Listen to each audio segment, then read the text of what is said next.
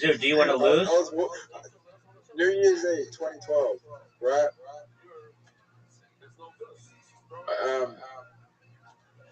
But, oh, I had like two girls come up to me New Year's. No, yeah, two girls come up to me New Year's Eve 2012 when I was 16, asking, turning on 17, wanted to be my New Year's kiss. And I walked away, and then I get on the tram, see my friends that I've known since I was a kid, and she had her friend there, and she was on ecstasy, and she kept on touching me. And then I get a message the next day. I was like, "Oh, by the way, my friend wanted to get with you last night." And I was like, "Oh my fucking god, I'm a fucking idiot." Oh, you'll live, dude. I turned down three girls, and the worst thing is I was home. I had the house to myself.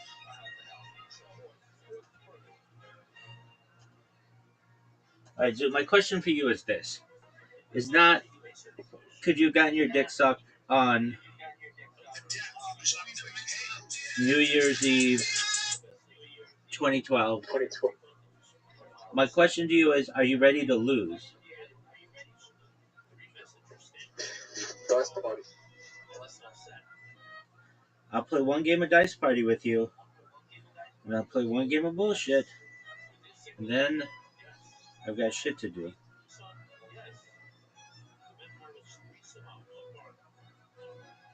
So you have an invitation, and everybody's awaiting you.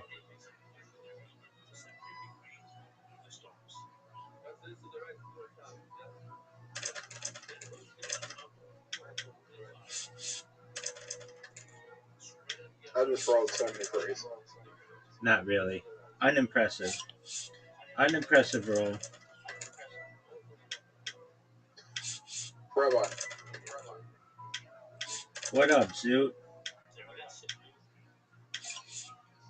How you like 4 6s, son?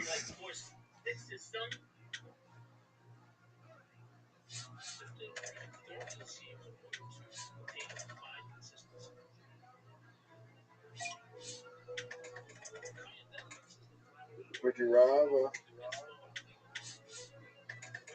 a full house here or 3 6s? I don't know. Full house, maybe.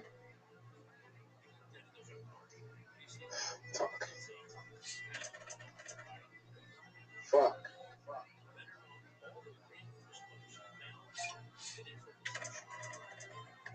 Yeah, we're talking.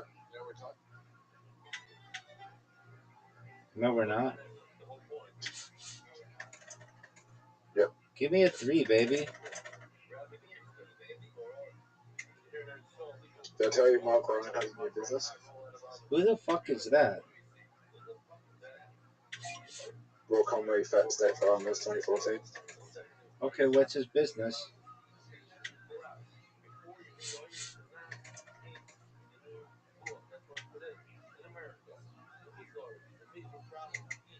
He does stand up at funeral.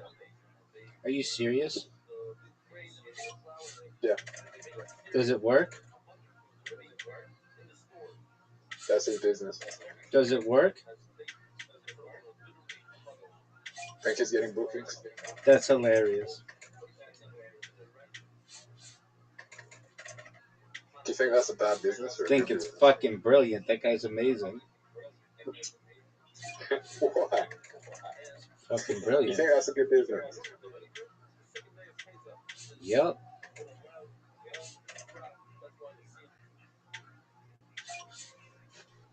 Probably gets laid too.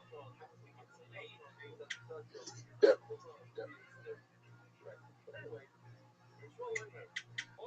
Do you think so? For sure.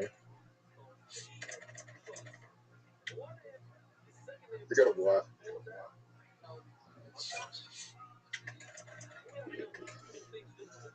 You got a wife though.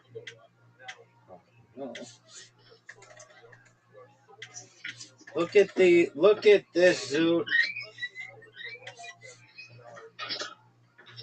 Zoot, it's over for you, son. You should just give up, baby. Zoot, it's over for you.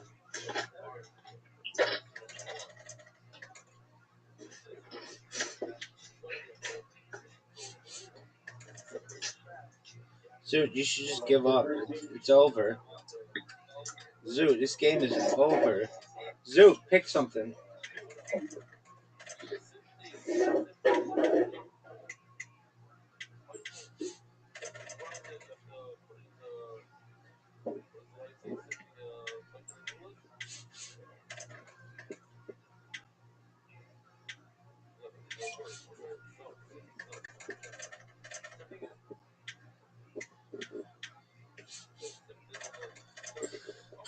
Zoot, you're done, son. It's over for Zoot.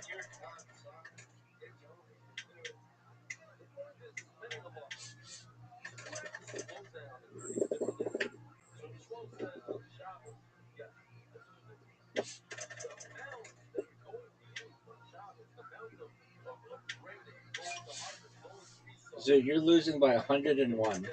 What are your thoughts? No way you get 4. No way you get 4. Told you. You're done. It's over. OVER, son.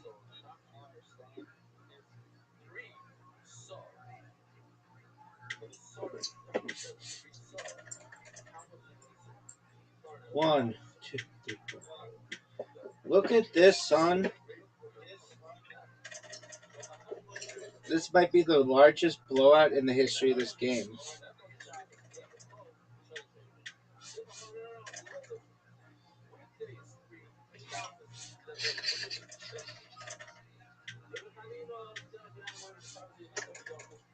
Give it to me. Okay.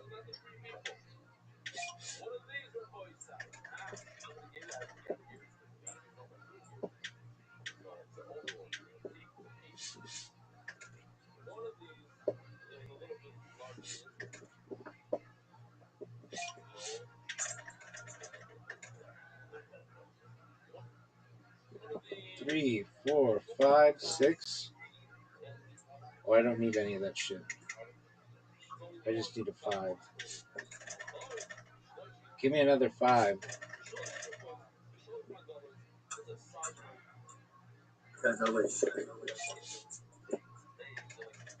All I need are 3 5s. 3 5, son.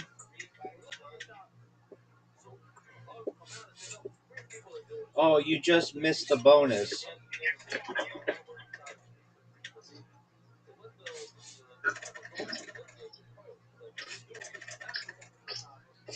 Garbage.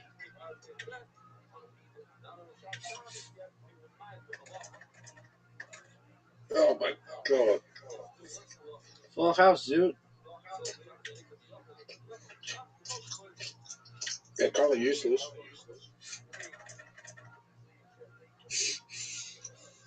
It's over for Zoot. It's over for Zoot. It's over for Zoot.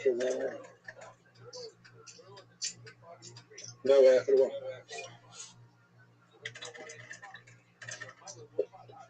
one. Dog. Where are my 5s? Give me 4 5s. You win. Oh, it's over, baby. You win regardless.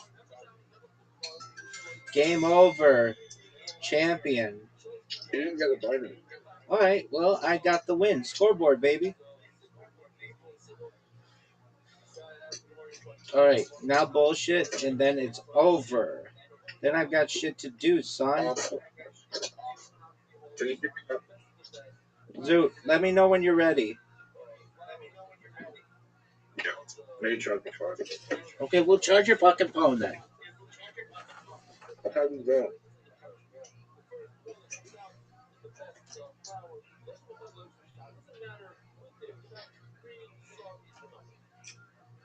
Yeah, but what's your favorite type of pizza? Supreme. Just like all kinds of veggies, whatever as many veggies as possible. Pineapple, you throw any shit on there. The Patriot culture. Oh yeah, so long as it's made correctly. So you can use something called power of cheese, and then you can have meat on it, or you just have vegetable pizza with normal cheese. Pardon me. Or you just have cheese pizza. What's the main role for it to be not culture? Oh, there are a lot of them. Could be from a non-kosher animal. It could be prepared in a non-kosher kitchen. It could be because the cheese has something called rennet in it. It could be because it's from the cheese of a non-kosher animal. It could be because it is uh, has bugs in it. It could be because it has meat and milk in it, or meat and dairy. It's called Fleischig and Milchig. It could be because it has in, like the things that were used to clean the equipment had some types of animal fat that from a non-kosher animal. It could be because the animal that was slaughtered was not done in a kosher fashion. It could be because it uses some type of non-kosher animal. We already said that one. It could be because the bread, the like dough, has dairy in it and it uses meat, so not even the cheese. It could be because those are really the main reasons.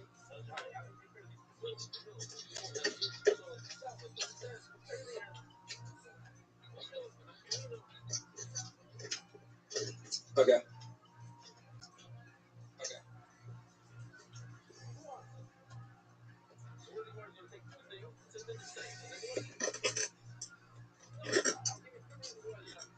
Zoot, remember that time you were going to charge your phone?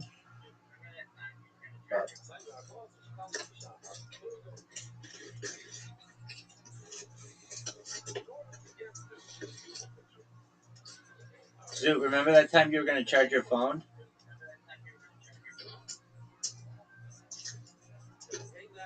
You remember the time you let me swallow my pizza? Oh, I didn't know you were eating, big man.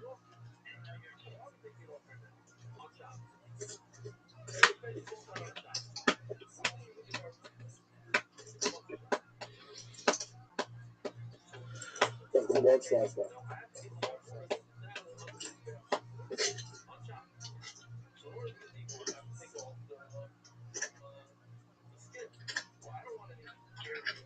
I remember. Yeah, big dog. How often should we eat food? Uh, there's not really a standard.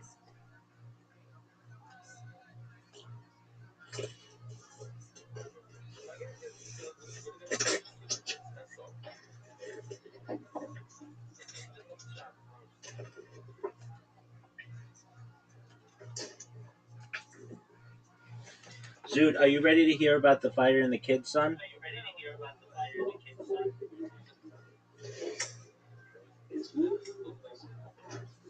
I'm going to tell you all about it.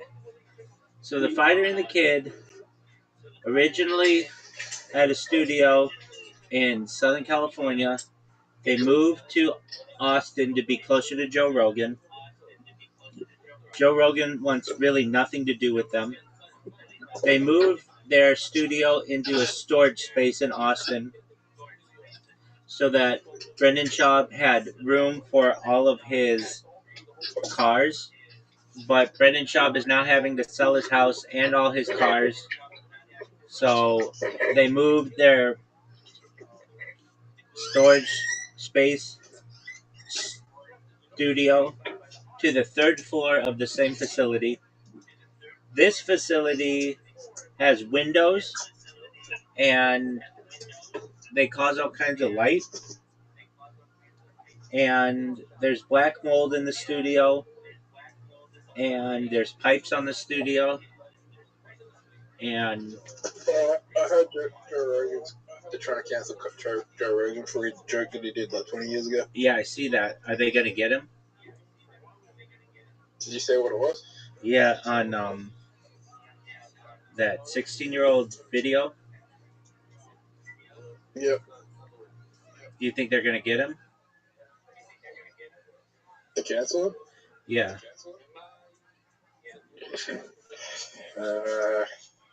Probably not. I mean, it's weird, but it was weird.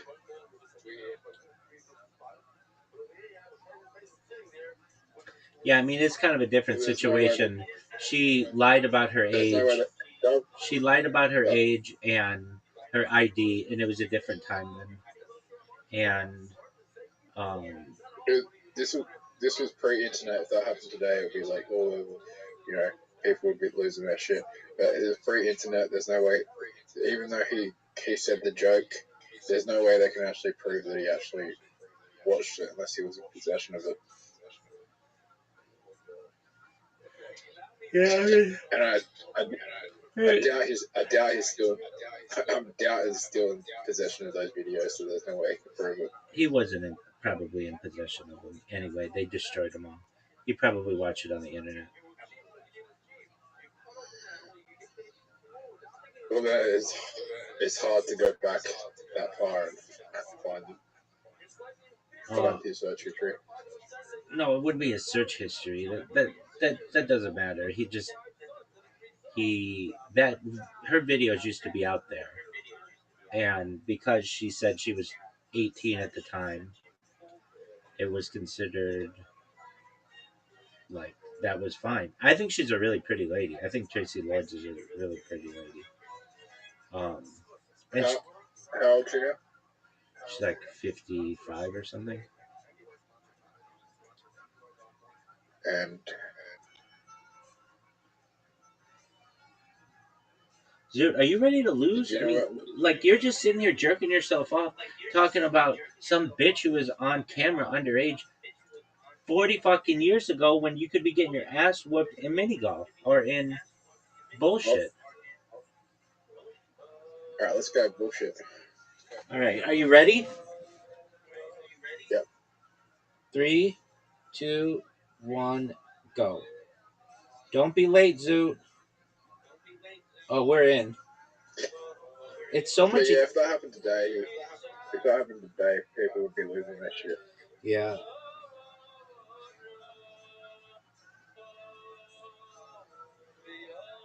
I think also he was making a joke, which is like different. Yeah, I mean, different times, if jokes like that you would not be able to do them today. Right.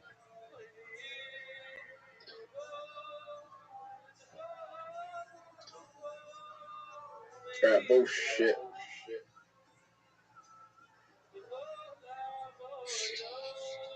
Rabbi. Yeah, big dog.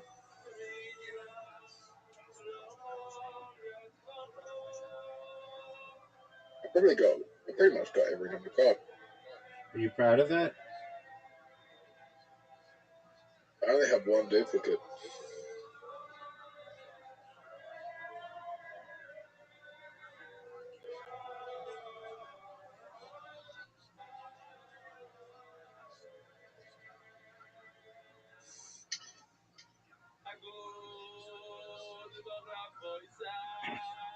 You're taking a long time. Okay, well, what do you want me to do about it? You gotta call bullshit on you because you took so long.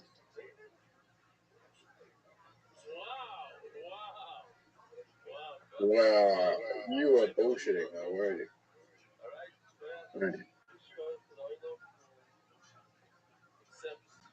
That like how that guy who said fast, Clef Shirley 60. What a douche. 3, 3, 4, 5, 6. Okay, I'm good. No one called bullshit. No one called bullshit. No one called bullshit. I think you're bullshitting, but I would prefer if no one called bullshit because I've got a card telling the truth here. You know no one's called bullshit this whole time.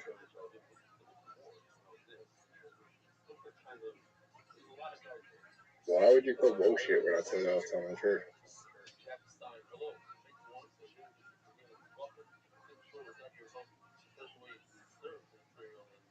Rabbi, What up, Zoo?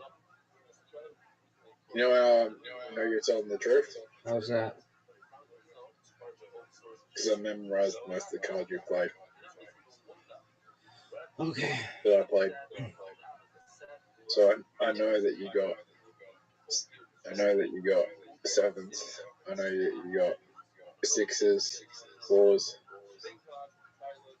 I know you got jacks. So I played jack.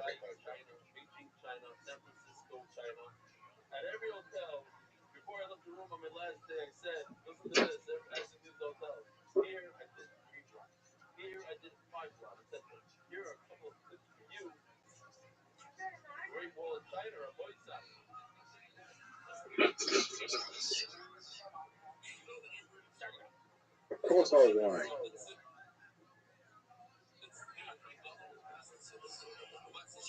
Rabbi, your turn to play an ace. You had 4 aces?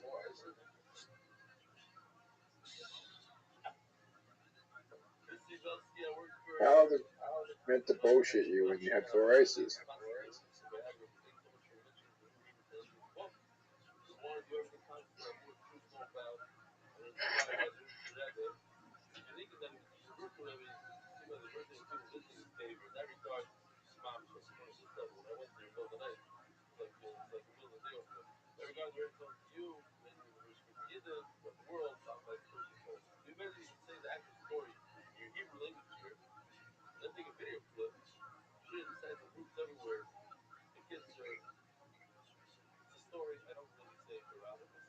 How do you know I was lying?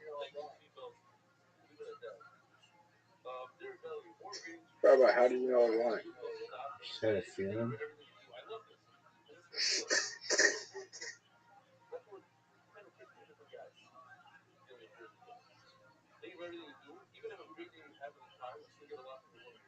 Your turn.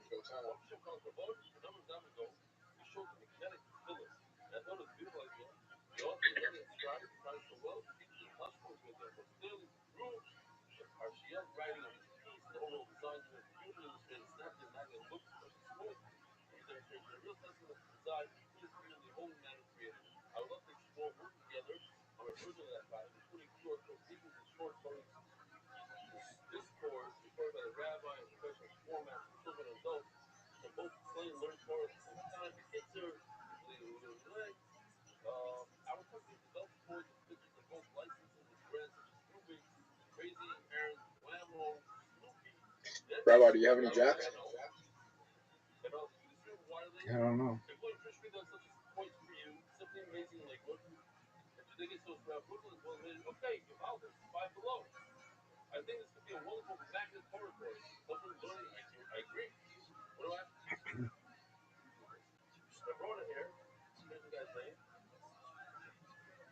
Good job, Zoo. I didn't mean to quit. Bullshit. Well, you got it. And you lost a You know bullet. what's good though? What's that, big man? You got positive?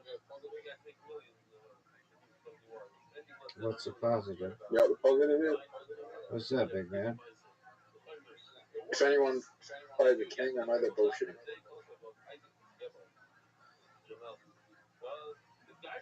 If anyone plays with 5, I know they're bullshitting.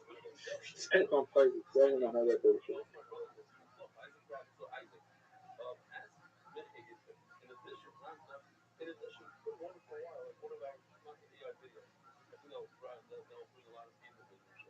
You really have that many sixes? Perhaps.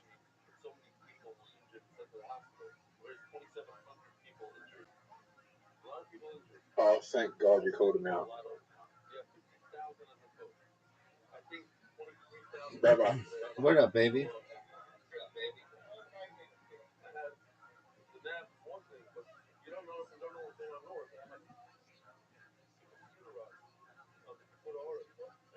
Jack. McQueen.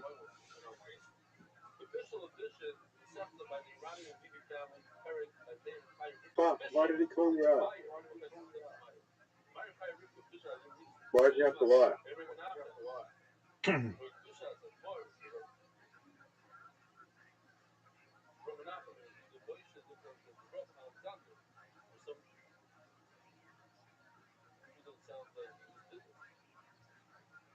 They were bullshitting when they were so pissed.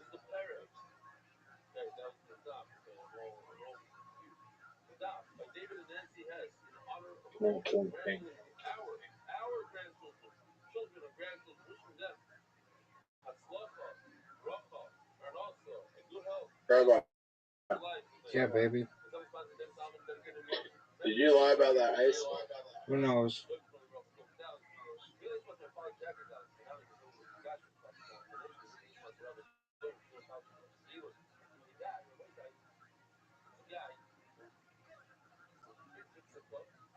Thank you.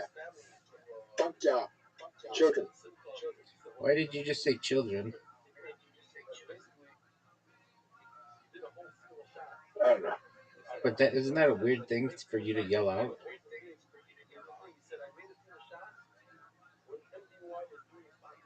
Yeah.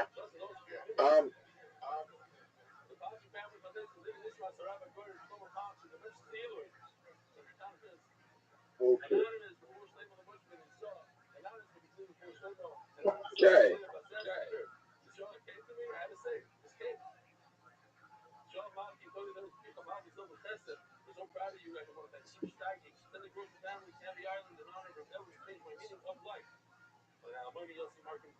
Okay.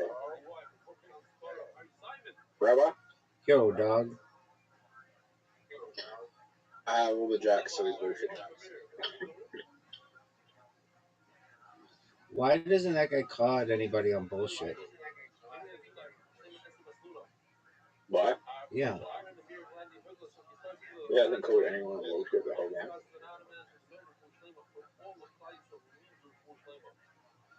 Maybe that's a good strategy.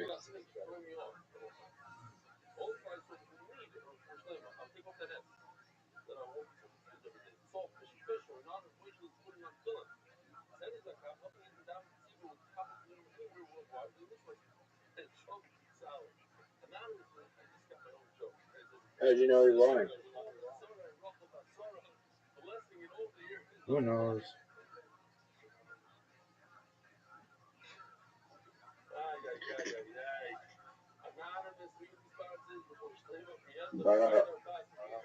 Rabbi, do you have any aces? Perhaps. If you had an ace, then I would have known that he was lying. I could have bullshit.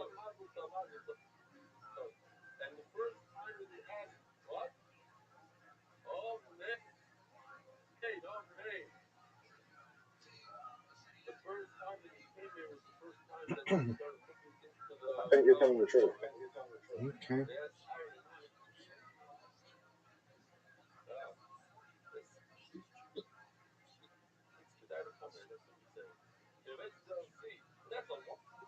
$13. That is a fucking bad card.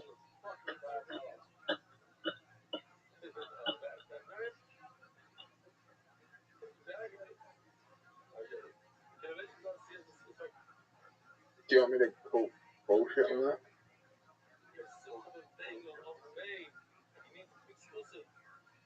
Rabbi, you're in the lead.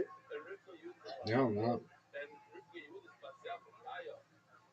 He doesn't have any more thought.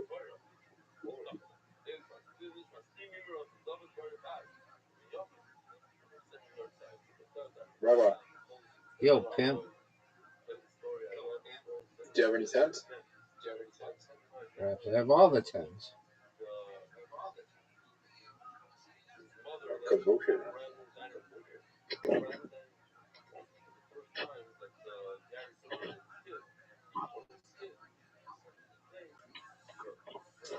Whose turn is it?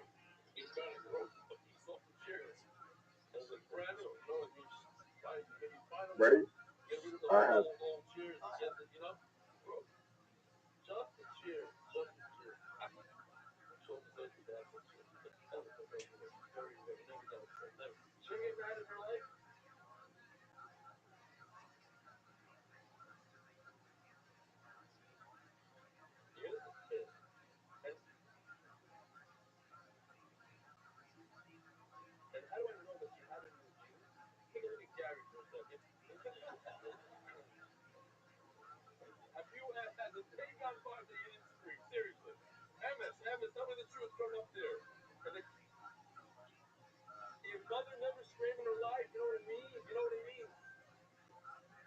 Dude, this guy like knows all of the cards.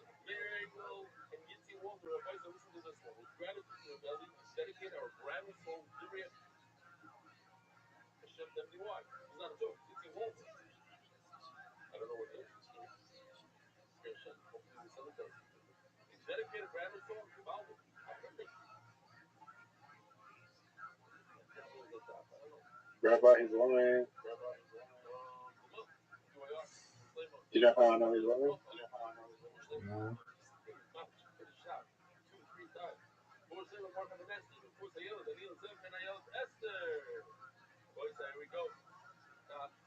Oh, fuck yeah.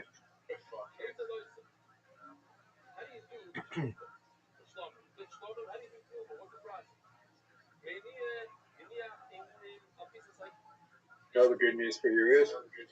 What's that, big man? I know you're not bullshitting when you play a 6-man.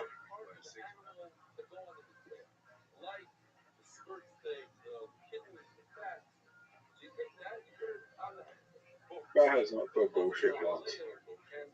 Yeah, yes, he's played it a bunch. He's just always right. What, the Kodak?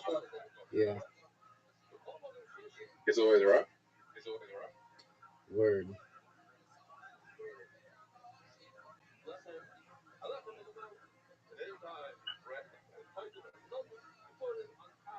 We gotta work out if he's bullshitting or not in the next few hands. We gotta get him somewhere here. Do you have any two? Perhaps. Fuck. That's dangerous. I don't know why you got Yeah, because him. I wanted the guy with like no cards to get all the cards.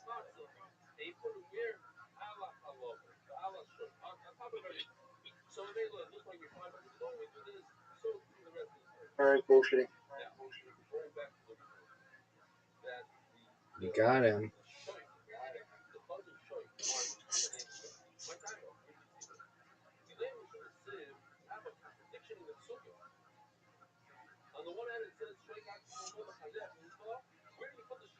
Draw one. No. Draw one.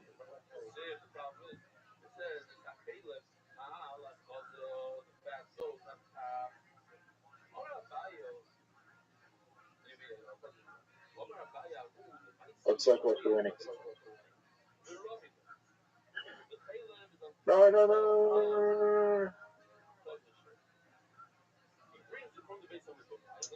I had no choice.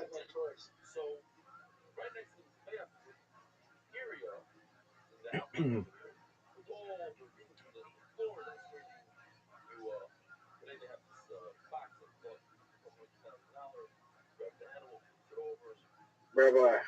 Yo, dog. Go bullshit, I got all the face. Go bullshit, I got all the face.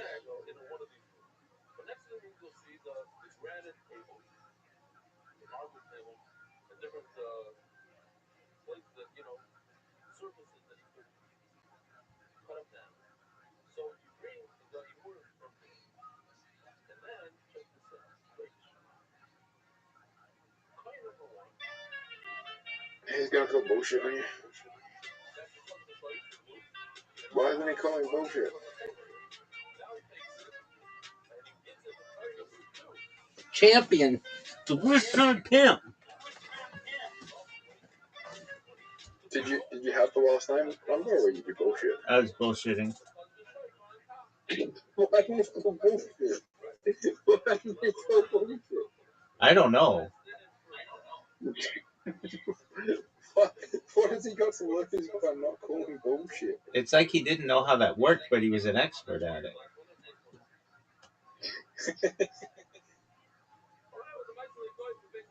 What is that? Bullshit.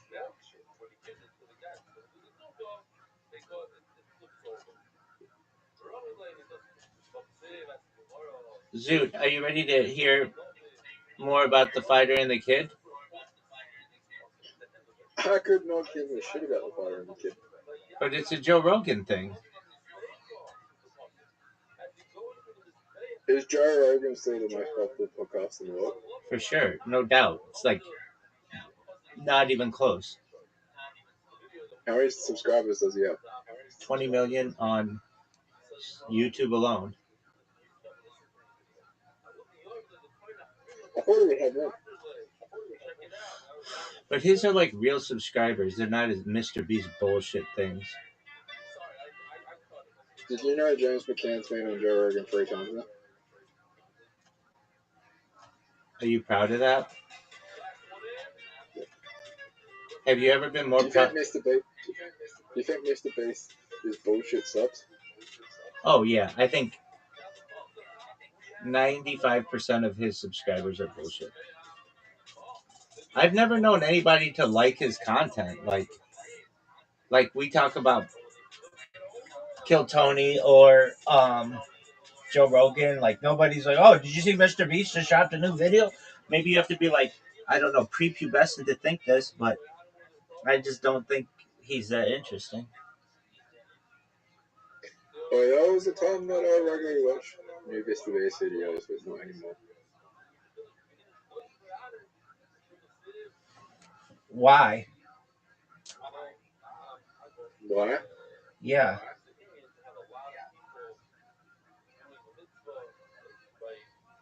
Because I watched him. Because I was early in Mr. Beast.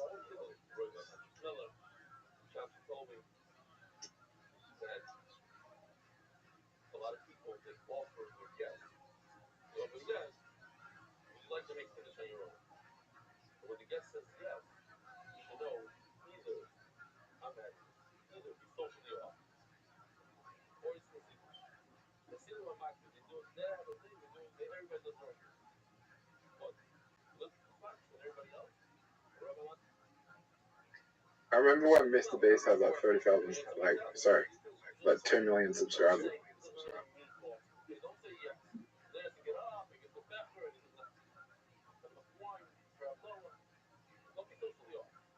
Do you know how insane it is to go from 2 million subscribers to 483 million in 5 years? Exactly. It's garbage. Or 6 years. 6 years. Yeah. But yeah, It's fake news.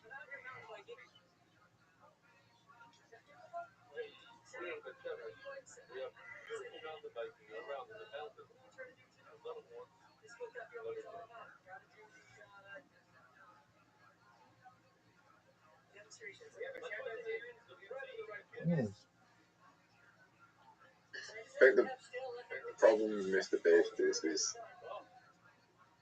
his staff he picks like dog shit. Are you in love with his transgender person? They got cancelled. Why did they get canceled?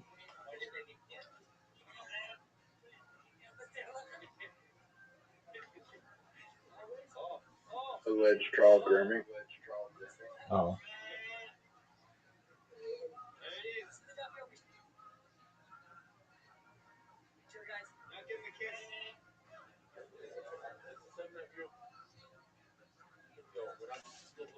Zoot, why do you think you played like dog shit in Dice Party? Did I? Okay. Why do you think you played like dog shit in bullshit? Did I? Yeah, Because I rushed. I fucked up at the beginning. I got like 22 cards or something, 19 cards or something, because I called somebody out and then I came back and won like a champion. It looks like the best option is just not call bullshit until the very end, and then you just get lucky. Are you sure that's the best option? No. But that guy nearly won by just like not calling bullshit at all. He did, but he only called bullshit when he knew it. But the thing is, it doesn't explain when I have the winning card. Why wouldn't you call me out on bullshit no matter what?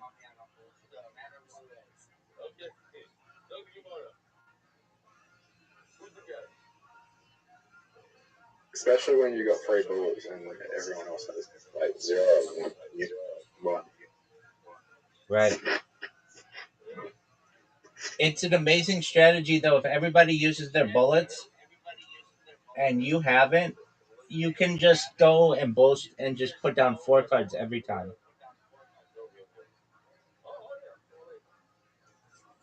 Do you recognize this strategy, Zoot?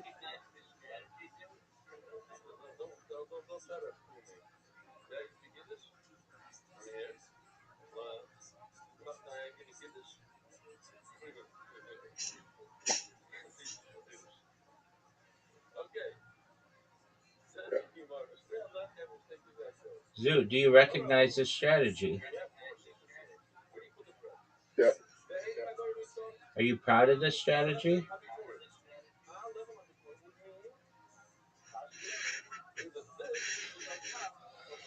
Zoot, are you proud of this strategy? I asked you a question and I have not heard an answer.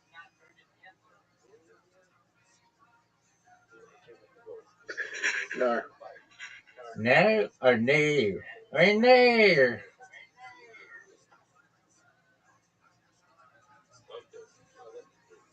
You're not proud of the strategy? Why not?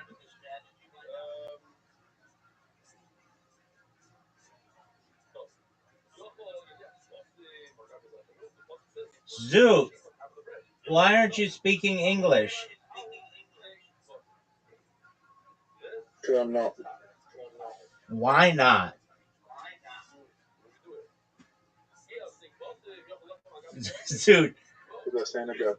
I'm going to tell you the most fucked up story that I just heard on The Fighter and the Kid. Are you ready for it? Yeah. It's fucked up, though, so I hope you're ready for it. So, not Brendan Schaub nor Brian Callen, but their other friend was on the show, and he's like, I have the most fucked up story to tell you guys. They're like, okay, what is it? And he's like, my friend has a house in Aspen where you ski, and they brought a friend who was like a diabetic, and that diabetic friend was on the slopes and was like, hey, do you mind if I go back to your house? I am not feeling well. And they're like, yeah, that's fine. So the diabetic friend goes back to the house, and the people who own the house also own a cat. And the next day comes, and they notice that their cat is like bleeding. They don't know what happened to the cat. So they take the cat to the veterinarian, and the veterinarian's like, look, we don't know what you did to this cat, but we do know, and we're getting the authorities involved.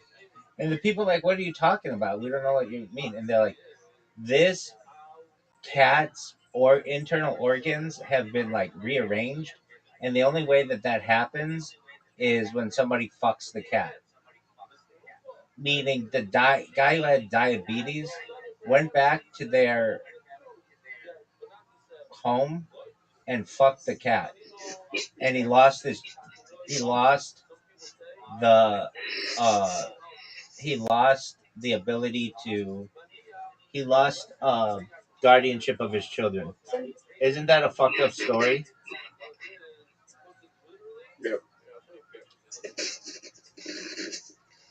That's the kind of content you're missing on The Fighter and the Kid. Do you understand the suit? Yep. Was that the greatest story you've ever heard? Yeah. All right.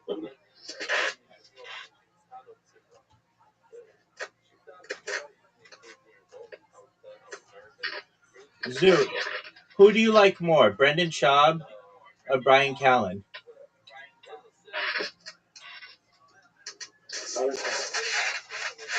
I know, but you have to pick one.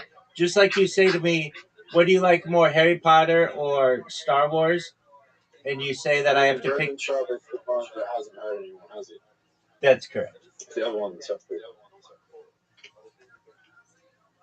And that's the correct answer. The other one, for as much as Brendan Schaub sucks absolute dick, he's better than Brendan Callen.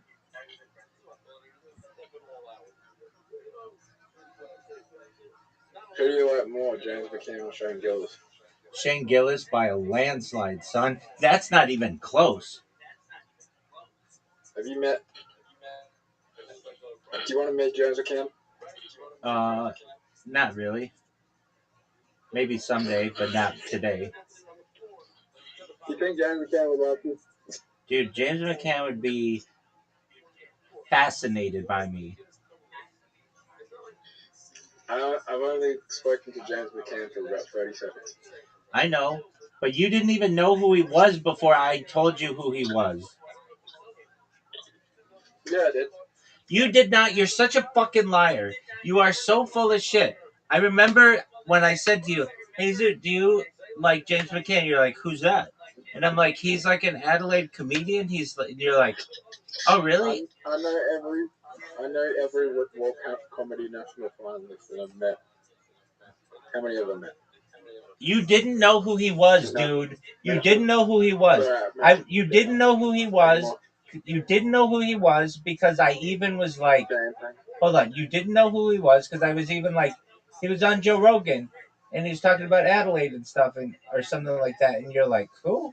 And you go and you look him up and you're like, oh, I think I might have met him once. And I'm like, no, you didn't. You don't even know who I talked about. And you're like, well, maybe I met somebody like him. And I'm like, okay, but that's not James McCann. I'm like, James McCann's been on Kill Tony, and James McCann was discovered by Shane Gillis. And you're like, okay. And then you didn't know who he was before I introduced you to him. It's my contribution to the Adelaidean South Australia comedy scene.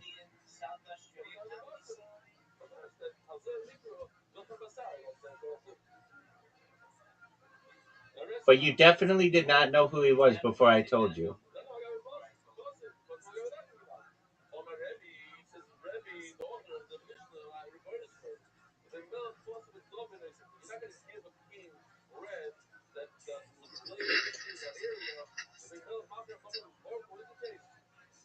Right, drink any two of these potions.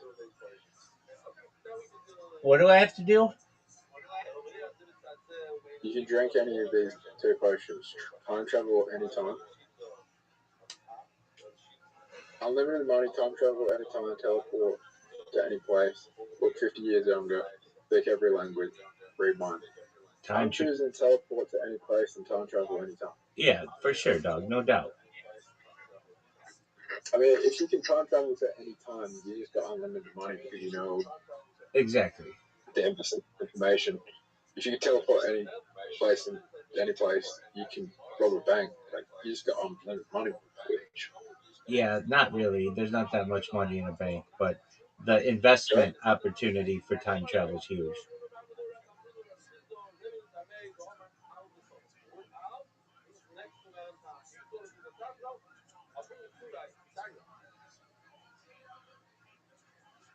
Who the fuck wants to look 50 years younger if you're not 50?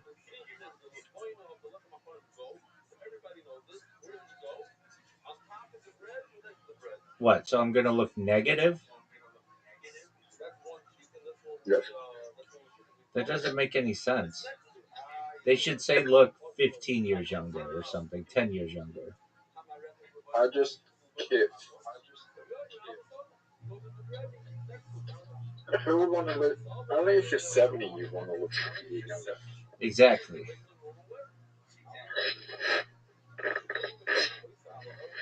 And who cares about looking younger? It would be like be 50 years younger or whatever, like with the knowledge you have today, which is basically like time traveling.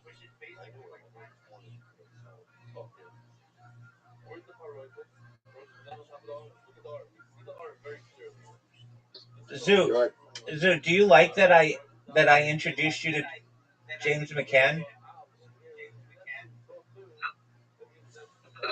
you're like, No, but seriously, is that the coolest thing that you've ever experienced? Is when I introduced you to James McCann?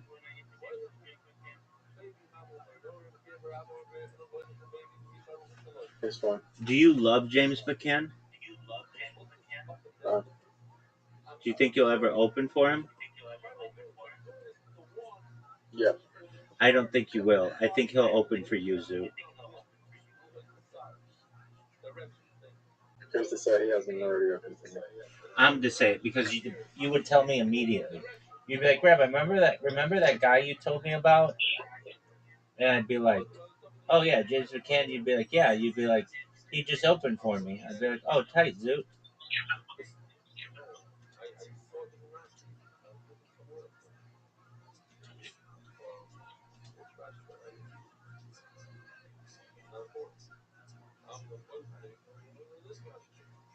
Have you ever seen James McCann's wife?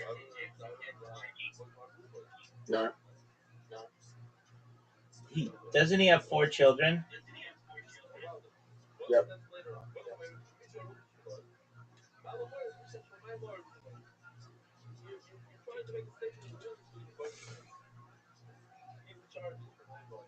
Do you know that Kill Tony just got a new regular?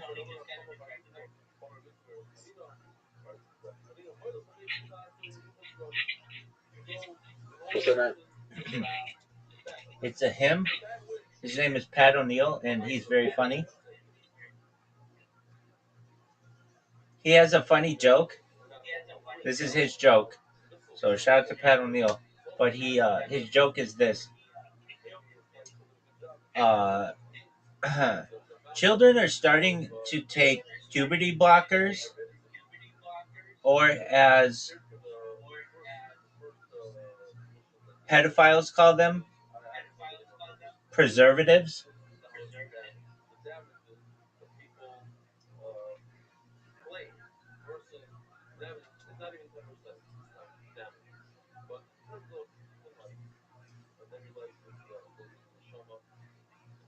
Did you hear that joke, Zoot?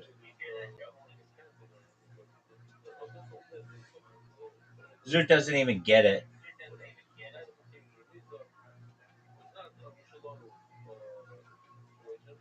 Zoot, do you understand that joke? Zoot, are you still there? Zoot is not there. It's firing the kid time, baby.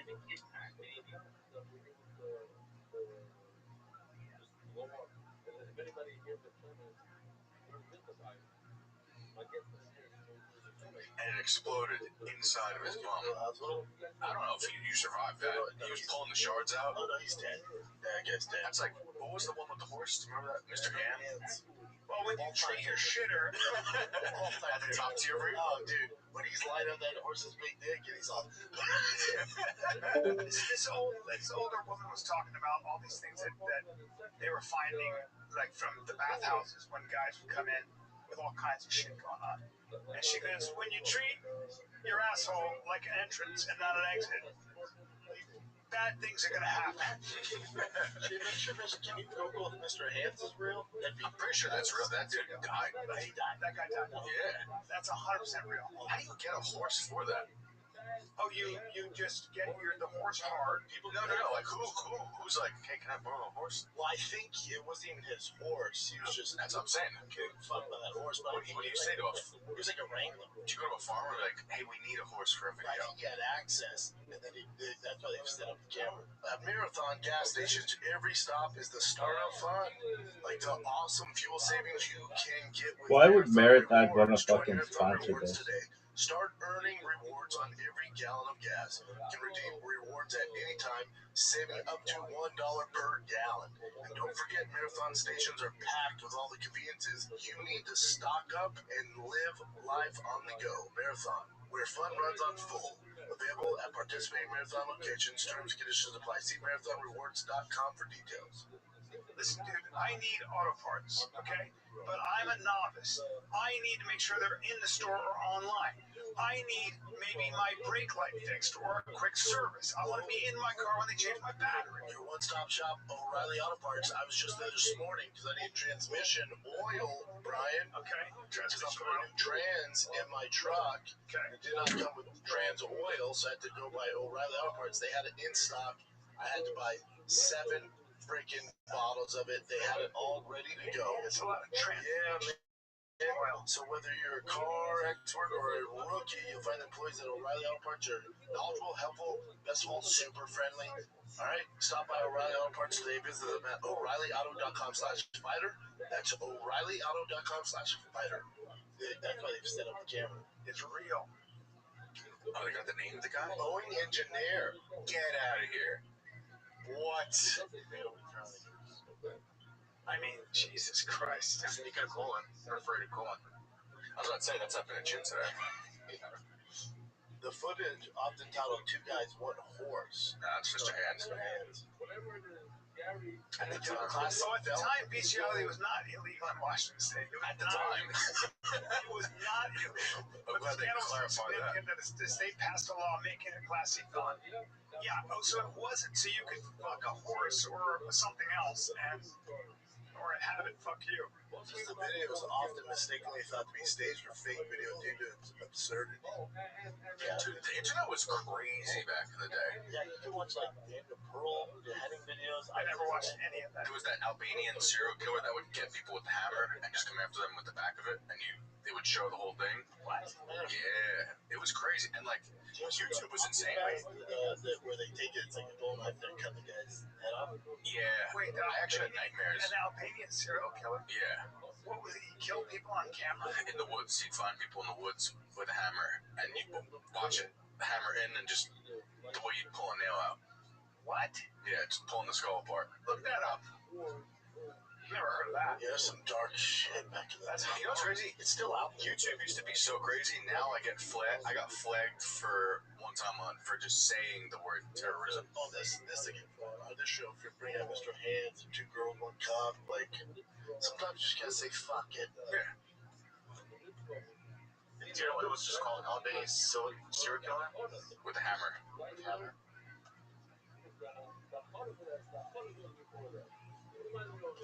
3 guys, 1 hammer. It's always 2 guys, 1 hammer. 3 guys, 1 hammer. Yeah, that's what it says here.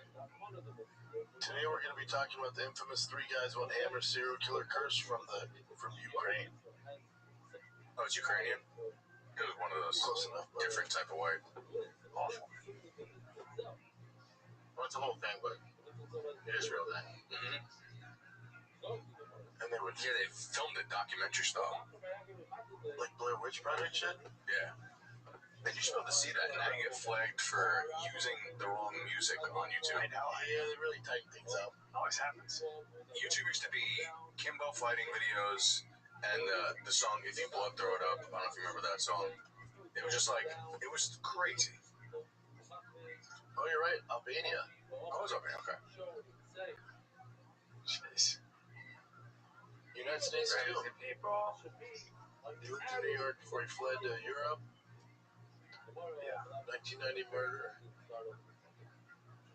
I'm surprised you didn't know about this. I know. I'm disappointed myself. Yeah. 8 murders. You should have some psychos, man. I found my new favorite serial killer. I watched the BTK. So What up, Erwin Speed? But the reason is he. Kill. How you living, pimp? Okay, the reason why. I torture kill. What's good, son? Cool. All right, just enjoy yourself then. So the reason why it's funny to me is he was such a he wanted just the notoriety, and no one, the news just wouldn't pick up the story, so he had to slowly just give away because he was just getting embarrassed. Well, no, do you know how they caught him? So it was a cold case he had done, but there were cops that just never forgot about it because of what he did. And then they kind of did something really interesting. They said let's plant some articles about what he did, knowing he'll correct the record. Mm-hmm. He wanted to be known so bad. Yeah, so He went on the local news. He called in. Yeah, Live on air. Bring that shit up, Jimmy. He calls live. yeah, he couldn't stand that he wasn't given the. He's a fat guy, glasses. Yeah, he's disgusting. Right? No, he's not fat. I'm thinking of a fat guy with glasses. No, this guy was like a family Yeah, man. he's bad with glasses. He's not fat. That's him. That's a He was, triple also, wood. he was also, by the way, in like the leader of a church group. He was. Oh, that's right. He sent a Yeah. floppy disk, and that's how they tracked him down. Yeah. He wanted to be known so bad, and they were just not covering it, and he was just getting so upset. Like, why are they covering me? It's wild, dude. You know, it's a great. There's a Hulu show about Gacy that I finally watched, and This is bad.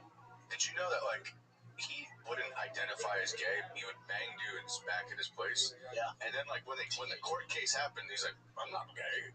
Yeah. They're like, but you bang guys, and he's like, yeah, it's not gay. It's just a hole's a hole. Yeah, you're gay, man. Yeah, John Wayne Gacy, because he had the construction company. He was a Democrat, too. He ran for politics. Was he? Yep, in Chicago. I always thought for some reason he dressed up as the clown for the killings, but it's not. That's fake. No, man. he was That's for the story. a clown in children's. Way before, and then we started killing there's no clowns. But it's fun, scary story, like clown killer, but Yeah. no, he had a construction company and hired young dudes. So he would kill them. Speaking of clowns, do you remember in 2016, it was like all over the place. You would just see videos of clowns chasing people down. What the fuck was that about? It was a trend. And there's a thing where this clown just rolls a ball, and this guy's walking, and the guy just. Oh, just the guy that squares up. He squares up. He just goes, and just walks toward the clown. Like, what are you trying to do? But you remember that was like nationwide. There was just clowns appearing places. One person in Halloween trying to do that ghost shit got shot and killed. Really? Yeah. Gags, the great big clown. It was everywhere. Clowns are seen standing on street corners at night trying to lure children to the woods. Dude, my kids would never walk around at night. You know Don't follow a clown. You know what sucks about clowns? Clown is the only job that is a phobia. Yeah. Like everyone else, no one else is fearful of accountants. It's a very strange. It's also a stupid fucking job. It's also people that are clowns. I don't trust them. I don't trust mall Santa Claus. What do you do? What's he? I never thought about it. I know somebody who went to clown college.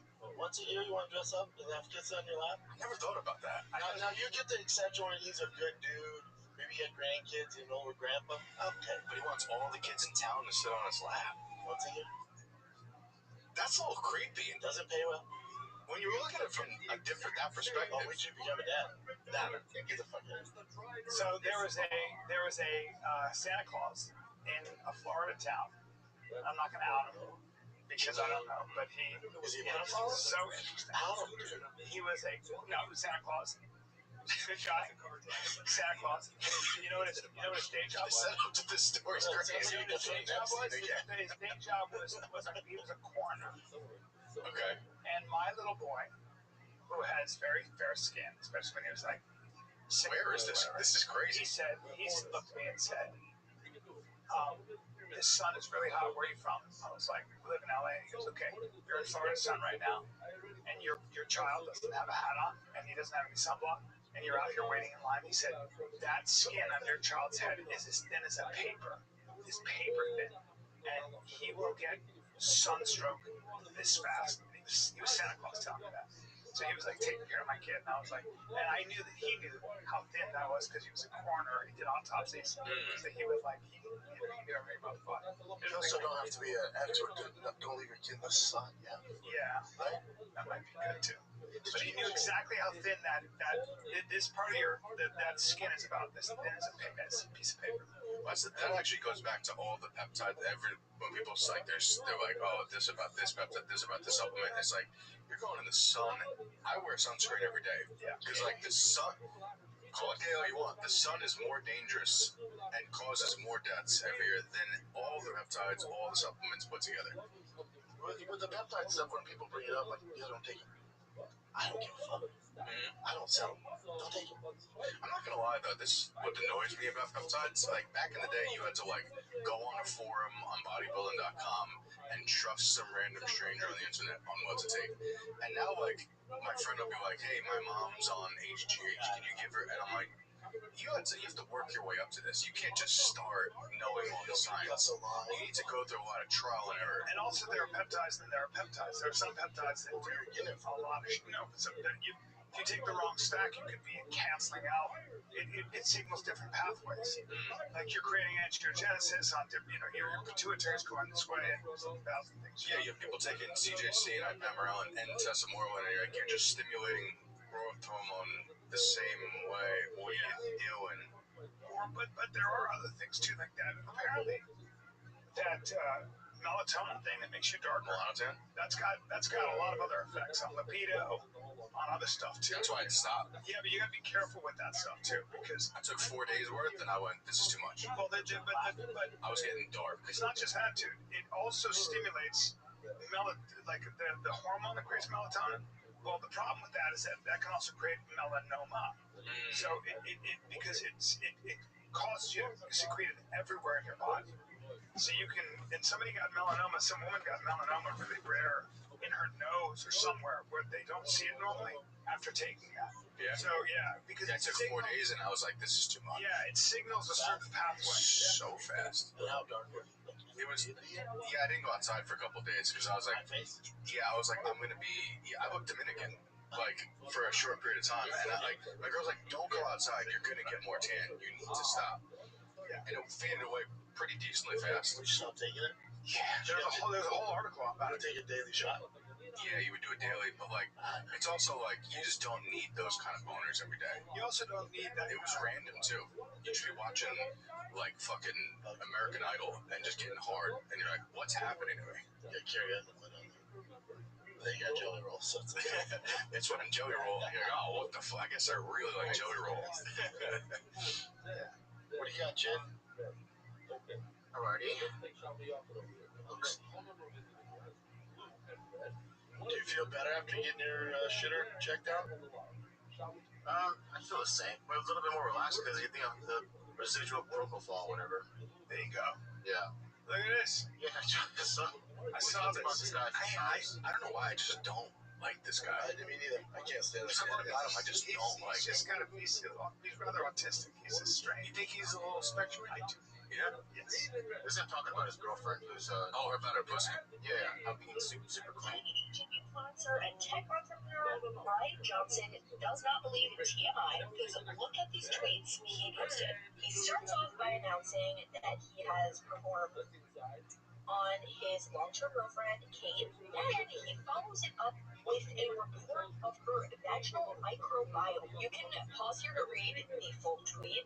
But basically, he is bragging that she is the top 1% of She's a little like the microbiome is a downstream of everything, including diet, exercise, sleep, gut health, sexual health, immune function, and it also includes quote, what you put in it.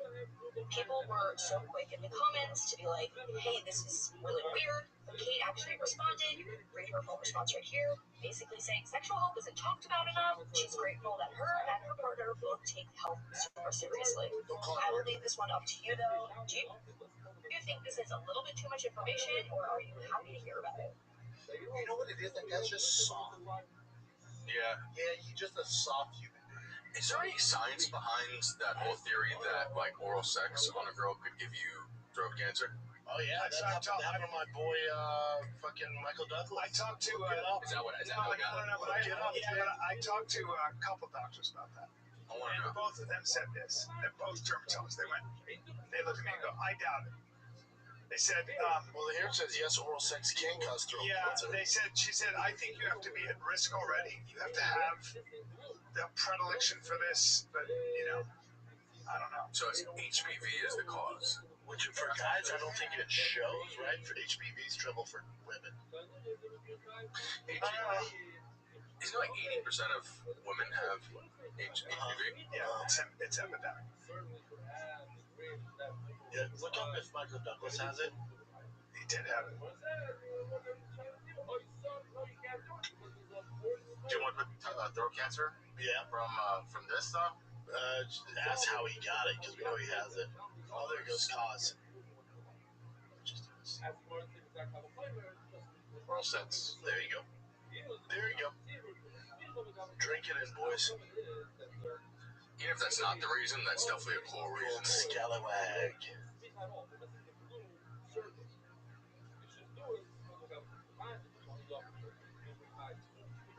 Wow, see.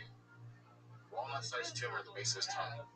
Oh, God, after seeing that tongue stuff yesterday, too, I cannot imagine. Dude, he's a bad boy. Walnut-sized tumor at the base of my tongue. We got here from Ryan. What's the guy's name? Ryan Johnson. Yeah.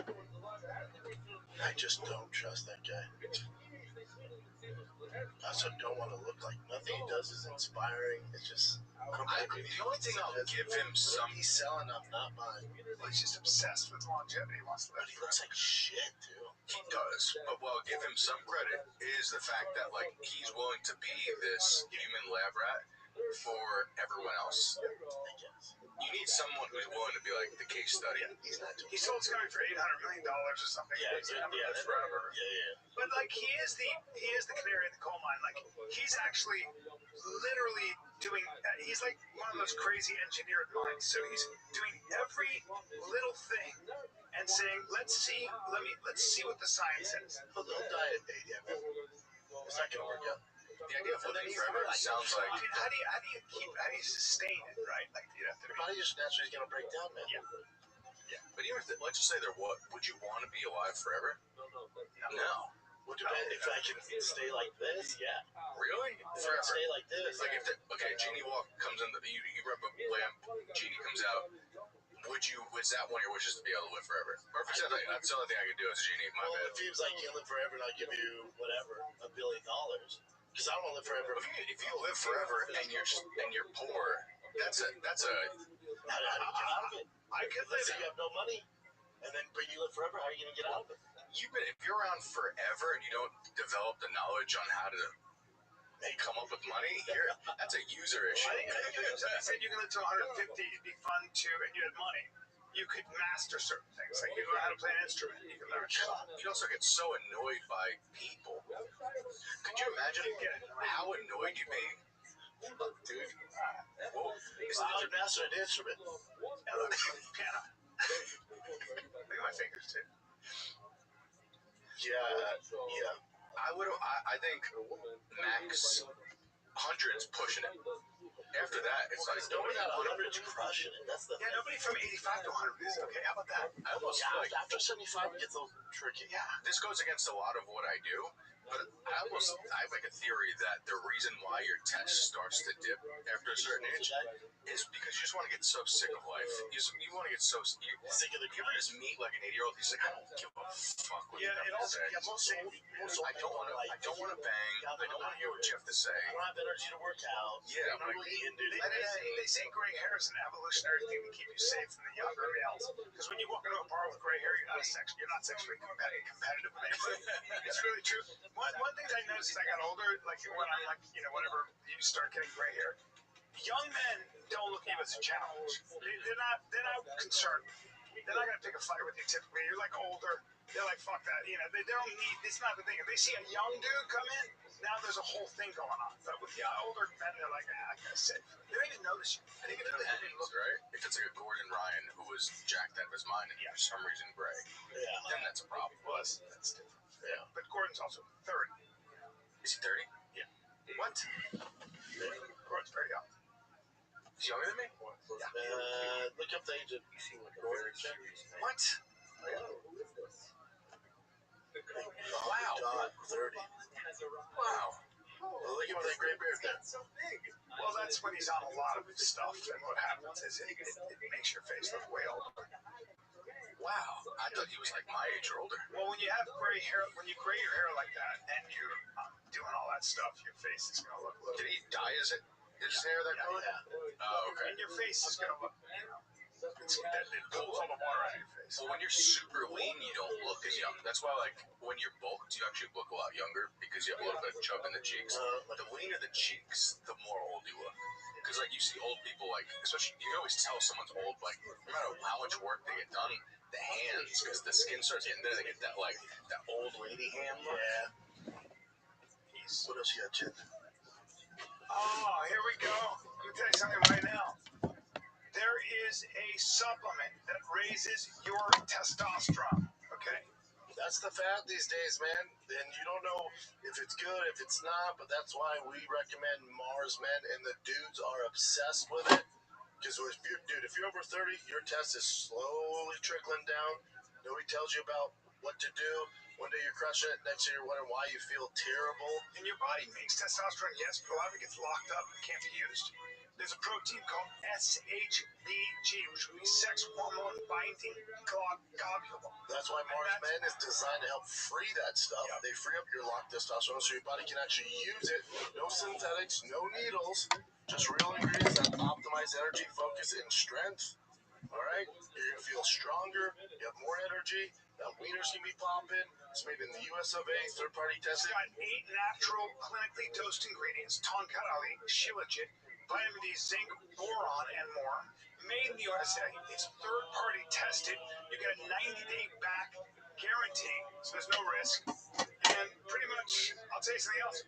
91% of users report higher energy levels. Yep.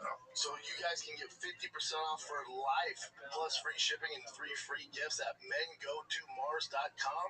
That's mengotomars.com for 50% off and 3 free gifts when you check out. It's mengotomars.com. It's also available on Amazon. After you purchase it, it'll ask you where you heard about them. Tell them you heard about it from our show. Your boy sent you. You're listening to this podcast, so I know you got a curious mind. Here's a helpful fact you might not know. Drivers who switch and save with Progressive save over $900 on average. They make it super simple. You pop over to progressive.com, answer some questions, and you'll get a quick quote with coverage options to know your choices. Plus, you'll see which discounts you may qualify for, like the online quote discount or savings for paying in full. In fact, 99% of Progressive Auto customers earn at least one discount. So see if you can save when you switch to Progressive. You'll feel good about making a savvy choice. Visit Progressive.com. See if you can enjoy a little extra cash back. Progressive Casualty Insurance Company and affiliates. National average 12-month savings of $946 by new customers surveyed who saved with Progressive between June 2024 and May 2025. Potential savings will vary. Speaking of looking old, what a crazy physique, though. Yeah. Oh, yeah, Olivia Wilde. She's one that lost all the fat in her face. See? Yep. She's like reacting to herself. Hold on. Wild, do you care to address recent rumors of Hera resurrection form? Listen, that's a Rothschild lens. And I admit that's the best, is that my best angle? Was that best ever look? By the way, she's gorgeous. Yeah. Yeah. They use the lens that when you're up super close. Is that what it was? Yeah. Well, I think it looks like she's on some shit there, too. I'm sure she is to an extent, but like I see her all the lens that she used, like it's like anybody who gets super close to it, it's just like kind of there's no way because she has such pronounced cheekbones. It's not like her cheekbones went in. The bones would still be super pronounced. She's so pretty though. They should blame it on Ozempic. I don't know. Yeah, she's super pretty. Well, the camera there is not lying either. That's a different. Again, she might have just went over the top of Ozempic. You get older too, you She know. went back. Those women don't eat. They don't need Ozempic. Speaking of pretty, it's too bad you're not allowed to watch Euphoria. I know. Why? Our girl, Sydney Sweeney I do retract some of the things that I said that she's not that hot. Yeah, yes. She does look. I'm not a blondes guy, but she looks so good in this season. Yeah. What's this, Chad? No, I'm just playing the video. It's all good. Keep going. What else you got, brother? Oh, do you want to see this one? This is something. Yeah. This makes me so mad. They look like they're younger. We're going to get your motherfucking roll on. What's that bitch? Which is absolutely insane. I'm sure that she doesn't want a solo song. But even to this day, people still do this.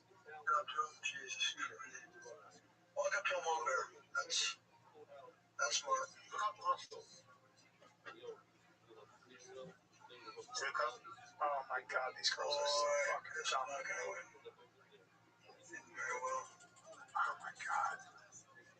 Get fucking back. Oh. What were they trying to do? Help me cross the street? Yes. Oh my god. Oh, sorry, guys. Mom was trying to figure out how to get those cows out there.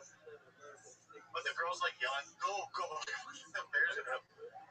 Yeah, go ahead and pick up one of the cubs. Look how it worked out for you. So dangerous. Oh, what are you doing? Of course, white woman. But I wonder if they're from a different country, too. Not speaking English. Because the guy narrating, too, is a white boy.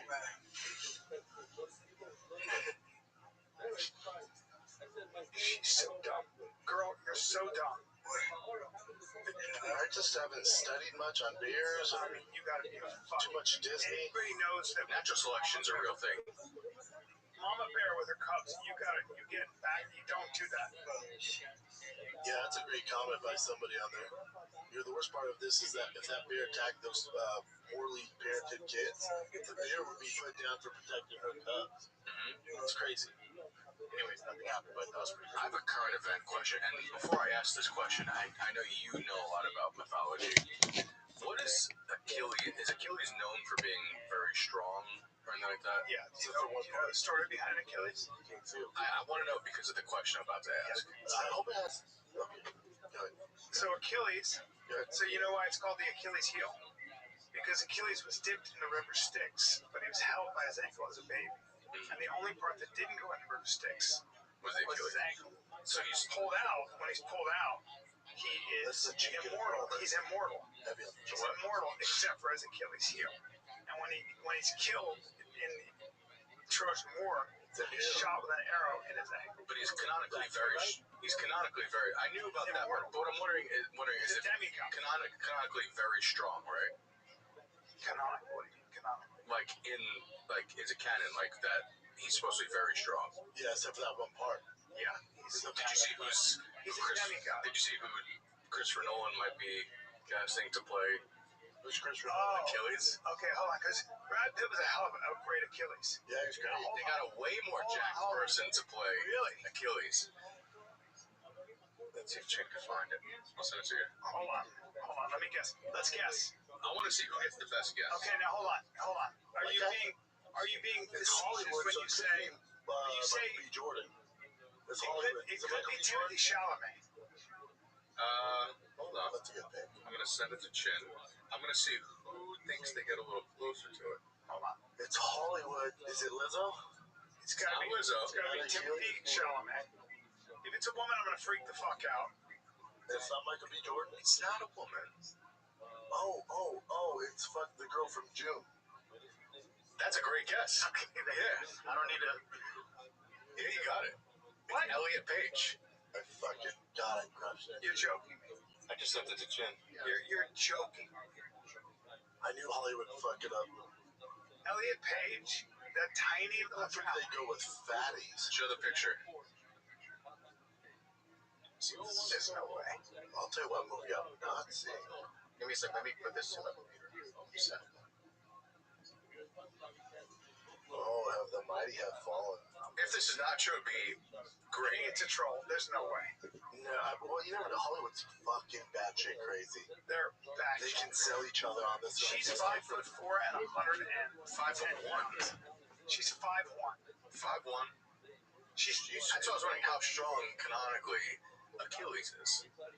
Because Elliot's got a great physique. Elliot is. Let's step off that for a second. Fake. This is a tiny human being. Yeah. Or appears to be. I don't think she's going to be working. I don't know what you're going to put her in. I don't know. Brian, you're misgendering.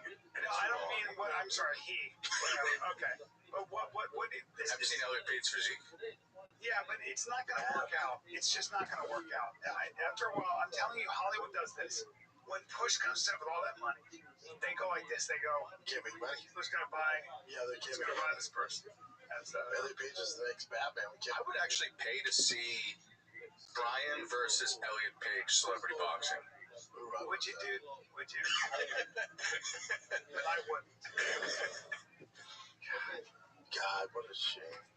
It looks so fake, though. Those are good abs. Cheaper plastic. He's 110 pounds, yeah. That's not a sound. Oh, Jesus Christ, the technology's getting good. The whole thing is just like. Is the Helen of Troy rumor true? What's the rumor?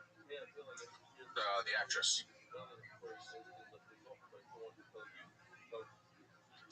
Yeah, it is. Okay. A little bit different this Yeah, time it's just around. rage baiting there with Elliot Page being the next Achilles. Lupita Nyong'o is playing Helen of Troy. Interesting. Helen of Troy's Greek, right? Yeah. It's okay though. I like that they got Lupita.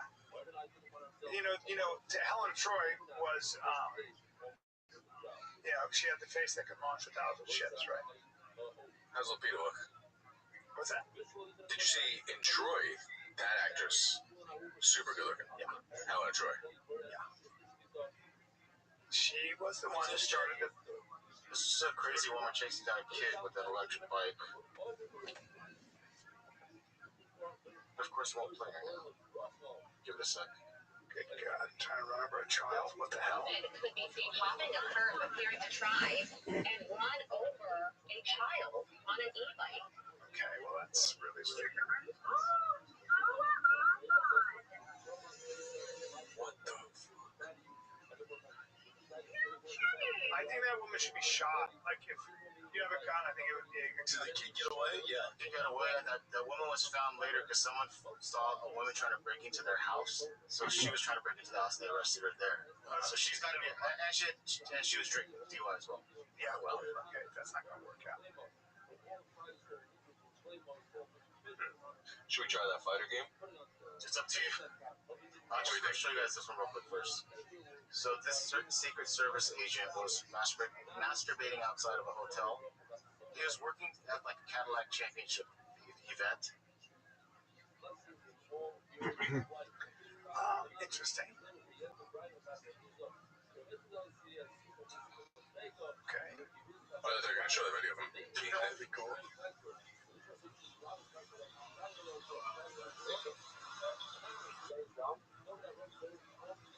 You're just jacking off outside a hotel? Yeah, honestly, the more and more we play these videos, the more and more I'm noticing way more mental illness. Like, it's growing and growing and growing. Like, this shit's not normal. Like, No. But in better news, the Justice Maldoni Blake Lively case is over, guys, and they settled for no money. So you sure it's no money? Yeah, Justice Maldoni had to pay her nothing. It's not going to trial. But what is realized is it's like, hey guys, your movie made so much money. You also might have fucked your career up for. Oh, she's finished. You think so? Yeah, but she's married to Ryan Reynolds. No, but that affected Ryan Reynolds. People, like younger kids, hate Ryan Reynolds now for that reason. Holy shit, these are louder than other places.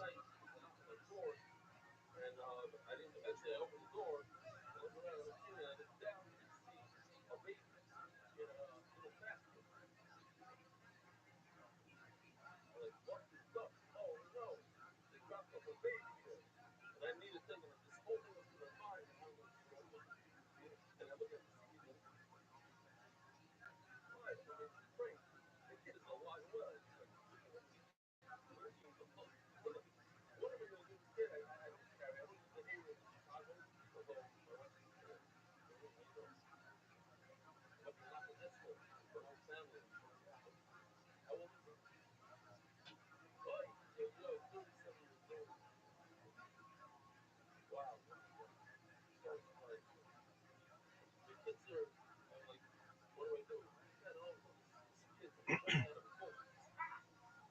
you. I'll say there, 1 in the morning. Great goodness. Now it's the twin guy, the twin of the baby in the back because I'm working on one. But he verified the story and then he goes, just read that real quick. And I never believed the story. And here's the kid. Daily Smash Capital Valley, Bendy and Avi both came to the show. Avi is an alumni of Sean. It's an unbelievably achieving guy. It's like he's got quality talking points. Good. Half like that. You always talk about this. Like, like you see the starts going when the song went there. Wow. Wow. What a change of the character. Calvin Family is supposed to be expressed to be here. Highness. Dusty. Didn't interview you. Tell me they didn't interview you. You did? You're able to like look past that. These guys are amazing. What does interviews for? What does it? Start. Bishop. Bishop.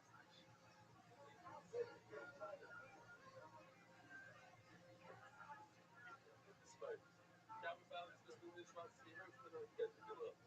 Highness got blood. Oh. Calvin Family is supposed to be this about Shai Boyshi. You'll get the cider. That's it, see? See? Highness comes from. What is this? What's going on here?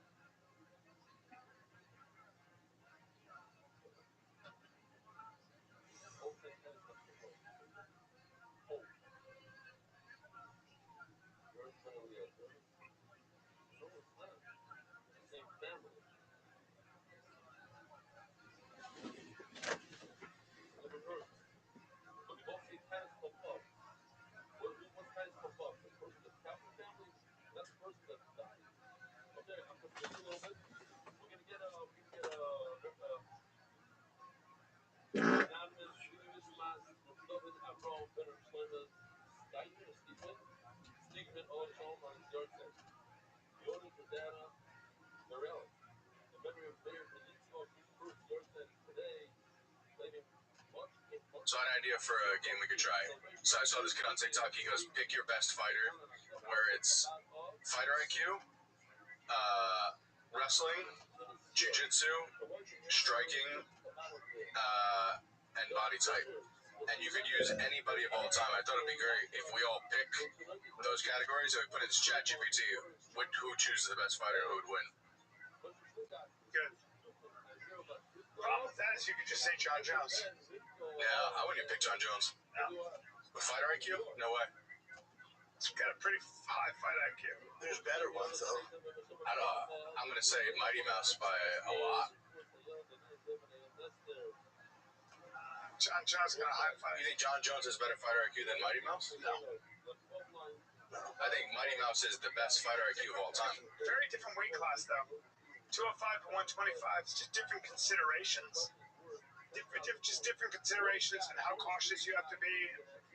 So your guy for IQ is John Jones? Well, we'll go through each one. No, my fight IQ, highest fight IQ is probably GSP.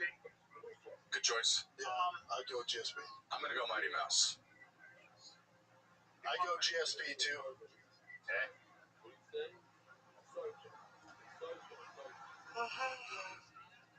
Right. Then you got striking. Oh, this is okay. And you can go all-time fighters. Yeah. Okay, hold on. Striking, I'll go Anderson Silva. Oof, that's good. Hold on. Damn. Connor in his prime was, but he just had boxing, really. Anderson had it all. Yeah, Connor could kick. Yeah. I'm going to go a different route than you guys. I'm going to go Ilya. It's not bad. Love Ilya. Poton ain't bad. Poton's not bad. There's all time there, so. Man, Poton's up there. I'm going to go Anderson Silva for strike. Yeah. Hey, Fedor. His timing was pretty amazing. Okay. Yeah. Now you go wrestling.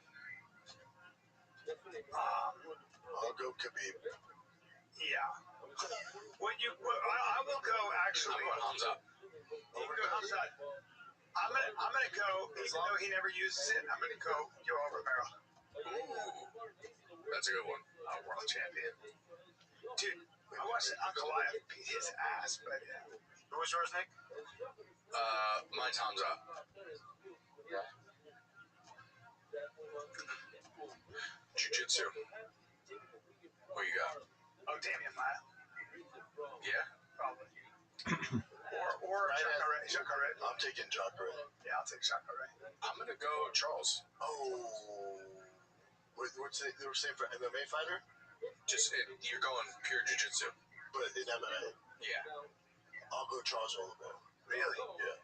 I go Jacare.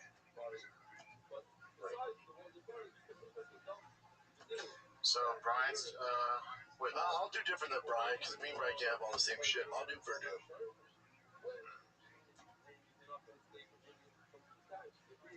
Actually, who's that Gracie that he didn't pan out? Hodger's a good one too. All right, what was yours? Crone. Jacare. Or they could do Pachecha, Adolfo. Crone could be a good one too. No? Not for him. What's yours, Nick? Charles Oliveira. Okay. Now Power. Power? I'm gonna go Fedor. I'm gonna go Mark Hunt. I'm going Alex. Alex Poton? Yeah. Over Overeem? Ooh, Prime Overeem's different. I mean, if we're gonna go power, you gotta go with the Cameroonian. Oh yeah. You gotta go in. France is a good one. Yeah. Punch the living shit out of Shane it. Carwin's a good one. But France is pretty speed, though. No. I'm still going with. I'm gonna stick with Ngannou or I'm gonna go Fedor because I just knock motherfuckers out. Just put them to sleep. Okay. What's the last one? So we did jiu-jitsu, wrestling, power, and body. Body. Or what's it called? Defense. Defense. Wait, you mean physique? Yeah, like body's the size of the fighter that you choose. Oh, not defense. Yeah, let's go body. Your body type. Body type? Mm-hmm. God, it really depends on the weight class. In terms of the body I'd like to have would probably be. I'm going Brock Lesnar. I don't know. Body's No, his calves were too small. I'm going to Alistair Overeem. Overeem? as far as like overall fight body. But if I go Poatan, if I go Vitor Belfort, is it gonna be prime Vitor, like juicy Vitor? Yeah. Or is it gonna be current? No, you gotta pick. You can pick all time. I don't think juicy Vitor maybe over Poatan though. In terms of just pure fighting body. Oh, Vitor for sure. Yeah. No Vitor, Brent? No, I got Poatan. I know, but Brendan has Vitor. No, I'll take it. Overeem. Okay, now you put that in and say into ChatGPT and ask which one of these rank these fighters. If we made the best fighters, see which one rank the three fighters. Nick, Brendan, and Brian. It's gonna be a little different out of these. Oh, what a dumbass. Created fighters. Fighters. Which would be the best overall? Yeah, rank which is the best fighter. Which amalgam would be the best? Rank which one is the best? Which amalgam would be the best? I'll say amalgam. Between Of these three, no, you don't know the names. You guys think we're putting prompts in. Brian. So yeah. Brian, Brendan, Nick, and Nick's choices. Brian, Brendan, Nick. No, post it. Oh, sorry. Okay, no. Let's do it a little differently. Let me start from the top. So Nick, it says the build is the most dangerous overall. Why? And it goes at weakness. Brock Lesnar's frame could hurt cardio mobility. It says Brendan, most was complete classic heavyweight destroyer. Of course, you made that. Yeah. Why he loses? Nick has more dynamic finishing tools and better athletic upside overall. Brent feels more methodical and pressure heavy. Brian, just slightly less optimized than the other two. Why he ranks third? Yoel's wrestling explosive, but not as dominant and controlled. Yeah, as wrestling, I wouldn't pick him for wrestling. Alex Pierre's body type is dangerous, but less overpowering physically than Uberim or Brock. Compared to the other two, Brian feels slightly more vulnerable in extended grappling exchanges.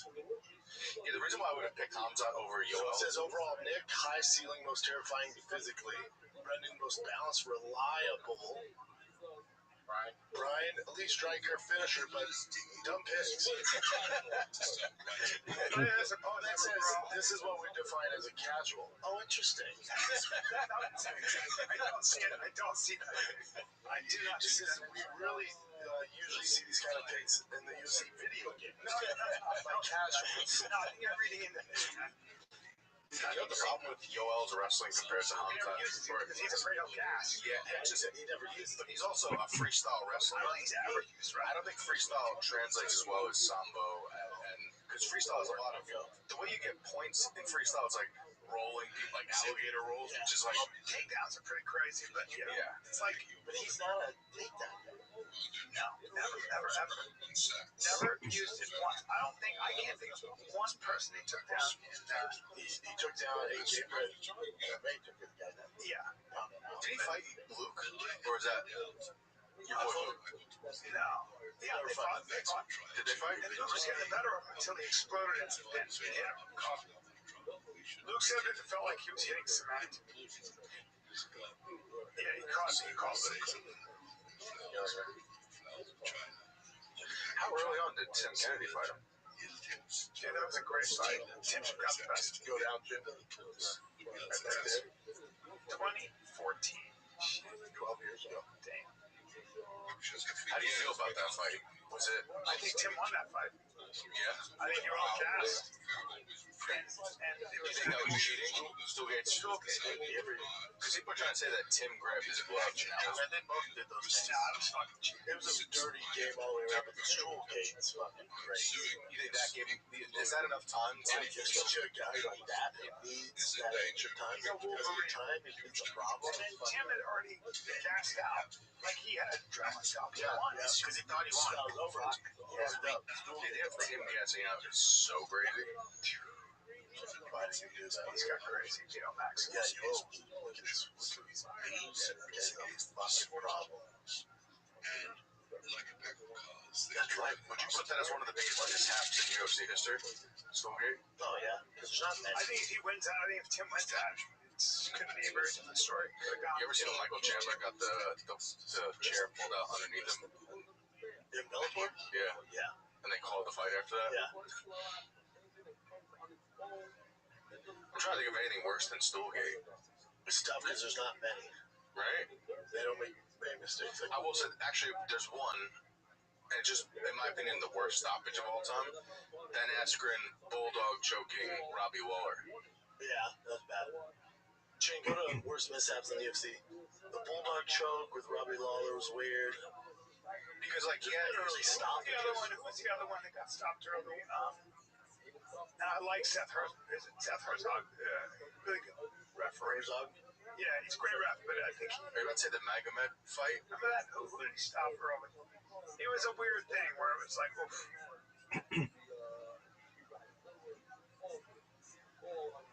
Purion, Aljo, innocent clowning, no. Chilson's what? Spinning back fist after dominating. I remember he missed him. Well, Luke Rockhold, that's a mishap when he threw the spinning heel kick, and then White just jumped on his back and beat him up. Mm-hmm. Also, this kind of, I guess this would count when Anderson Silva was dancing against Chris Weidman and got caught with. Yeah, that was weird. Gordon Markham's lung collapse. I didn't know about that. It says worst fights, Francis versus Derek Lewis. That was bad. Damn. You know what's also one of the worst ones? Kimbo versus Houston Alexander. I was on that card. Were you? I was the main event. Really? Who'd you find on that one? That's Roy Nelson. The finale. Well, that was that same night? Yep. Was everyone aware of how boring of a matchup that was? Go make sure that I'm right on that, Jim. Tough 10 finale card. Because I thought that was going to be the biggest firework fight ever. Because I loved Houston Alexander back in the day. Oh, that's a big blunder. The downward elbow. John Jones only lost. Yeah, that's true. So Romo slice Houston Alexander. Wait, you were on the same card as... I was the main event, dude. As Matt Hamill and John Jones. You were there for that? I was the main event. What? Crazy. John Jones only lost. You were there for it on the same card. Wow, what a card. Matt Mitrione, Marcus Jones. Wow. James McSweeney. This was peak Ultimate Fighter, too. Yeah, Ryan Stan. John Howard. Mark Bocek. Great card. Remember Des Hallman is the guy that wore the Sunga? No. Pink Sunga? No, I don't remember that. Oh, man, they were so pissed at him. No, I don't remember that. You don't remember when he wore, like, the basic Speedos? And then he had a sponsor on it? Oh, yeah. That's crazy. Tracy was pissed. That's fucking hilarious. Dude, I did a beach wrestling nationals tournament in Virginia Beach, and all the Penn State dudes, like Pennsylvania guys, they all wore Speedos. Hell yeah. Because they knew that if you're going to shoot it and grab a double, you're grabbing bare ass cheeks, so no one wanted to shoot doubles on them. He did it just for shock value, but then the UFC cracked down on him hard. They did. Yeah, they were not happy about it. Dude, some of the physiques back in that time, and you were natty back then. Yeah, unfortunately. Do you remember seeing guys like Sean Shirk's body? Oh, I know. Oh, yeah. What a monster. Did he? Yeah. Sean Shirk's body was crazy. 5'4" inches complete. You ever seen Jeff Munson? Yeah, he was built like an actual, like, gorilla. He looked like Kratos. Yeah, it's Sean Shirk. Wrestler out of Iowa, I think. Yeah, he was a fucking freak. And he was a little fireplug. You think Melvin Gillard was natty? Yeah. Well, his entire career, who knows, but he was such a character. Yeah, Shirk was pretty. Yeah, Shirk got the fuck Jeff Munson. by Ethan Penn, though. And have you ever seen that picture of Jeff Munson? Where he has that tattoo? Mm-hmm. Oh, buddy. Stand in front of the SWAT in that picture. No. Oh, yeah. I actually want to put that in the new studio. That's cool as shit. Yeah. Wouldn't that be dope? Yeah. Type in Jeff Munson physique. Jeff. From what I remember, he was like built like Kratos. Never trained with him. Did you ever meet him? Never. Character. Was never around him. Real character. Look at that. That has to be fake. No way. No. He was jacked. I remember he was huge. He was that big? Yeah. He was jacked. Look at him. Those were the days that Strike Force there. He was he NCAA Olympic wrestler? What was he? No, grappler. He had a wrestling pedigree, I think. His shit says no masters. On the back says communism. It is. He lives in Russia now. Does he? Yep. Full citizenship in Russia. He was a citizen of Russia. Steven Seagal. Yeah, I know. Yeah. What a weird fella. Tragic bad. Well, he left there. Is he a bad guy? He had the sex trafficking ring in New Orleans. Dude, I've heard stories about him. You know about the Seagal? No. I went on a whole rabbit hole of Seagal and that didn't come up. They kept bringing up sex trafficking ring in New Orleans. Steven Seagal. He was a local cop. If your business communications are basically a burner phone and prayer, like if you're missing calls, texts, nobody answers, customers following up for the third time, at some point you just hit that wall where you're like, all right, I'm done with this. Let's fucking quo. Okay? Yeah, I said quo. All right? Q-U-O. You know when everyone on your team thinks someone else handled it? The call, the text, the follow-up? It's like that Spider-Man meme where they're all pointing at each other. Meanwhile, the customer's just sitting there like, hello? That's how you quietly lose business. So yeah, at a certain point, it's like, let's fucking quo. That's why today's episode is brought to you by QUO Quo, spell quo. The business communication system is built so you never miss a call. Your entire team can handle calls and texts with one shared number, so no more missed messages or drop conversations. Everyone sees the full thread, replies are faster, and the customers actually feel taken care of. Quo is the #1 rated business phone system on G2 with over 3,000 reviews. Built for how modern teams work, more than 90,000 businesses, from solo operators to growing teams, rely on it to stay connected, professional, and consistently reachable. Quo works wherever you are, okay? It isn't just a phone system, it's a smart one. AI automatically logs calls, generates summaries, and flags next steps so nothing falls through the cracks, okay? And it can even qualify leads to respond after hours so your business stays on even when you're off, all right? So, money is on the line. Always say hello to Quo, Q-U-O. Try Quo for free, plus get 20% off your first 6 months when you go to quo.com/fighter. That's quo.com/fighter. Pluto TV has thousands of free movies and TV shows. We're coming at you with everything we got. This is the Princess. This is the Free. This is the with movies like Pineapple Express, the entire Star Trek film franchise, and Gladiator, and TV shows like Survivor, SpongeBob SquarePants, The Fairly Odd Parents, and Ghosts. Pluto TV is always free. Pluto TV. Stream now, pay never. You ever see Seagal trying to tell Usain Bolt how to run? Yeah, it's great. Or Nate Diaz how to fight? And Yeah. No way. Yeah, it's great. He's unbelievable. He was teaching. The reason why he left to where he had to get going because his. get out of here. How did I not hear about this? Oh, bro, he's got. Listen to me. He's. The story I've heard from him about him is not good, man. He was all accused of firing one of his first lieutenants. His real job was to jack him off. What? Yeah, I've not heard that. A&E shows Steven Seagal Lawman in New Orleans. Dude, I did a movie with his ex-wife, okay? He was married to her for a long time. We can't listen to ex-wives. Well, That's like playing for the Yankees. it wasn't very flattering, though.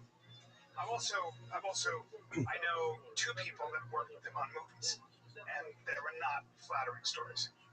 Was one of them John Leguizamo? One of them was John Leguizamo. Did you ever hear the John Leguizamo story?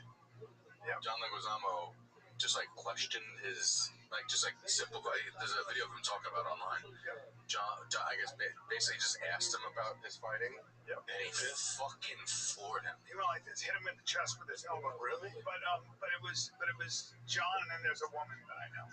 Dude, I was at UFC GSP versus Jake Shields. I'm in the fighters area, and I forget who the fighter was next to me, but we're all some of the toughest people in the world. And then right in front of Steven Seagal took one of the fighter's seats, but he kept standing up. Like, you're on the fight, he kept standing up. I go, watch this. All the fighters go, sit down, you fuck. And turn around, we all just sat there. Oh, that's great. Yeah. That's it on the. Wait, forget all that. I want to see him telling Usain Bolt how to run. That cracks me up. See that? He's got such gall. Well, click those any of it. This is a crazy story. Most of them was an artist, not always. I mean, even back in the day, Goldberg, it's not straight up stand up, but it's this one man thing that amazes me. I love John. Do more of those. Yeah, You know? And Whoopi Goldberg was one of my mentors, man. Oh boy, that's what she did. She brought the poetry and she put a little ghetto to it, and it was beautiful, very inspiring. Yeah, Whoopi Goldberg. People forget how good she was. What got her to Stand up? dance? Oh man, yeah. What got her to dance was her one-man show on HBO. It's incredible. That was a great one-man show. Too. Yeah. I've seen every one of his. I saw him live. Breakdown, career menopause, I reveal it all. You got a nervous breakdown? Yeah, a little bit. Yeah. But I'm fine. I'm back. I'm good. I just have, it happens to everybody. But it's gonna be fun to hear about. Why comedians get that? No, what is it? You freak out? Okay. Oh, did I out somebody by accident? Then you get to an incredible special. Then I have a whole story. You're so good with what's needed. Let's not. All right, I'm bored already. Let's watch. I want to see Steven Seagal. That's a whole. Telling Usain Bolt, are you sure? You can imagine it. Steven Seagal's We're talking about now. not really. I lost all energy. I know. All right. Is that it, Jim? Steven Seagal kind of sucks. Sure, that's it. Remember he's all chubby, Jim Putin fucking moves and shit? Well, I think it's weird, man. You think Blake Lively's dumb? Yeah, no one wants anything to do with her anymore. Wow. You don't think there's any comeback for her? She's like an Amber Heard now. Yeah. Yeah. What about Because Ryan Reynolds. No, people love Baldoni. Yeah. Yeah, no, he's good. Yeah, she. Ryan Reynolds so powerful. I feel like he could do A lot of people are angry with Ryan Reynolds. Yeah, the internet doesn't give a fuck. The internet's like, you know what? Because she got a lot of No, because he's part of, like, I don't know as much of the story as you probably do, but from what I've read online, is people saying that, like, Ryan Reynolds might have had something to do with, like, this takedown of Donnie. Yeah. Well, yeah, I don't know. Well, did you see what happened to Stephon Diggs? You know what's going on with him? Yeah. He had that chef who worked for him, and she said he sexually assaulted me, choked me, beat me up. And they go to court. It was like either today or yesterday, and they're having a testimony, and they have video of her supposedly when she said the incident happened. There's video of her at the time like dancing, having fun, and her thing is she said he promised her a restaurant. And he was like, that never happened. He was going to get 5 years for domestic violence. And it was all bullshit. All fake. Yeah, of course. He lost sponsors. Yeah, what a surprise. And you lose everything before nobody even looks into it. They're like, just believe her. And you get your fucking life fucked up. That happened with the baseball player, It happened at Baldoni. The minute she filed a complaint, dropped everything. WME dropped him. They all dropped him. About Trevor Bauer, he just threw a no-hitter, too. Yeah. And then the girl basically. And it was proved it was bullshit with Trevor Bauer, and they never gave him a chance. And he never got it back, right? No, they fucking ruined his whole life. Cy Young, bro. He won the Cy Young. Yeah. Some scumbag, two scumbags. Scumbags. Was he on the Padres? He was on the Dodgers, right? On the Dodgers. Dodgers. And then he also. I think when women like that should be put, I think when you find out they lied, I think they should do the amount of time that they accuse somebody about. At least a year. More than that, I'd put him in jail for 10. Fuck you. Like, eventual hitter with Cincinnati Reds. Wow. 2020 Cy Young. Yeah, so he signed with the Long Island Ducks and threw a no fucking hitter. I just don't get why a team went to. You know how hard it is to find good pitching? So hard to find. I just don't know why they went to take a shot on that. When you know it's all bullshit. It also, when it proved it was bullshit, those bullshit things, nothing ever got. Like, I remember there was a girl who was with Poton that, like, she was trying to take down Poton. Yeah, and then you see. And then she was trying to sell her OnlyFans. Yeah, then you see on Twitter she's gagging on some guy's dick. Yeah. Well, the MMA fan base is like, get the fuck. They're educated. They've seen this. Yeah, but she accused nothing happens to that girl. Basically of anal, Yeah, I mean the UFC, you're dealing with different animals. But if Trevor Bauer was a UFC fighter, he'd be. Yeah, if it was Hollywood or anything else like that, you're just so done before you even get out of the case. Like, it's done. You're done. Like, with Baldoni, he had an award from this woman's group. By the way, they call him a feminist, he's kind of full of shit, but it's like, he's a female ally. Get the fuck out of here. He's annoying. Did he say that, though, because of what was happening? No, he annoys me. I saw his speech, man. He was always annoying, takes himself way too seriously. I think he's full of shit. He's not my favorite person. A lot of actors are like that, though. But you can see that there's, like, he has receipts, man. There was, he might be clumsy, but there was none of that sexual harassment bullshit. No, was he constantly bringing up his wife whenever Blake was like... Yes. And he shows the text. He kept all the texts. Well, they still don't have to pay anything. But the main thing is she and Ryan Reynolds apparently tried to ruin his. They tried to destroy him and take the movie. And Taylor Swift was involved. Yep. What the fuck? Yeah. What's she doing? She's best friend with Blake Lively. Really? The text, but they thought she was going to have to. I didn't hear about that. Discovery, when you go to lawsuit, one of the reasons that you don't want to go to trial is because all that shit comes out. You're sure. And so they were like, let's just settle out of court. This is bad for both of us. It's so expensive. And that was it. And then they both are like, we're committed to workplaces. Like, what a mishap by her. Because she was beloved. Exactly. And now we saw the real her. You follow this case more than me. What was her angle? Why? Like, she wanted to take the movie away from him. She wanted the movie from him. Wrote and directed, and she wanted to take she wanted her cut. She wanted to have her cut. He wanted his cut. And then she basically cut him out of the movie at the premiere. She goes, I will not appear in any pictures with him. So he and his family were down in the basement, and she was up on the thing with Ryan Reynolds and everybody. Yeah. And everybody noticed it, and then Ryan Reynolds and her both stopped following him on Instagram. So all the sleuths were like, what the fuck? Meanwhile, the movie made $500 million. They would have both gone on to huge stardom. And now they're, If I'm not mistaken, I could be wrong. Is the movie not about harassment? Like a really It's about domestic violence. Domestic violence. And he was directing it because he read the book and he lobbied the author to let him direct it, and then so now he's directing it. Well, He's also an ally for women. someone takes a shot on it. Look, they're both Holly products of the Hollywood machine. Yeah. They're both like super ambitious. They could give a fuck about anybody else. It's all about them. What a shame too, because Ryan Reynolds has been like the most likable guy in Hollywood. He's with Deadpool revived his career. He's really great, funny, but a lot of these people are just narcissists. Those two. Really? Look at this athleticism, folks. You want to hear horror stories about this hoe? Why? Because motherfucker's the best, baby. Never been.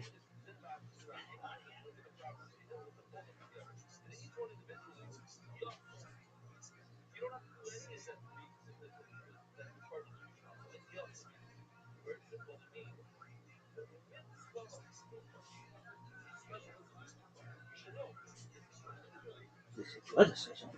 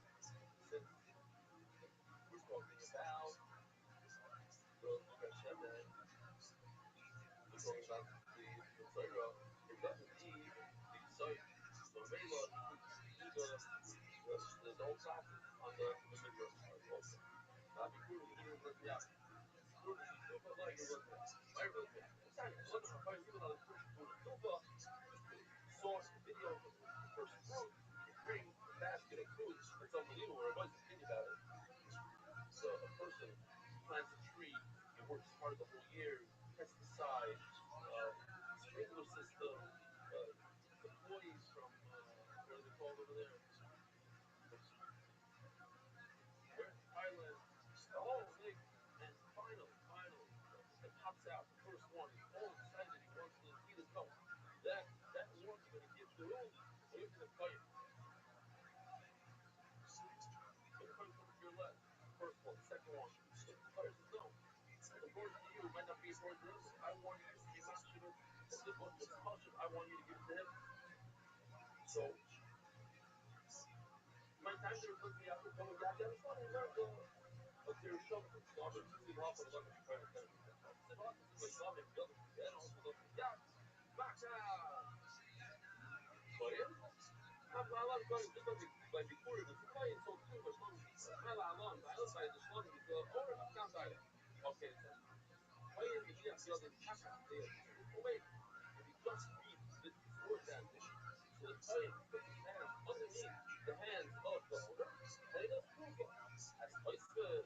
How did that work? We have a problem. The pizza. Where was the scratching your feet? What's the scratching? You know why you don't know the scratching? You guys say nothing else. We're not saying that to us. Why? What do you care about scratching? You're scared about tomorrow now. Sometimes you go to the other by the line. You have the other by the pizza. You put us. No. Yada. Your hands. Your hands. Not somebody else. Some of them reported. She said when Layla the shot is that the player puts it underneath the plate, and the owner holds over here. So that's why it's called under. Under means on a lower, lower than the straw. But they're not touching. Brings here, the host of the Saita would bring the old pipe with less iron, and he actually his hands are touching in front of one. He talks about how it works. So, I got my the heart there, all that. Oh, now he's pouting. I did not let go. 36, not 34. Which one? That was it. I picked it up. Which one?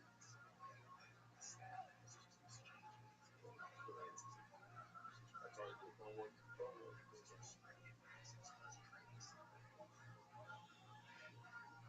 Oh, here? Anonymous Slim. Oh, Anonymous. You know why? Because Slimmy Rosenberg is for Anonymous. He doesn't like this. Anonymous Slimmy Rosenberg, you know who? Because you know what? And he's anonymous. And he knows that Slimmy Rosenberg likes to be anonymous. But you know who? Because you know what? He's at the country right now in Iraq. Point sign, he's got a message on his phone. What is this? Shelter? Unbelievable. But no, unity, Australia has a lot of wealthy people. I'm just not gonna work. I didn't know anything about real estate like that. And then, what are you showing? Maybe I'll get anybody here from Chicago? Oh, what's your name? No way! You're the guy to my door? Get over here, get over here, get over here, get over here. It's your brother? Listen to the story. Okay, we're not gonna show the story, man. A dark global, having clients all year, not just this month, the shot of the half, but the shit of today. Zop the Henry. The labor, that means the reviewer. Why are you telling me this was the what is happening? Review says the same exact thing. Sign reviewer. By before it says in that story, do proof of me, you should do proof. Now, the literal translation, you know what it means, but it's down. It's not on the floor. I told him, proof of every line up. Maybe this is what it is. Whatever, he already says. I mean, I don't bother. Not even trying to be that, but what if you're not going to proof of it? Explain in the English Chinese thing, the Hebrew article, explains the binah. You know the word binah, so like it's a lesson of proof. It's a lesson. They love them. Actually, love them. They love them like this. It's a lesson of, okay, fine. You go into that. I'm a bottle. You serve what? Okay. Cover up. I'm a home. You're a conscious. Or conscious. Why? Say, what the object. Guess what? The reason saying that day. You say, if you why do you think you're building that? You answer, The log got my that's what it was in the other place. The Nicha is from the Echo. So we rather use the word that comes first than say the first person. Then we have to use the first. Now, but even though I told you I'm super great fan, you know the Rashi that doesn't have enough heat, always constantly looking backwards. The Pasha says enough heat having the 102, both of the 100 Vedas. When you do 102 times the shot, that the Allah is like you're looking down. The Belgian was very busy yesterday, seeing if this time is correct. He found that he wasn't having to go down 300 times the shot. So he started going through those 300 times, he got stuck eventually, but he's getting very close to figuring out his pattern is correct. That multiple times that he broke down the whole double, to see how many singular halachas he was looking at because of the shot, but he ran out of time. But he's getting no, the wheel, the computer said 300, not I hear what you're saying. I got it. Very good. 100, 102, says the Gemara, says the Mishnah, they were Shami Yosef, because the person that said on Mishnah, the Mishnah Yisrael, so the Ahir pointed out in the Mishnah that it's mashma that the Ahir, the women should not do this. Mashma, all the Imam, it says the women are high as people. And then it says, the Lord Baptist, Michael, Omer, I get off the phone. After I don't know, Michael, we don't do it. Their Arba requires Unuba Akma, but who does the Unuba? Yisrael, where it should not do Unuba Karabah. Bnei Yisrael, the Hebrew in Agoyim. What it says in the prayer is Bnei Yisrael. You have to be the child of Yisrael, teach them Yisrael. Bnei Yisrael, the aim and not from Yisrael. So what do we do with all other places that says Bnei Yisrael? Sometimes women, Bnei Yisrael came out of Yisrael, not women. So each different places have maybe different Rikuyim, but it's actually not like Yisrael. We spoke about it in the past. Can women fight something? If they work in a system factory, they're not from the Bnei Yisrael. That's what it says. Not women. Much like we started with another thing. Okay. Now, part of me says, they told me to be able to. A woman should not do it. Or maybe we see that a woman is not the smicha. What is smicha? Here's the word proof. Smicha. And before the Doshi, I said, do you have any normal smicha? Not a smicha that the animal is flat, tied to the ground. Yes, I'll take care of you. I didn't see it. Actually, he did. Okay, good. Or we got to clear wow, it's right there. The hungry, my father did take the hungry.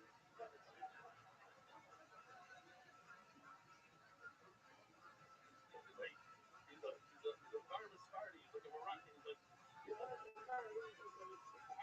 you know, the next.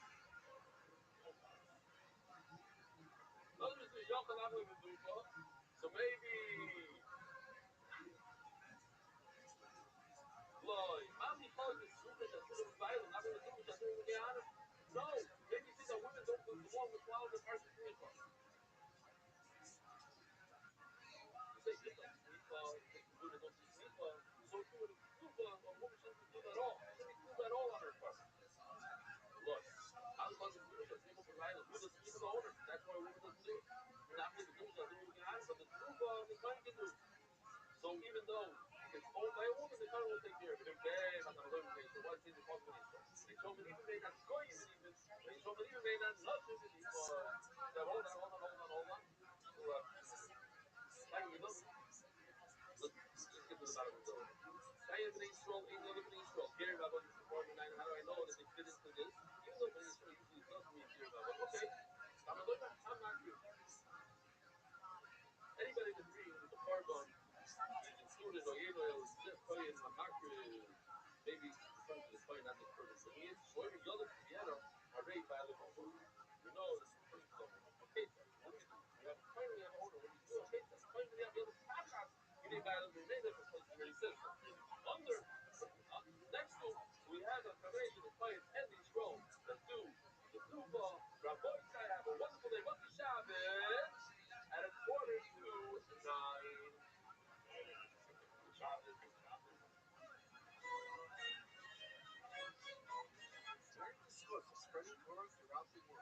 Sponsor a share today. MUIsponsor.com. Sponsor MUI.com.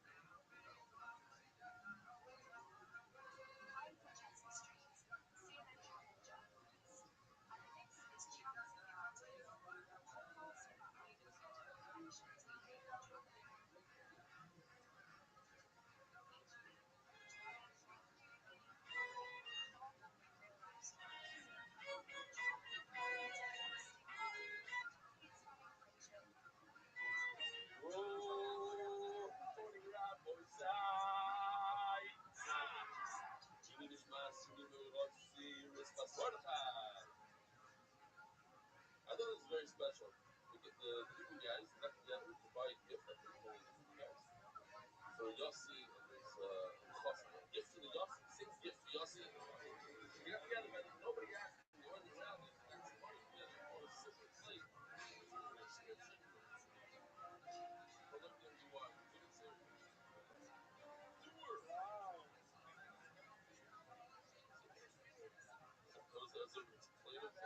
Silver plate. Or maybe it's silver plate. I don't know.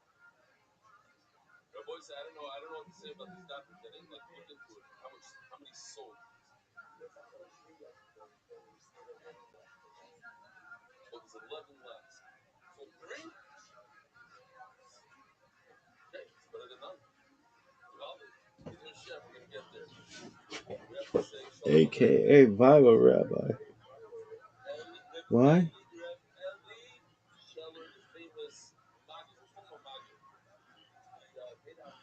Why not? It's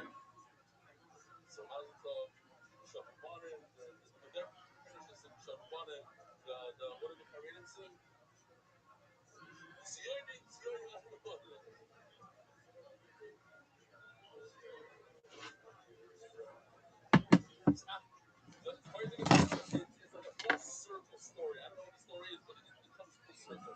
Unbelievable. The boy said, I really can't believe it. I mean, look, read the email. It's 3 years since Avi Benjamin. We had a guy here, we had a guy here, Avi Benjamin, young guy, every day on Zoom, called it top thing on Zoom. He's always the first one. Always has shtick, this. And the one day he told us they got sick. He had the machma. And before we do it, he wasn't with us anymore. Big shock to everybody. You know, now he's like,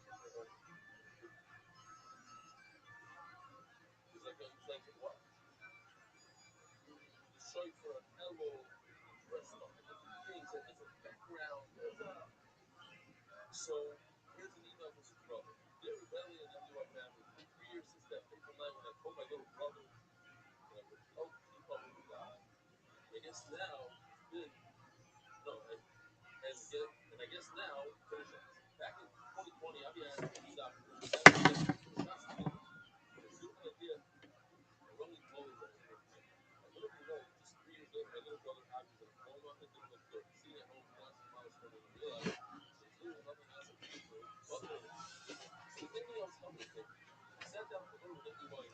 Once again, I was going to doctors specifically this year was in reality his final gift to me. Of course, but more than just about Abby, because Abby put my both something as her name, as my daily routine, and simultaneously something to cherish. It's just astounding that since we then finished half a Russian, all of the Ezekiel, and we were well into touching. Somehow along the way I learned the Trumas Meiser, Full Yoima, chipping away one doubt a day adds up to spectacular accuracy. Life goes by fast, means these accomplishments accumulate quickly too. The lesson is to grab these opportunities. They slip by all too fast. We roll and turn the shots together. Y'all see them, family. I remember. Dusty Saunders. Anybody see him? Something. This is Atlanta, just outside Michigan, really close to our house. Rapping on my neighbor's roof and car is crazy. Stay safe. You're the cool soon. Look at that pole. Look at that. It's in person. It's not very good. So and it goes through the car and it's a second piece. It's the same piece. Now, wow. Yeah, very close to home.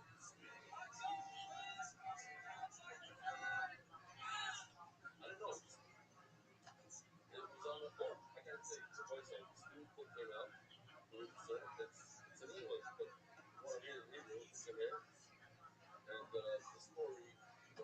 wrote about page 4, for instance. Okay? But that article is however, this is a good one. I love this email. Hi, Rabbi. I hope you're doing well. Everything from across all photos from our weird humor days. Our about time Oizer and Dog Minus Royce scene that brought back a lot of memories. Two picture back row are of Polish shorts.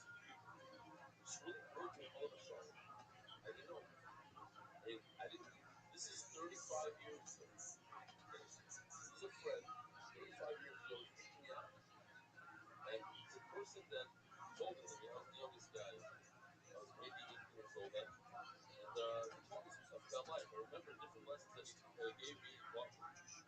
And now he lives in Syria. So, for example, Look at he this. a picture from back then, a picture. Like about him or Yeah, this is really? son. Any that could be said. What's the comic that we had on? He was in. What's the comic on Deadpool?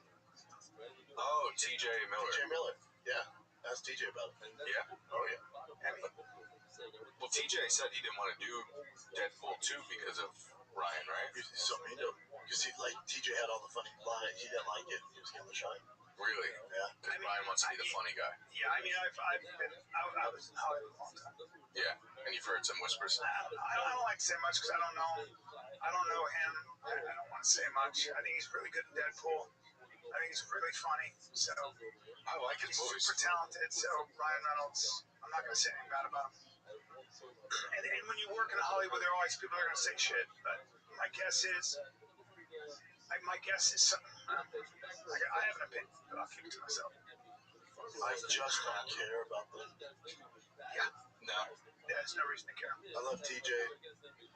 With Dude, the Met Gala is where you got to see people who are terrified of disappearing and will do anything for attention.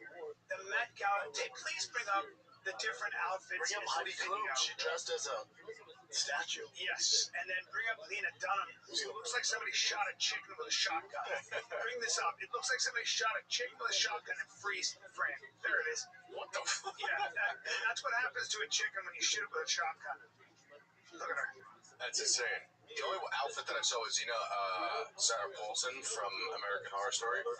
She dressed up as with the dollar bill over the eyes to talk about like wealth inequality. Oh, and did she? It's like, oh, did you? Yeah, your $12 million you made doing American Horror Story. You're every woman. Oh, thanks, Sarah. Wow, what a statement. Yeah, and to get in is $100,000. Yeah, what a statement. Thank you for that. Great act. How lame. Go to Heidi Klum. Literally a statue. Yeah, it's the biggest fashion event. What? She looks like Jonah Hill in that picture. Is that Statue of Liberty? It's not flattering. No, it's like Uncle Fester. It's very. And then go to Will Smith's son. He just had a house. He stinks. Come on, that guy fucking stinks. No, why? Yes. Why? Tough gig, man. When your dad's Will Smith, well, stop being so unlikable.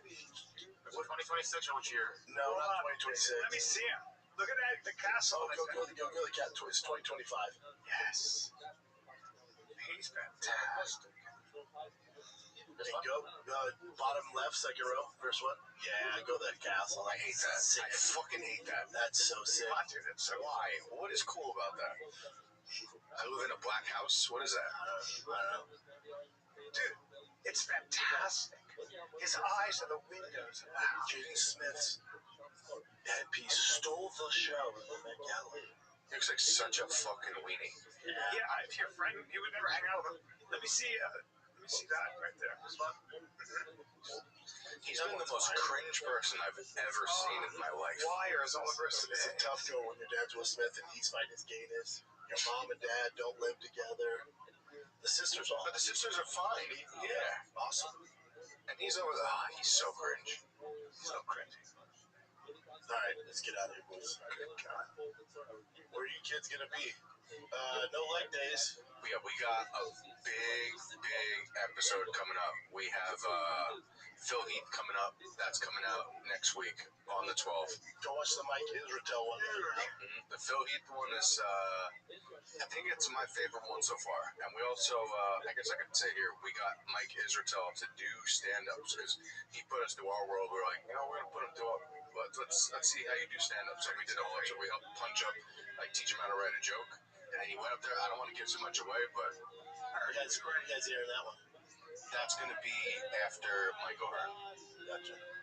About 3 weeks away. Yeah. And where you gonna be, dude? You on the road? I'm taking a little bit of time off, and I just finished up doing. I was just in Stanford and Atlantic City, so wanted to go break. Buddy, I'm gonna be in San Diego, which is not on there yet. In May 21 and 22. I'll be at, I can't remember the name of it. I'll find it for you guys. And then I'll be in Chicago at Schaumburg, June 4 and 5. All right, kids, that's it. This is the Final Kid. We're out.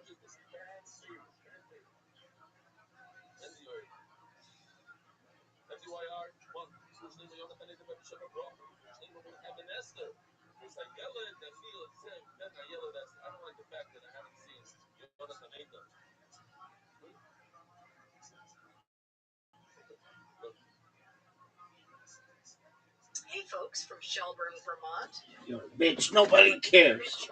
Unless you're in a fucking storage closet, no one cares. I don't care. You don't care. Nobody cares, bitch. Really? Nobody.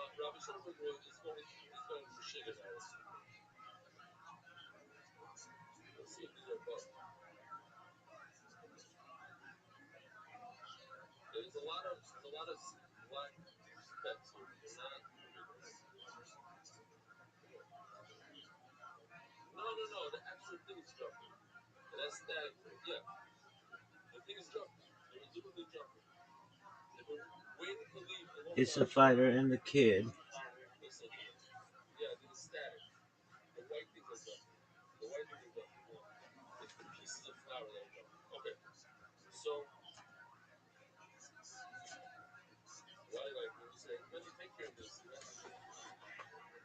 Dude, this is the worst podcast ever. Really? This is their stuff. This is every podcast. Yo, Sydney Sweeney, I bet she's got big boobs. Yeah, I think she's got big boobs. Pull it up, Chip. Does she have big boobs? Yeah, she's got big boobs. I wonder how tall that guy is. Like, man, he's got a piece on him. Look at that. He must be like 7'7", maybe 7'9". No, he can't be 7'9", B. All right. Next thing. Oh, hey, this is Marathon Gas. If you ever like had gas branding loyalty, go to Marathon. All right, back to the show. Yo, it's Pluto TV. This is the mindset. This is the mantra. And then it's like mindset. Pluto TV for all your shitty movie needs of 2004. And then it goes back to the show. I'm like, yo, let's pull up Ryan Reynolds. Man, he's got a piece on him. Man, got a big piece on him. Really? Oh yeah, Ryan Reynolds. Oh yeah, I heard all kinds of things about him. Oh really? Yeah, but does he have a piece on him? Yeah. How tall is he? Oh, I bet he's like 6'2". 9. No, it can't be 6'9". Really? Yeah, no, I've seen him in person. He's like 5'2". Like, oh, really? Oh, yeah, no doubt. 5'2", maybe 5'3", tops. Like, oh, really? Yeah, push perhaps. Really?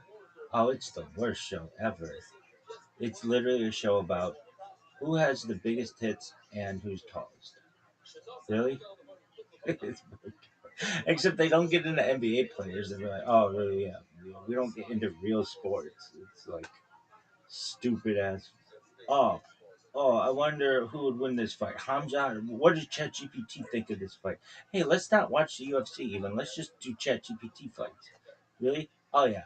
Hamza versus GSP versus Islam versus John Jones. Who would win? Who would win? Who would win? Dog. Don't you guys talk about like books? Oh, B, this isn't a podcast for books. Losers read books.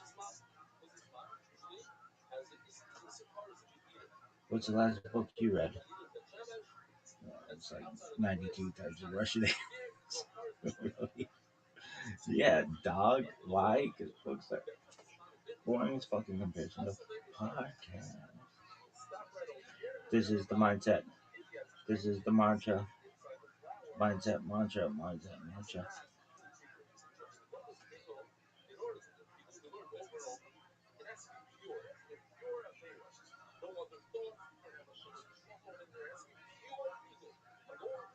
Paramedics gaming. Mantra. I wonder how many fucking kick clips I've ever made. Maybe like a million. Tell us a bit about yourself, Michael Jackson. How about new? Real Nick Davis, no followers. 245 followers. 246 followers. Channels, Real Nick Davis. So, really? Worst podcast producer ever. Do you think he sucks? Yeah, he loves it. Really? Yo, dog, I'm dominating the clips. Everybody likes to get my clip. Clip, chick, clip, boom. Clip, boom. Clip, boom.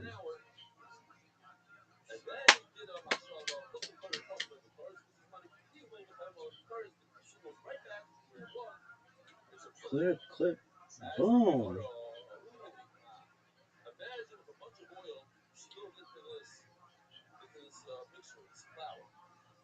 Clip, boom. Clip, boom. Clip, boom. Clip, boom.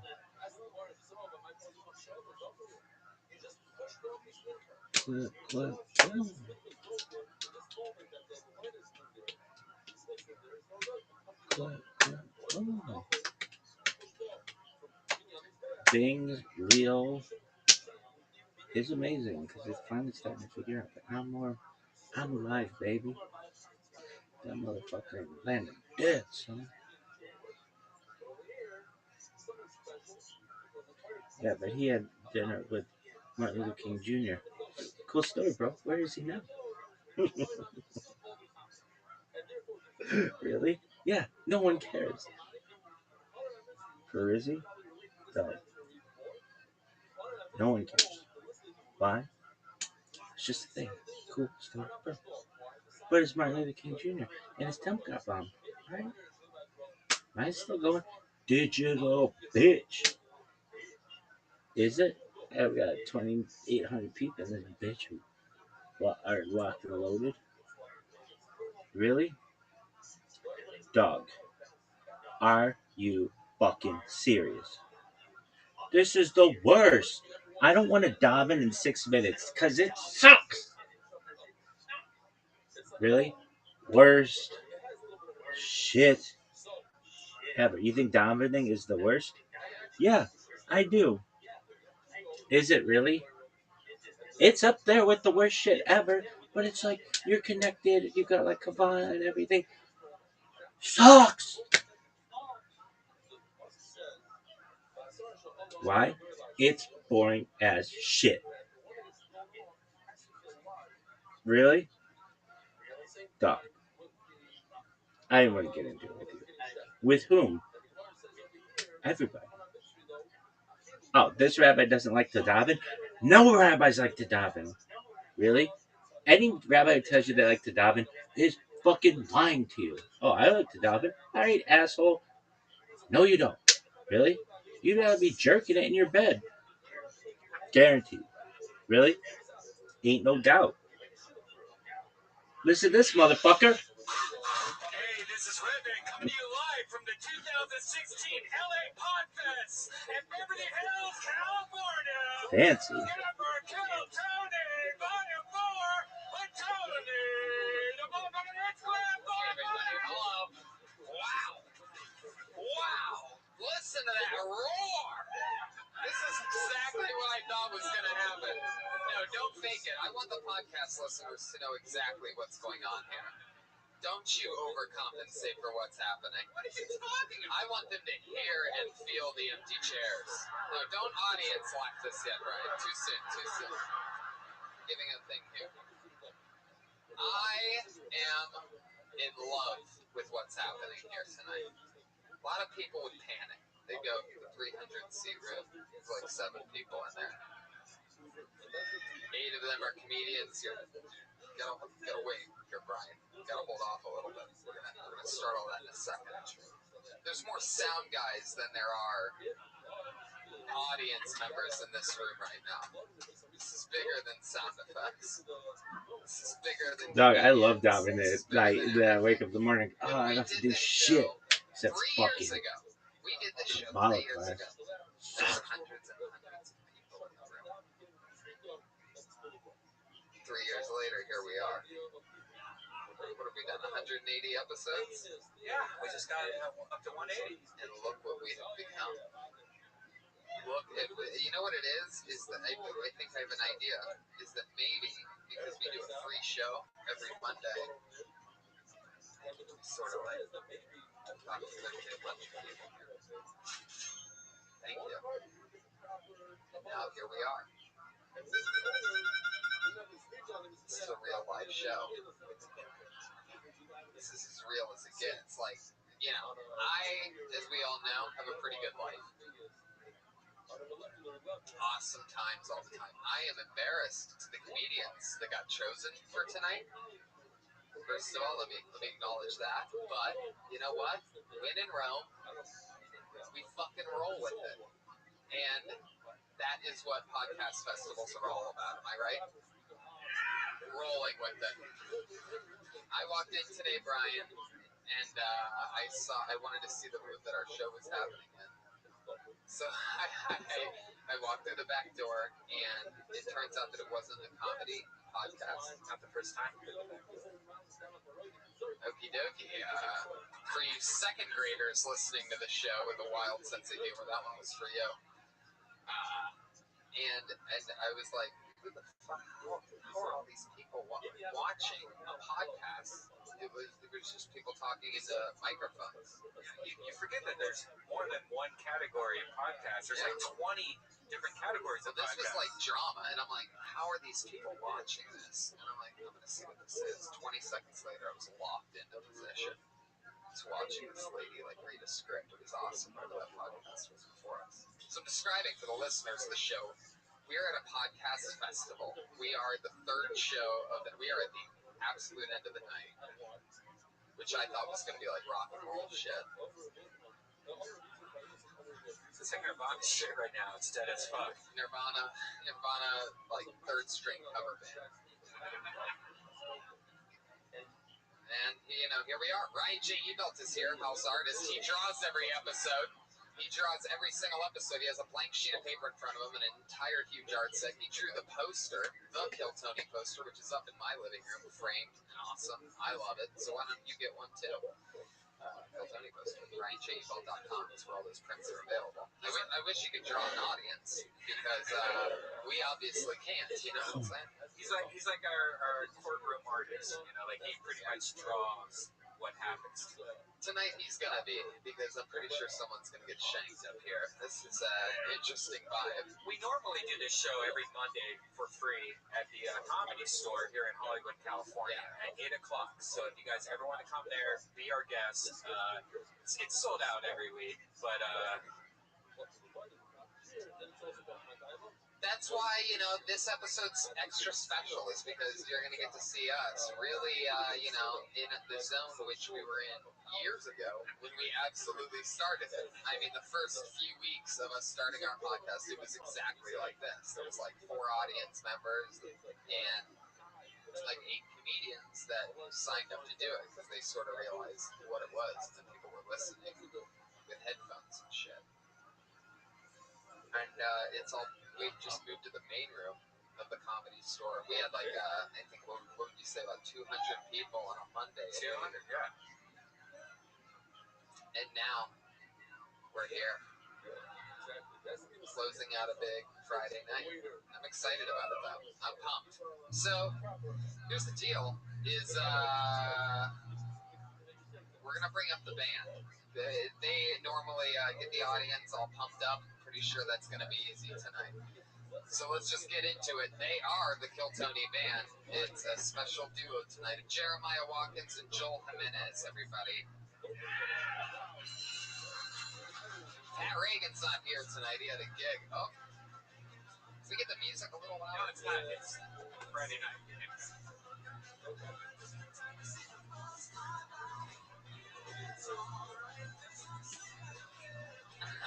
Oh my God. Wow.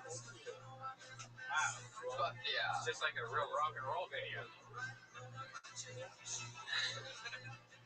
Commitment, ladies and gentlemen, commitment. Thank you for the lowest audio entrance I ever. know. Can the sound guys turn down their hearing aids for a second? We're trying to kick this off with energy, and it's like, I mean, even the subwoofers are like 7 audience members. You know what I mean? It's like everything's just super duper low profile. This may be a coup. This may be a coup set up by somebody. I feel like this is some kind of like new NBC prank show, like ruin a podcaster's night. Hey, they're doing so good, so here's what we do. We set up a fake show. We don't let anybody in the back doors. This is real. This is true TV. I like True TV. Our friend Sarah Tiana and some other friends that do shows there. Some good shows on that. I love Adam Grant's Everything. It's my favorite show ever. I like it's Practice for Jokers. That is probably the hardest I've laughed at a show in a long time. I love that show. Me too. Jeremiah and Joel Jimenez.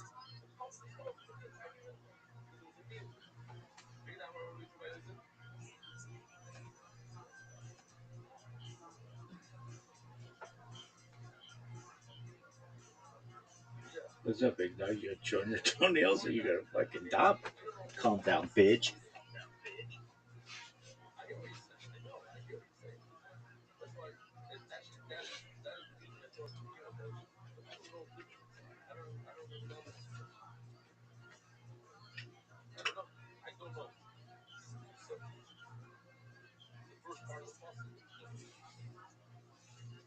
We could have a night. Oh, hang on. I wonder. Actually, I could show you. I don't know.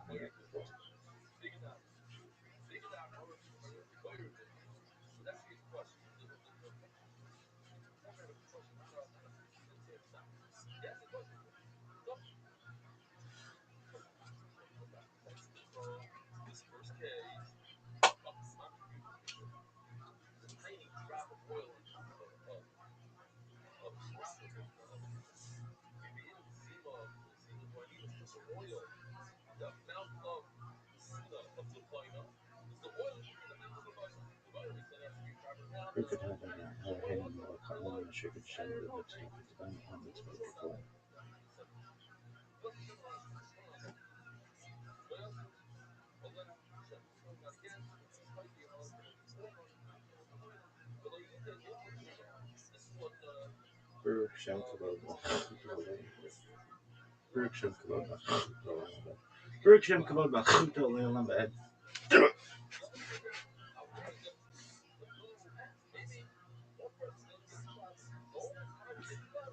Shema Yisrael Adonai Eloheinu Adonai Echad.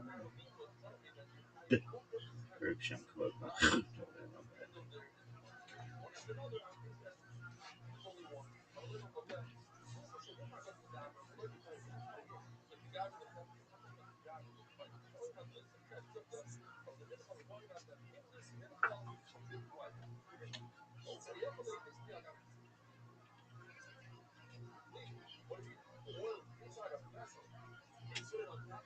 Ed.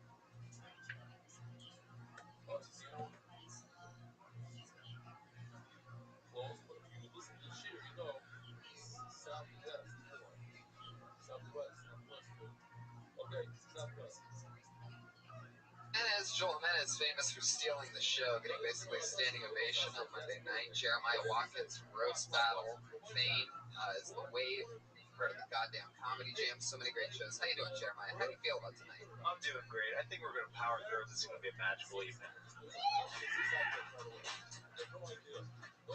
And it's an opportunity for us to get weirder than normal because we can experiment with this small crowd. Oh yeah, it's going to get dirty tonight. I'm excited about it. I really am super pumped. Take off our pants during this episode. That guy really wants you to over there. He's really into it. The lady, the only lady in the room, by the way, started throwing up in the second row. And you started talking about taking off your pants. Too much dick for that one.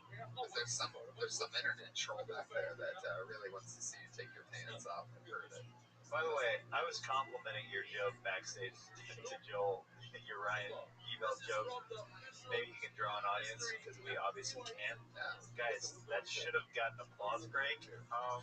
These people have some of them, you know. That was an applause break. That was an applause break. It sounded like this.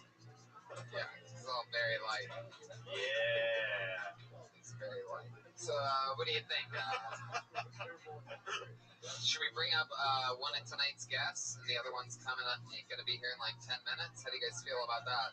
Yeah! Woo! Your first guest, you know him and love him from so many things. I know I do. He now has a new movie coming out from the makers of the Lego movie, a Sony Pictures production, from the new movie Storks. Ladies and gentlemen, our good friend, Stephen Kramer Glickman. Wow. Here he is. Fuck yeah, here he comes. With all the energy. Anywhere you want. Here, sit here. I want you right next to me. Hey, Stephen Kramer Glickman. Hi, Stephen. Hi, if you want to keep it in there, you can keep it in there. If you want to talk into it, you can do that. use both of Make them. yourself at home, Steven. I'm excited about the new movie Storks. Well, thanks there, pal. I appreciate that. You got to work with Jennifer Aniston. I did. It's Jen Aniston, Andy Samberg, and Key and Peele. All right, back to Jennifer Aniston. Yes. So, is there any truth to the rumors that the reason why all this is happening is because all that divorce shit is because you are hooking up with Jennifer Aniston? That's exactly 100%. Brad Pitt got mad. Yeah, Brad Pitt was like, "This is not fair. I can't let that guy fuck Jennifer Aniston. If he's fucking her, I gotta get back in the game. I gotta reassess my whole life." I'm gonna leave all these adopted kids with, what's her name? Yeah. With that, Angelina Jolie. Yeah, he's like, "Just keep the kids. I gotta go fight Glickman in a Did you get to meet Jennifer Aniston? Real talk. Real talk. Got to meet her.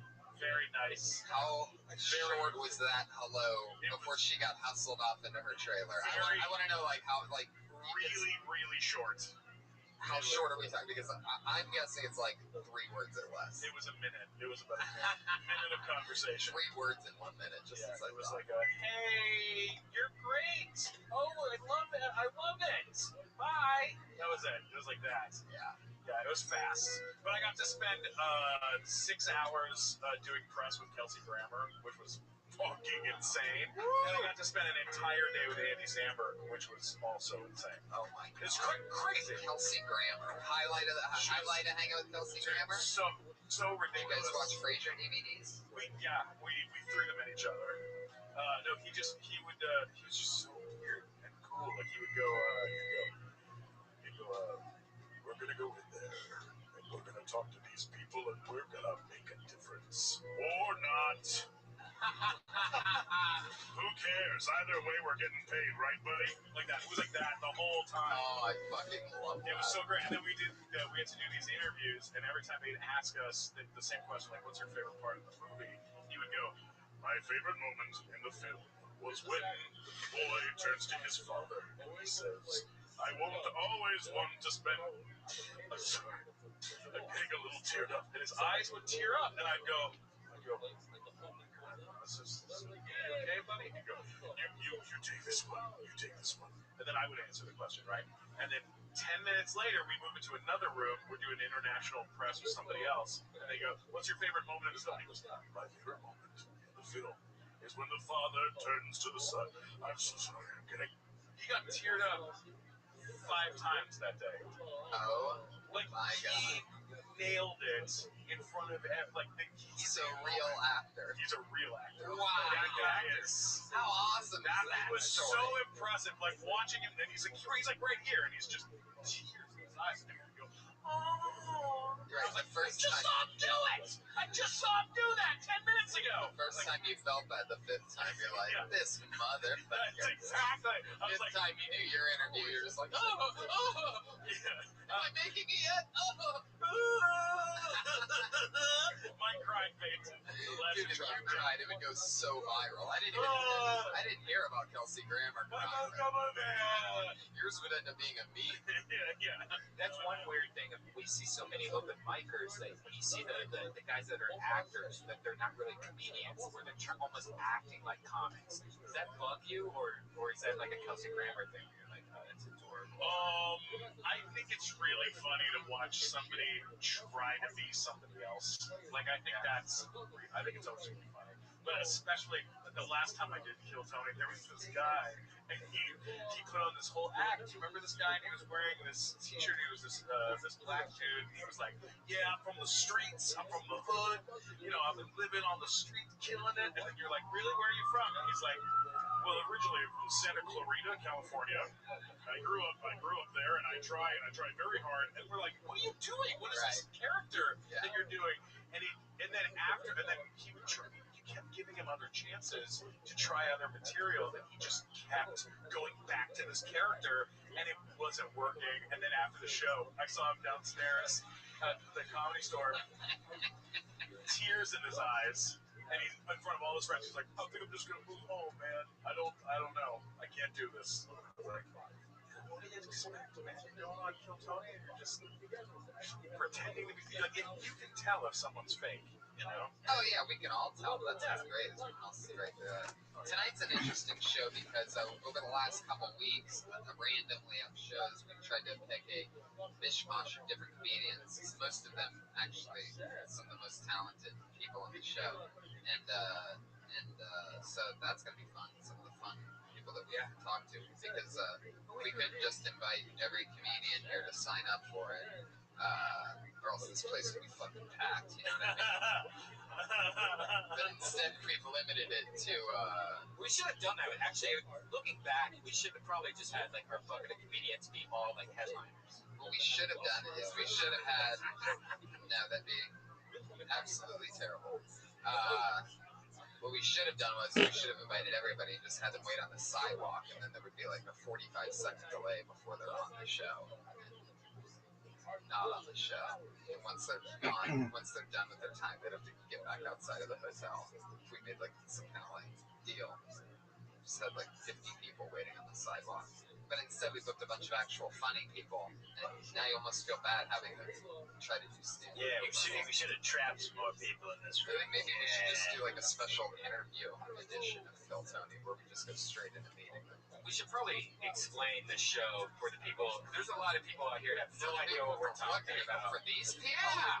These two know about the show. I've seen them before, right? These guys know what it is. Who hasn't seen this show before? Who hasn't heard of it before? Make some noise. Clap your hands. Okay, sure. We'll tell you then. Here's what happens. Just for you 6 people. We have a bucket full of comedians, right? Normally there's like 40, 50, 60 people sign up at the Comedy Store where we usually do it. And they're always in the back of the room where there's a big audience in front of us. And they're piled in the back. We pull a name out of the bucket. They do 60 seconds of stage time. They know their 60 seconds is up when they hear the sound of a kitty. And that means wrap it up then, or else then they bring out the angry West Hollywood bear.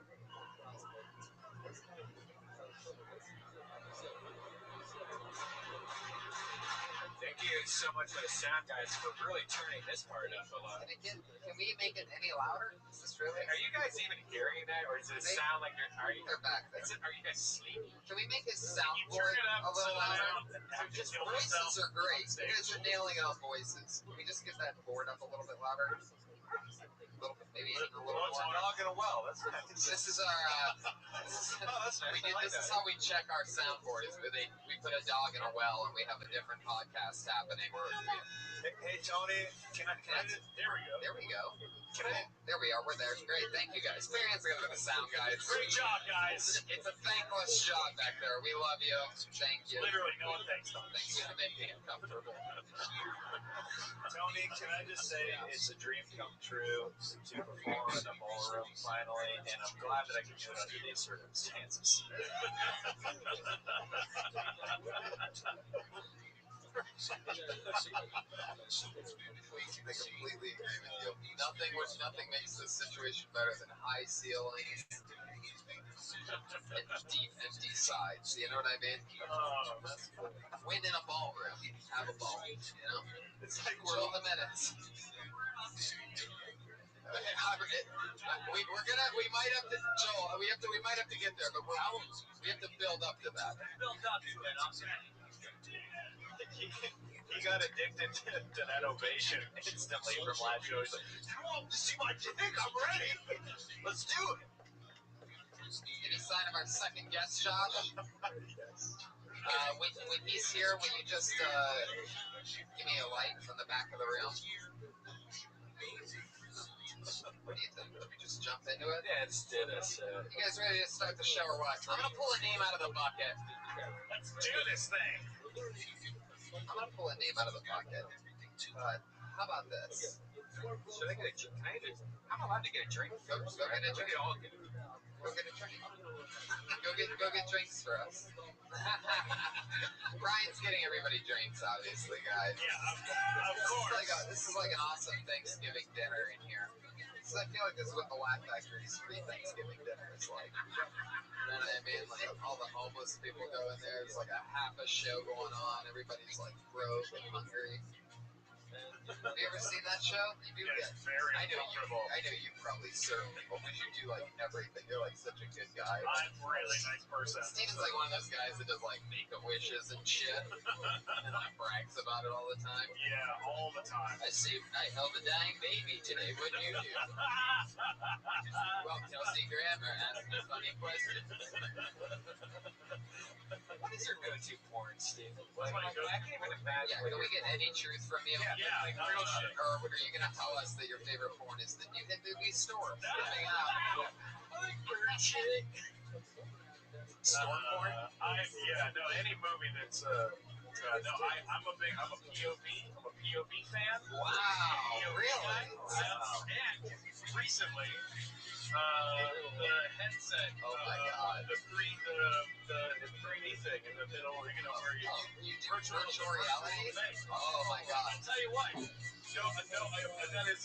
That's a tricky situation with the head. It's basically you're wearing a mask, and so if anybody catches you, How scary would that? How scary would that Bond villain be? Would just wearing that mask, masturbating, walking around looking for his prey. I thought you were person's on Vietnamese women, so it's kind of. But that thing is what they're saying on it's very real and it's very uncomfortable. It's nice, but it's also very uncomfortable. You gotta be careful, or you might not be able to come without a helmet on. Right, that's a huge problem. That could be a big problem. I could only get turned on by wearing a mask. That'd be fucking really weird. That's a problem. Yeah, that's a real issue. That was a bad choice on my part. Let me ask you this: what's the creepiest thing you jerked off to recently? Can I ask you that? What? The creepiest thing? Creepiest? Yeah. And then I'll tell you mine if you tell me yours. And I'll tell you, even though you didn't ask me. Oh, I'm excited about this. Our good little Christian band leader over here, Jeremiah, must have jerked off to something extra weird. Jeremiah, what did you jerk off to? Oh, we're gonna open a fight. Okay. I found out that this is Teenage Mutant Ninja Turtle porn. Yes. And I was like, I gotta at least look at this thing, watch most of it. Even after I came, I'm like, what's the storyline here? And then the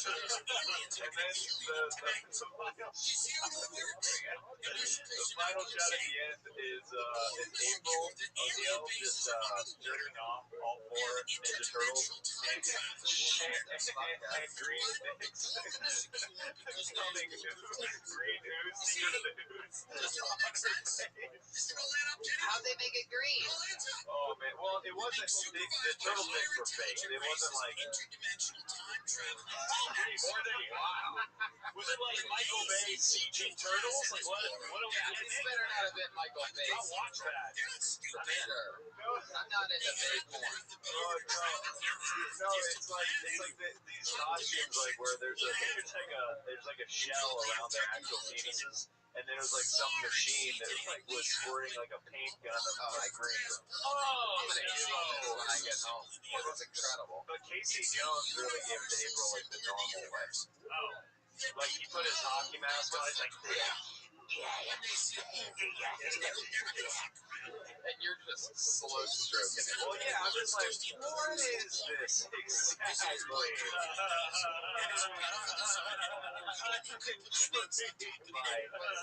Let me ask you this: did Splinter make an appearance tonight? I don't think so. I think that he was just a little puppet, but he didn't do any porn stuff. There was no sexy. He did exposition for it. Yeah, there wasn't any sexy rat stuff. Oh, that's too bad. Yeah. Yeah. And then I got lost on the. I rarely watch porn, but I got lost in the rabbit hole of like, oh, if you like this video, then you might like this video.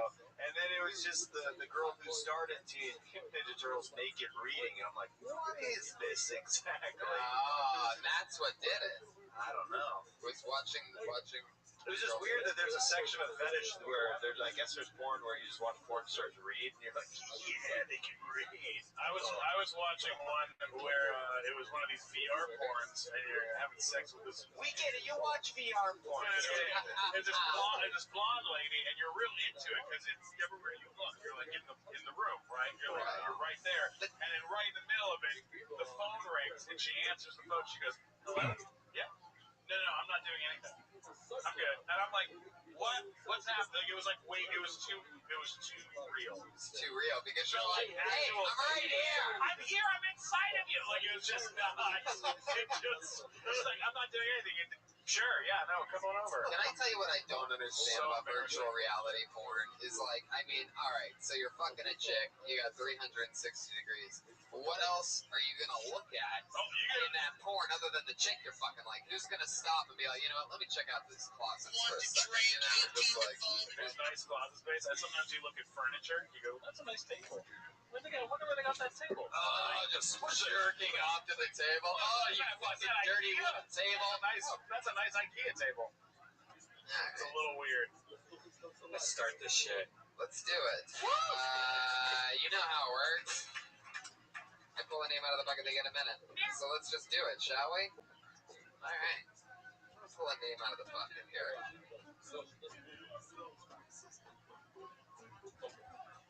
The first name that I pulled out is Bradless Philostite. Here he comes, it's Bradless.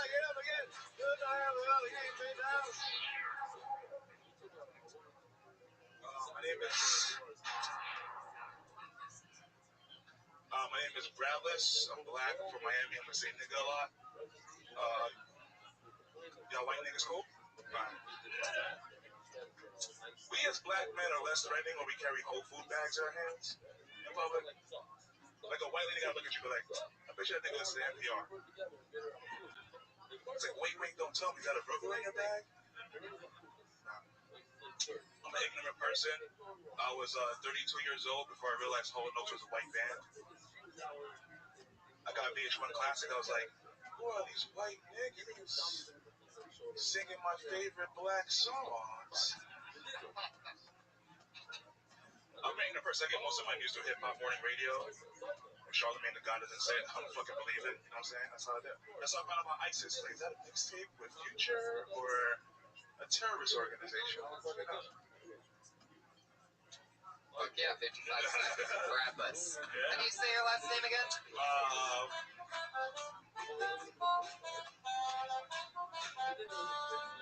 That's how you say it. Yeah, then you hear the sound of the kitty. That was the longest outro ever. Whoa. Yeah. Philoctet. Yeah. Philoctet. Is that good? What happened there? We're fucking up today. Yeah, Jeremiah with the assist on that. So Bradless, hilarious as always. Great job. Thank you. Remind me again, how long have you been on stand-up? Like 3 years. And where are you from? Miami. And what do you do? Work at a hotel. Oh yeah. What hotel you work at? Oh, God damn it. Don't say the actual name of it. Instead of saying it, why don't you ask a different question? It's a luxury hotel. About the hotel. It's a luxury hotel. You do at the hotel? I'm a doorman bellman. Oh, okay. No responsibilities at all. Do people at work know that you do stand-up? Unfortunately, yeah. Why unfortunately? Because it's a weird thing when, like, people find out you do stand-up at your job, and because it turns into, like, you're the joke guy. And all the time, and then, especially when they go to your shows. Oh, they took you, they go, hey, I've got material. Yeah, and it's like, what a bunch of assholes. Yeah, fuck you, Greg.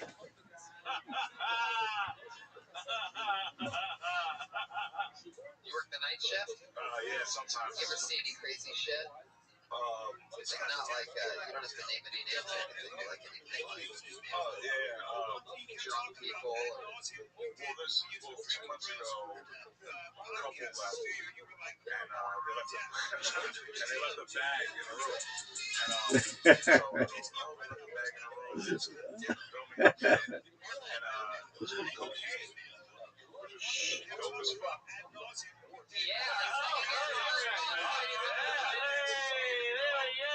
The best comedians in the world and one of our favorite guests here on Kill Tony.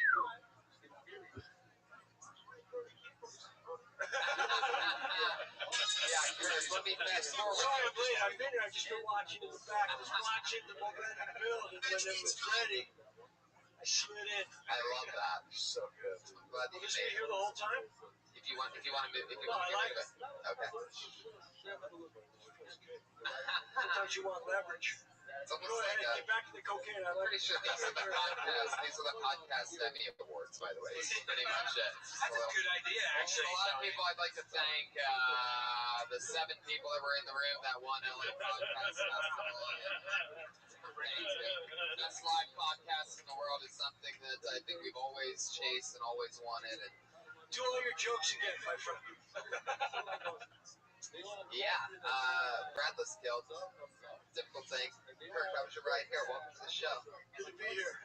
The ride was exciting. I took an Uber from the Comedy Store. It was a new experience. There was fear. There was a lot of talking from him. I probably won't see him again. I'm hoping I don't have to, but it was important. Good to be a part of this. Those are awkward, kind of weird. It's so weird that we have these weird mini conversations with people who will never talk to. These weren't many. This was 5 strong minutes. Yeah. They're aggressive There was nothing small about what he was talking about. I've almost... Shit. I was a little upset that the hotel was so far away. There's been quite a few times where I always usually am taking the earliest flight out when I go on the road, and I'll take an Uber to the airport because I don't live that far from it. And these people try to talk to me for the 15-20-minute drive. It's absolutely, when I say these people, And if they knew you more, they wouldn't. say it again. If they knew you more, they probably wouldn't want to talk to you. Exactly. Like if you got that Uber driver again, they'd be like, Yeah. Well, I'm pretty cold as ice early in the morning and they're trying to talk. Only in the morning? Oh. Look at the good guy over there. so is this the ballroom? Where are we? Yeah, we're in the ballroom. What's the idea for a getting a Hey, when the Uber drivers talk to you, you ever do the big phone call thing where you just pull up the phone and every minute you go, like you don't do that at all. I had an Uber driver the other day who gets an old Japanese guy. He goes, I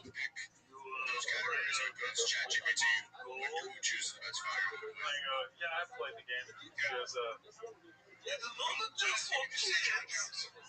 I pray too. I go, that's great. He goes, you can't just be a Jew. I go, not really. He goes, what? And he just, the whole drive, he was asking me about what I can't believe your Uber driver was Bobby Lee. That is so cool. That's when I get to talk. That's my best Bobby Lee impression. I get to talk to an Uber driver. I just say no thank you. Did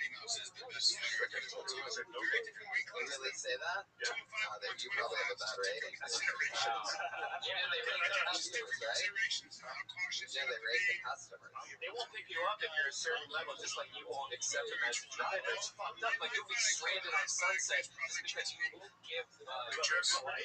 If you have a friend that's drunk and you're like, I'm gonna call you an Uber, and they puke in that Uber, you get the bad rating. So you're being a good guy. Next thing you know, you have a 4.2 because you're just giving Ubers to dumb sluts that owe you money. These are true stories. I feel like I should call my Uber driver and let him finish his story. It's Kirk. I said a few minutes ago, I kind of cut you off. Why don't you go ahead and finish that story? So a couple months ago, where were we? Yeah, you found cocaine. Oh yeah, I found cocaine. I could have lost my job. Where did you find it? I'm sorry. He works at a hotel, and he works at a hotel. He works on a ship as a bellboy, and How much cocaine did you find?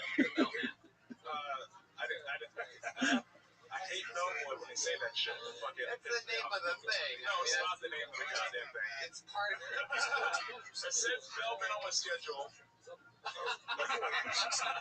You hate the job, don't hate the name. All right, respect the title. I love that. I got tipped like $500. Like there was like, don't tell your manager. Like they asked to talk to me and shit. It was like, don't tell your manager. Did you look? They asked me, did you look inside? Of course I looked inside.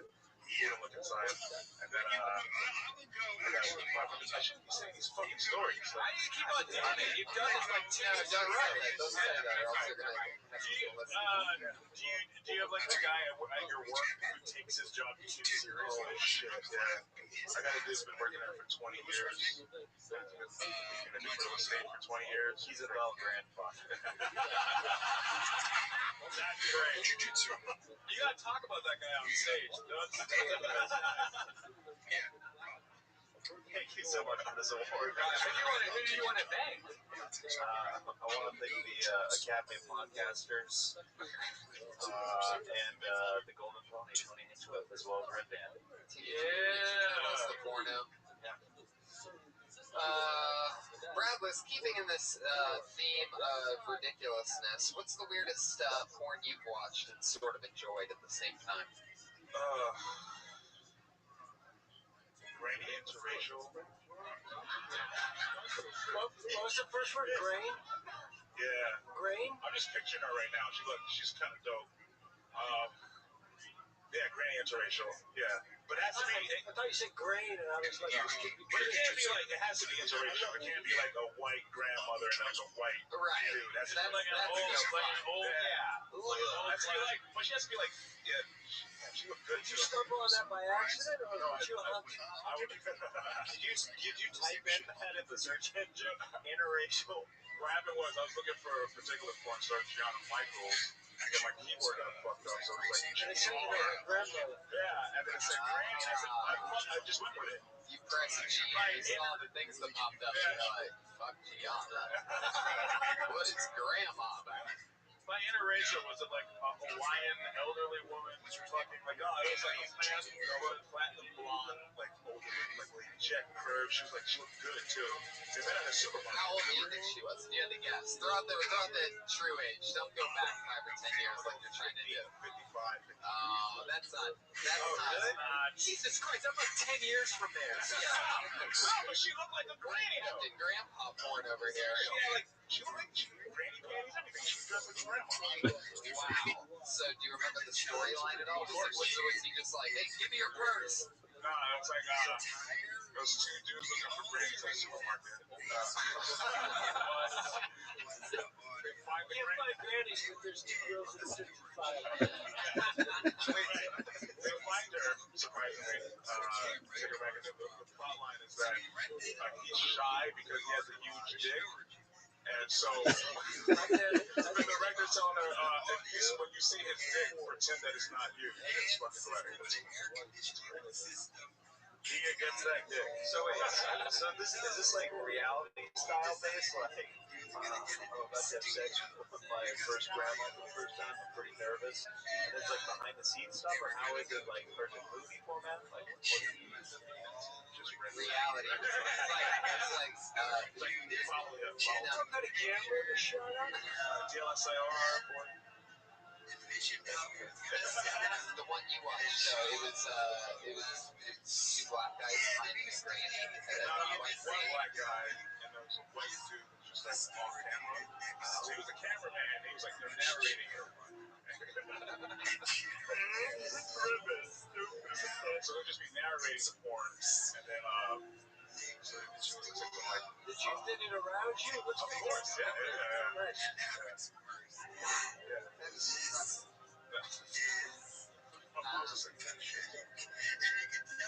Well, Bradless, thank you so much for coming out tonight. Thank you guys. I really appreciate it. Proud of you, buddy. I didn't hear your jokes, but I didn't like the confidence. There he goes, Bradless, with the last set. He's on Twitter at Bradless Comedy. BRADLYS. Just find a coke and watching granny porn. That's the light. Do you want the white? All shit shot for it. Do you want the white? Do you want the white? It's like both kids. You with me on that one? No? Tony, will this podcast be here every week now? I like It's a good venue for a show. it just feels more open. Like this, we can really be ourselves here. This guy, I pulled out of the bucket. No, first of all, no. It's moving to Hollywood Bowl. I do like that monitor over there. That's cool. We're going to the Red Roof Inn. No, I like it. Red Roof Inn. This guy's, it turns out his storyline is that he was signing up for this show for years and didn't get on for the first time until a couple weeks ago. We absolutely fell in love with him. I'm excited that he's here tonight. Put your hands together for Steve Lee, everybody.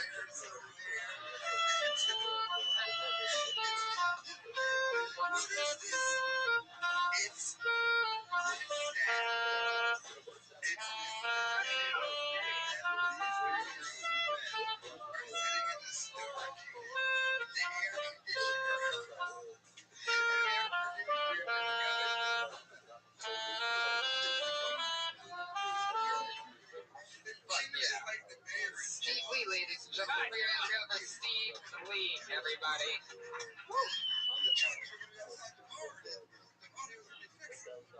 Do you know why China is the most populated country on Earth? Because all the condoms there is made in China.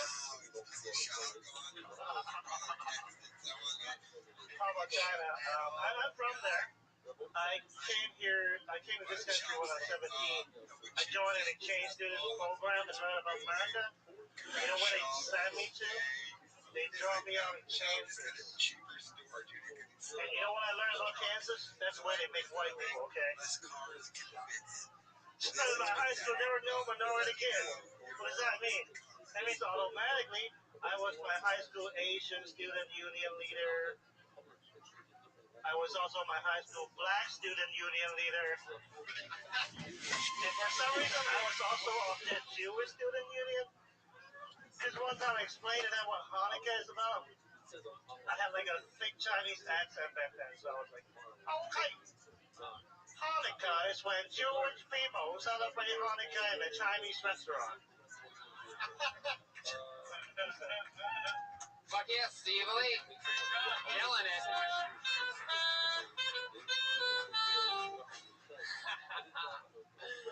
I love your style, Steve.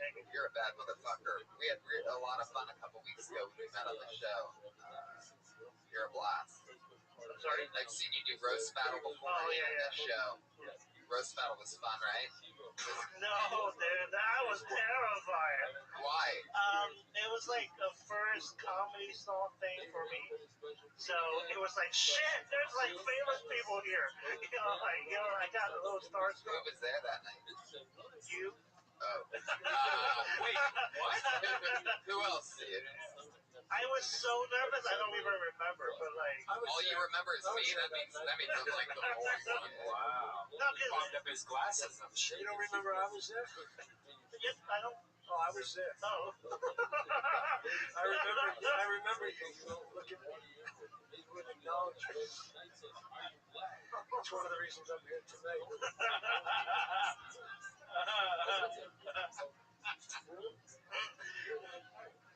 So Steve, Yes. how's life been going, man? What's new with you? Anything happened in the last 2 weeks? Remind me again. You have what's your condition? What do we call that? Crutches? Did you come down with the case of the crutches? Yeah. Well, I mean, basically, I didn't use my crutch 3 years ago. Basically, it's my knee problem right now, so this one. So your crutch is basically your crutch. Yeah. I mean, I'm basically a prop comic. That's one of the reasons I didn't help you up. I sensed it. Yeah, actually, you know what happened is when I used this too much, like for a week or two, my knee has too much pressure and it starts hurting. So sometimes it was like less than a block, how like you walk into a restaurant, and sometimes comics saw me. It's like, Steve, what the fuck are you thinking that? It's like, yeah, I'm thinking to get good parking. I mean, like, that's my comeback. But like, how many people do you know that have like handicap stickers? Like I've dated a few girls that actually have the handicap. They're like, it's street parking, and I'm like, I'm like, one out of three girls that did have that. Brian, those girls were terrible people. I actually know an uncle. He has like cerebral palsy. Yeah. Yeah, a fucking handicap. His name Josh Brewer. Shut your office. I like it here. It's quiet. Usually the laughter is strong. When I feel like I'm talking to myself, that's when I'm at my best. Like I'm in a sauna. Yeah, but it's all right. I like it. I like that. I wish somebody stopped picking with a little. Yeah.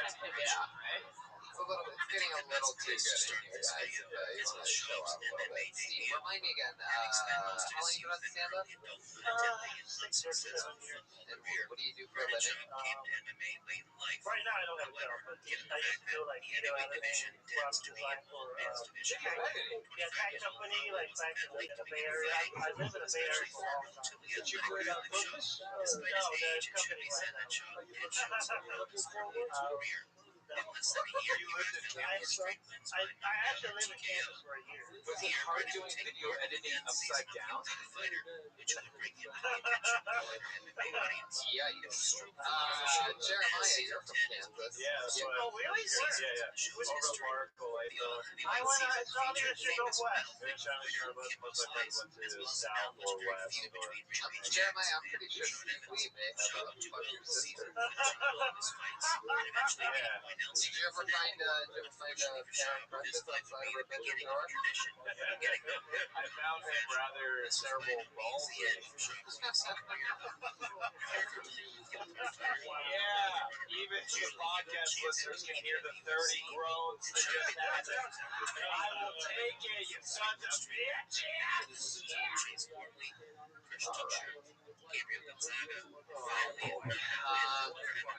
I like your stuff. You got good stuff. You're very funny. You got a good attitude. You got good face. No, I want to quit this shit every week. What shop did you I don't have a real job. So, I mean, I like it when I'm on stage. Usually I do well. So why do you want to stop? What about it? Not getting booked. Like, there will be like a period, like. Do you want to do Death Squad next Friday at the Ice House in Pasadena, California? Do it.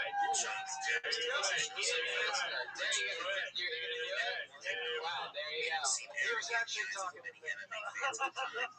I'm sorry, I was looking past you. I think I was walking.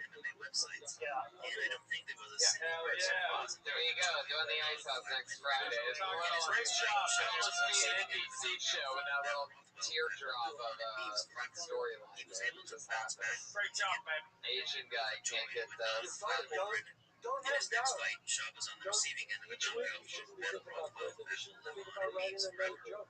Yeah, he's killing it. Don't do comedy hoping to get booked. Just do it because you love it. You don't need anyone's job. Even bad shows are great. They're good shows. Yeah, they're even the best. Like right now. And you're like, this is a great show. Get the fuck out of Get here. out of here, you You got a spot. We're going to keep flying through this fucking people that are going to do the show. But seriously, he's like one of the funniest people that we have on the show. What's our heart out again? What did you say, Josh? Yeah, he like the Josh left. It is 12:30? We gotta go.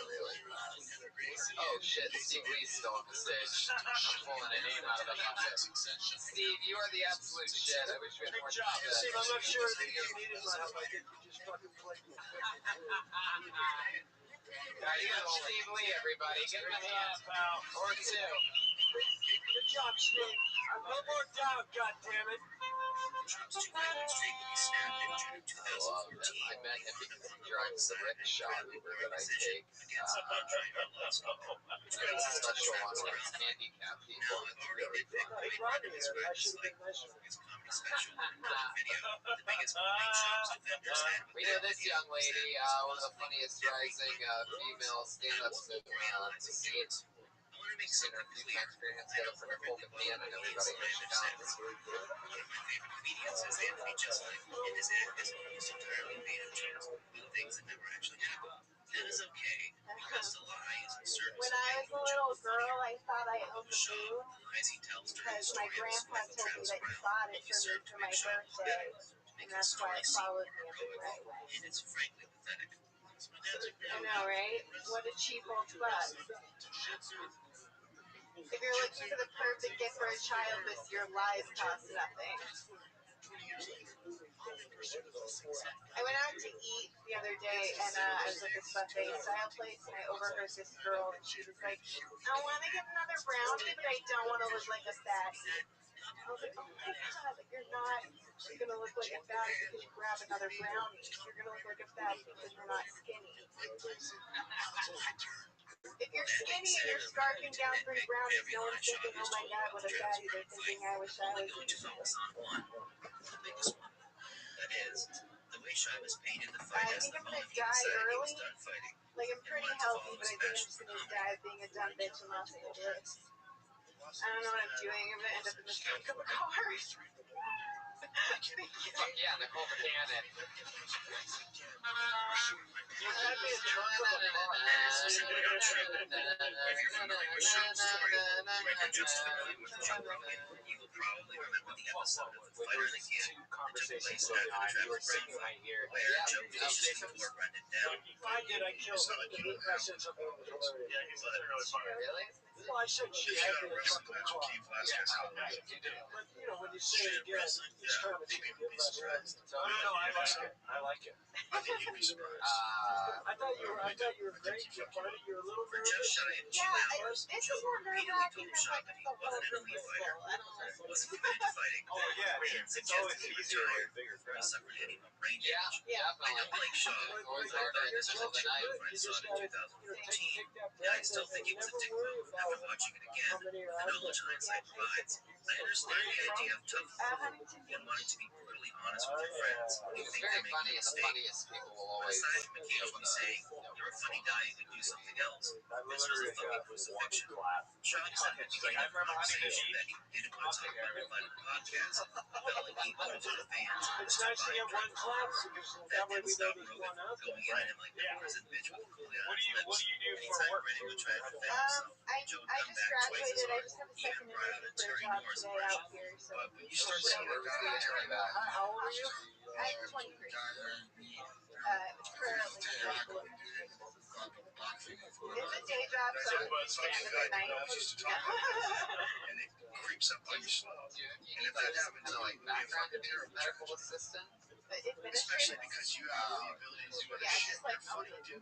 Brendan did raise one point when he said it was easy for somebody like Joe, Yeah, right set now I for do. life, I want to to tell somebody without a safety net to give up their life and future. Yeah, they're I let super that supportive drive of my dad was for you to sit there with What's your dad do for work? $100 in the bank and say, like, Throw dad on you. she like, yeah, we'll stop doing it. Doesn't matter Hands what of you say. Dad gives her stars. Joe took this personally, of course, because he was an out-of-touch multimillionaire who doesn't realize that for every success story like his own, there are 1,000 people in LA who tried to chase their dreams That's some but stuff you can ended up working at PF Chang's.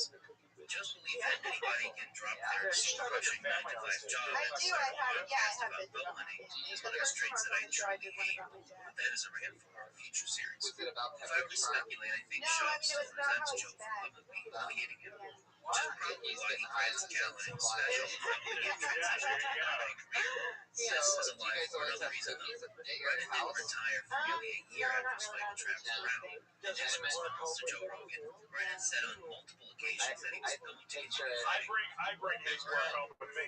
I picture it being like wherever that place is that Chris Hansen has all the guys come to. It's just like always a big bowl of cookies and like someone has lemonade and shit.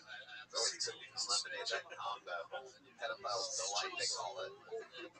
The pedophile value meal. Do you have a boyfriend? Yeah. Dating? Yeah, they're dating. Not really. You gotta date for the material. Do you really think that you'd end up in the truck? No, I mean, like, so that joke came from when I was out here. I was going to UCLA and I used to have my car out here and I was taking the bus a lot and I got followed off the bus a couple times.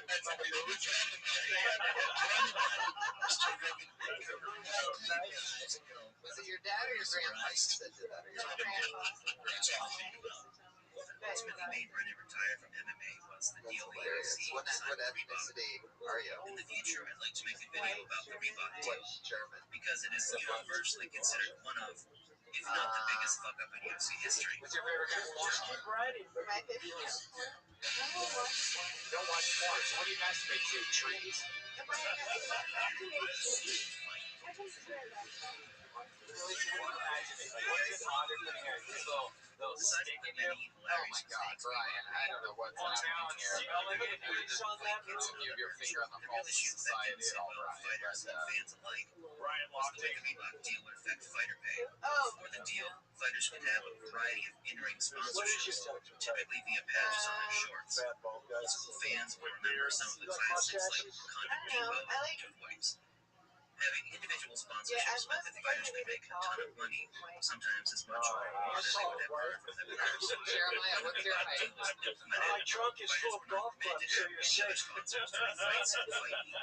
Some I don't have fighters were room even to called kidnap out for and wearing golf apparel tomorrow. made by other companies. Matt Did you Mitrione ever literally date a black barefoot cop? because the UFC wouldn't allow him to wear Nikes on camera, even though they were just his shoes, not a sponsorship. Would you ever cancels itself out? Is that what you're saying? Oh my god. Are you saying a black cop cancels itself out? Can we stop the stream of this show? Can we stop it and delete what went out already? As the Reebok deal was being Is that rolled out, possible? Brennan Would was you on ever the date a most sound guy at the LA Pod asked Festival? how the Reebok deal compared its previous earnings. Brennan claimed that he had made six figures in sponsorships for each of his last six fights. With the Reebok deal, You are I've been always losing funny. at It's least great to have you 90% on of his again. paid Thanks for sponsorships. swinging by. There's Great just stuff. so Good much stuff, candy Nicole. with Great job.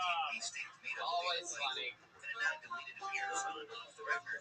They had tried to catch down the legitimacy of the claim that Shaw was making Pull six another figures name out from of the bucket. sponsorships. We know this guy Financials were well. then Many confirmed by Joe appearances on the Rogan show. as Another very funny man. $100,000 Your answer to Dan Noah. sponsorships, which was 100% Now, it might seem like they took a huge detour. I just celebrated 18 months But I being did so sober. for a reason. Saturday is still my cheat day. When he announced his retirement on the Joe Rogan Experience Used to shoplift a lot for heroin money. 2015, My favorite thing to steal was Rosetta Stone language software. and the growing You know what success that of is? the It's like fighter $400 language learning software they got at Target. All you gotta do is you just take it, and when you're walking out, if the alarm goes off, just be white. You just be a white guy, and you just turn around and go, what did I do? Like, no, don't worry about it. It's so important to mention is because it Used to isn't sell just it an on eBay. exaggeration on a comedy And special. they, eBay actually shut my account down. Apparently, you're not allowed to do that. Delusional So I just started behavior, selling it on general Craigslist instead. douchebaggery, Just trying has literally been to getting start worse meeting and worse dudes in over sketchy time. parking lots just to sell them Rosetta Stone language Whether you software. love or hate Shaw, They'd be like, you said it was gonna be Italian, man. I'm like, no, come on, baby, I told you Portuguese, baby, shit. very successful and allowed Fuck, Shaw you gonna to get branch out Italian at 2 o'clock in the morning, baby? It's all the like same the King and shit. Sting and the Big Brown Breakdown, which later turned into the Fuck yeah, Dan Noah. podcast. He did analysis on making the first writer. He has his own show on Showtime. And as a cast member of Play-by-Play on Bravo. Brennan prides himself It was just like, dude, like a lady one time wanted it for me. It was like always like, you were like businessmen. They're like, go to Germany, but all I'm paying for it. It's especially bad. I would go, I would just fucking meet dudes, yeah. And they'd be like, do you have Spanish or do you have English? I look for my name, or like whatever. Wow, they have it for their maid, huh? See, whenever I got a cleaning lady, I would come over, I just point at things, follow her around everywhere via market the entire time. I go, here. What would you sell them for? What's it going to when I'd sell them on eBay, I'd sell them for like $200 or $300. They're $400. Once I had to go to Craigslist, I was just being smart about $100. Wow. Anyone ever trying to suck your dick for Rosetta Stone? I would tell you, Come on, man. I really need to learn fucking Spanish. What's the requested language? Spanish? I never got Chinese. People always wanted Chinese, but there's different kinds of Chinese. I just never responded. So you would use the money from this to buy heroin, lots of heroin. Like we would go into Target and get like a dozen Rosetta Stones. American heroin? Well, I mean, it was probably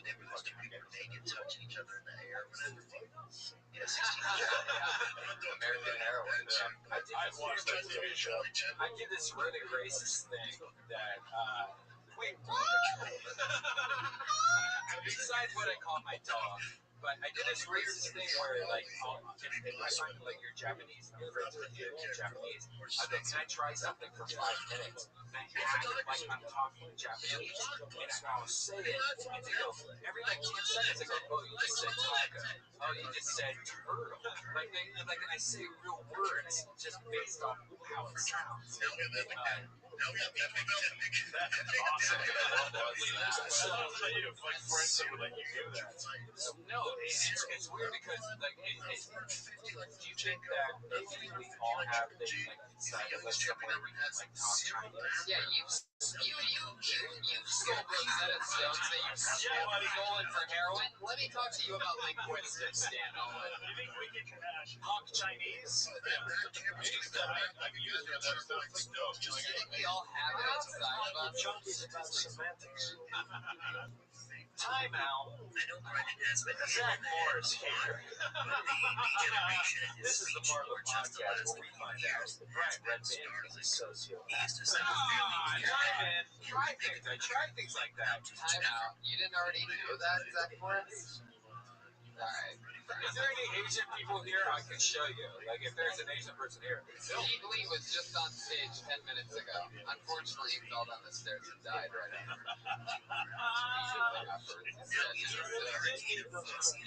Yeah, we have an open spot to away to the Ice House on Friday, so that's the good news. Dan, so you're a recovering addict. We've talked to you, you've been on the show quite a few times. Anything happened recently that's fucking crazy? Anything interesting in our life? I don't know. I just got my last warrant vacated, so I'm not wanted. Wow. What do you crave more? Heroin or chocolates? Shoplifting was like fun. It was like a double high. It was like, I don't want to do. I did when I first was here. Broke. I have a nice job and stuff now, but I still used to steal my lunch from fucking kids or whatever. That's how Robert Durst got I got one for you. What do you crave more, heroin or attention? Obviously, that's good. Do you ever have flashbacks? Yeah, no, like every time like I was like taking a shit here in a nice hotel bathroom, I was like, I wish I still shot it. Such a nice bathroom. It's like, Wow, we all have different flashback practices. So you used to shoot up in like nice hotel bathrooms? Yeah, stuff like that. I would go like go to the junkies, would like go to like McDonald's or whatever. I'd go to Chipotle because they had like a bathroom with a code thing, and it was like private. Yeah. So wait a second. How long would it take you for this whole process to shoot up heroin in a Chipotle? Because I'd imagine there's like 30 people shitting their pants outside. All the prices to pick of Chipotle is like the explosive diarrhea North Pole. You know what I mean? This specific Chipotle was like it was in the hood. It was like in a part of Newark, New Jersey. That was like a total shit. Wait, so on top of it being a Chipotle, it's in the middle of Newark, New Jersey? Oh my god, that's explosive diarrhea. Now, if I didn't have money, I used to have to go to shoot out the Newark Penn Station. We'll put something in it to edit. I'd have to be Chipotle. Really? I sort of like it, creepy as it is. Depends on what you do with it. Flashback. That's a flashback. That's what we call a flashback. You're doing like 100% back, right? What? You're not 100% back. Like when you go to like GameStop, like once in a while colors confuse you. You look at like lights and reflections different. Yeah, actually, GameStop is where I used to get heroin money. So they buy you these games from. Brian. Only you are hearing this right now. With your story. How did you get off heroin? I went to rehab. Good for you. I got really sick. Last time I did heroin, I was in the hospital. Why? From asthma, I used to snort it before I started shooting it, and I would snort like, I worked in television, so I made a lot of money, so I would snort like fucking 2 grams of heroin a day, which is like a lot, and it really fucked my lungs up. Do you remember the first time you did it? No, I don't remember the first time I did heroin or pills or anything. Yeah, it just, it was weird. I used to kind of pound it. Yeah, it's just like just became a part of my life. I used to drink a lot, and I would start taking painkillers. Part of this is because he legitimately doesn't know anything about MMA. In the mornings I'd be hungover, and then I would just yeah, no, this is actually I bought this at a bookstore. I wear a lot of shirts with these. These don't all say on them. I found it at a Dan shirt. Yeah. You found that at a thrift store? Dan, we love you. We gotta keep flying, everybody. Dan Nolan's on Twitter, Dan Nolan Comedy. Great job, Dan. Hey. See him lots of places on Kill Tony alive. This guy's a grinder. I've seen a lot of Mondays. Not as well as the Chipotle, but Brianne's gonna be one of our favorite rising comedians. She's dicey, everybody. There it is. Dicey. She's here. I wouldn't blame her if she left. But she's here.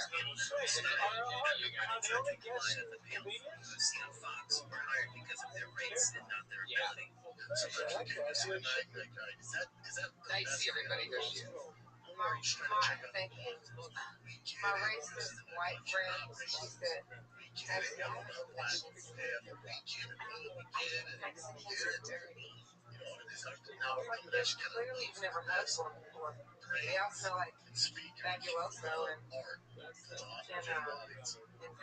this to say during a audio interview. They all do. The crazy thing I like the Mexicans on those Everest College commercials. Puts them in those positions. I call it Everest College because really, what are you going to do with Everest? But Brendan has developed a style where he's shocking with some of the things that he says. Like if you're sitting there looking all lazy or waxful, like you could do it, I did it, and you could do it too. Sometimes Skip Bayless says things that are just ridiculous. It's almost like he has to, because that's what we've come to expect from him. And the fact that he's also cool, they all try to like Brendan has developed that type of style. You know what? It's obviously working for him. He's got a show on Showtime, 2 massively successful podcasts, and a comedy career. I think in this day and age that, oh my God, I can't believe he set that tone is really valuable in the sports community. That's why these debate shows are so popular. They are hilarious. One guy speaking facts, and the other guy saying random crazy shit. And I was like, oh, I can't believe that dude just said that. That type of on-air personality has gotten really big in today's society.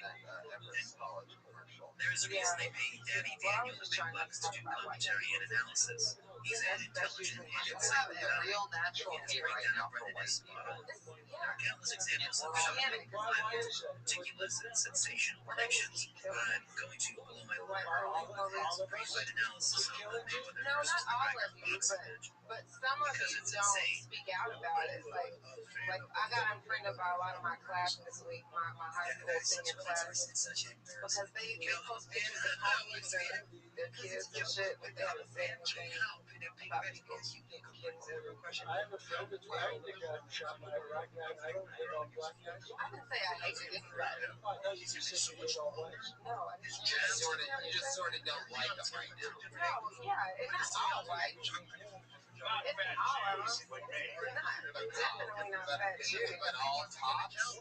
I hate cops and I hate the system, you know. You hate cops. The systematic racism. I do hate cops. I Really? really I'm saying you hate all cops. So you judge a couple people's actions on the whole people. but it's like they're not held accountable. They're not held accountable for the things they do. I feel down today. During the you are so terrible tonight. I don't know what kind of podcast vegetable cocaine you did tonight, but you are on one like where you're drinking this cake. Oh yeah, somebody roofied you. That's what happened. Fuck yeah, dicey.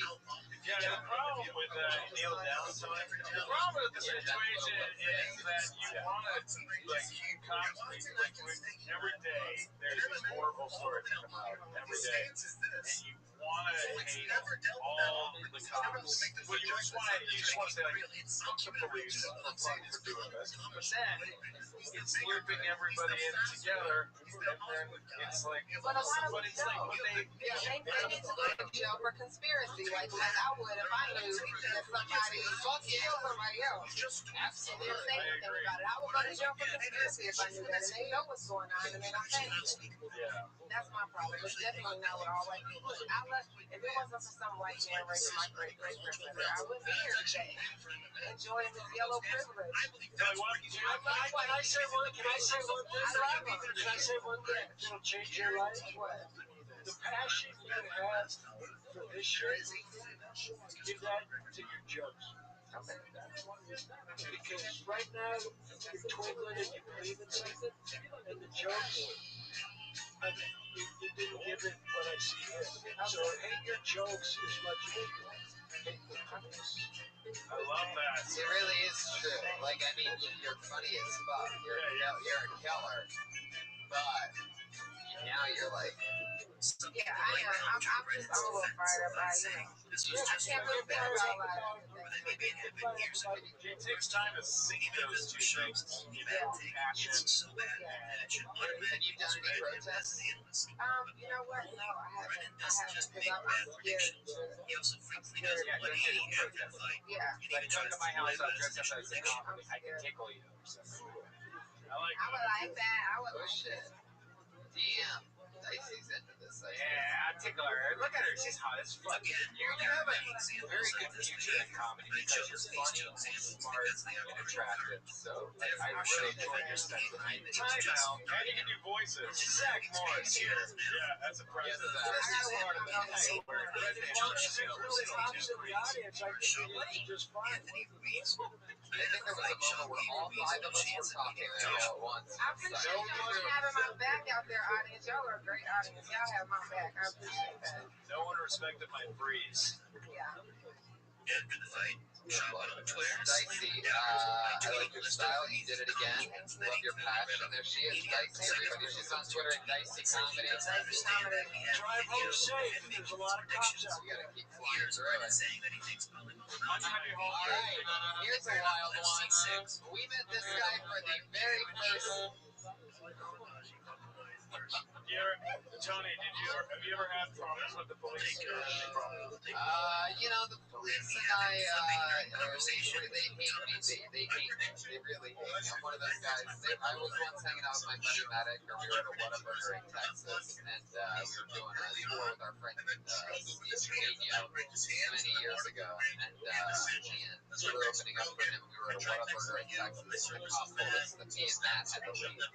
And our old friend, the headliner of the weekend, Steve Trevino, who's from Texas, was excited for us to have our first Whataburger, said to us, or said to the cops, why are you taking you guys out? And he didn't tell us, blah, blah, blah. So we ended up getting in some trouble, this and that, when we left. And the next day, we found out that Steve was friends with the head of the chief of police, and he put him on the phone. And basically, the chief of police was on the speakerphone, and me and Matt were in the car with Steve Trevino of that little Texas city that we were in. And he goes, Steve, I don't know what kind of people you're hanging out with, but that cop told me that you were hanging out with a couple of faggots at a Whataburger. We had to get them out of here. Steve, our guys are just trying to keep everything, straight and narrow. And we are in the car, and I'm not kidding. Me and my good friend Matt Edgar almost died of laughter. Like, I felt like a stroke. I felt this, whatever that is, like carotid artery or whatever in your fucking neck. I felt mine just pulse. But they didn't kill you, so there's Yeah, it's true. They just thought we were quoting a couple of faggots. I pulled another name out of the bucket. This is an interesting one. We met this guy a week ago. His delivery was slow. He has an interesting style to him, so we invited him back here. Guys, get up for Andrew Clements, everybody. There he is. This was during the period where Gunn was at the peak of his hype. He had just turned Alistair Overeem into a horse meat fast dispenser, and the UFC was measuring his punching power for escorts. As I mentioned earlier, Brendan's shtick when predicting fights is to say the stupidest and most outlandish thing you can think of. So, of course, he picked Gunn to win. Oppose him, I would just stay back. Brian's opinion the entire time. Sex pride. It would be a hard transition, since long day, condoms to keep you away from the water, sand traps, shaft plan for control of club day. I mean, nobody knew I was making tigers when they came out. Now we know. I mean, I don't see how he does an interview with a straight face. He might as well just hold up to the microphone and go, vintage. But I can understand his addiction. Pussy is a hell of a drug, especially when you grow up fucking country club. This isn't a fool by any means. Brian is actually a surprisingly good MMA analyst, far better than Chuck is.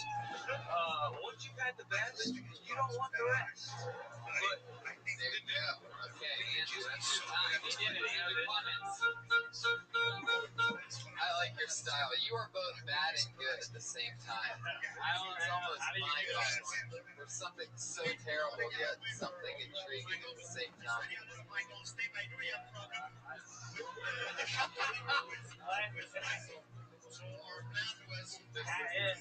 Yeah, that's me. Tony, I guess so.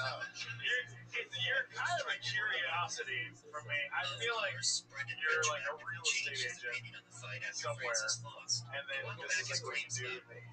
Is that like a thing, or what do you do for work? I feel like you're a drug dealer then, am I right? Yeah, what do you do for a job? What do you do for a job? I'm a Uber driver. Drug dealer. Nailed it. I do that from time to time. I've been a mystery shopper. I've sold AstroTurf in malls. AstroTurf in malls? Who's buying AstroTurf? That's what I said, but they were paying me, so I sold it. How much AstroTurf? I own a golf course. How much AstroTurf did you smoke? Yeah, I sold actually a lot of AstroTurf. I really did. Most of your money is from AstroTurf sales in the mall. You do get residuals from it. So every commercial, every person I sold to, I got a percentage of. Talking about teenage professional Fortnite players. Yeah.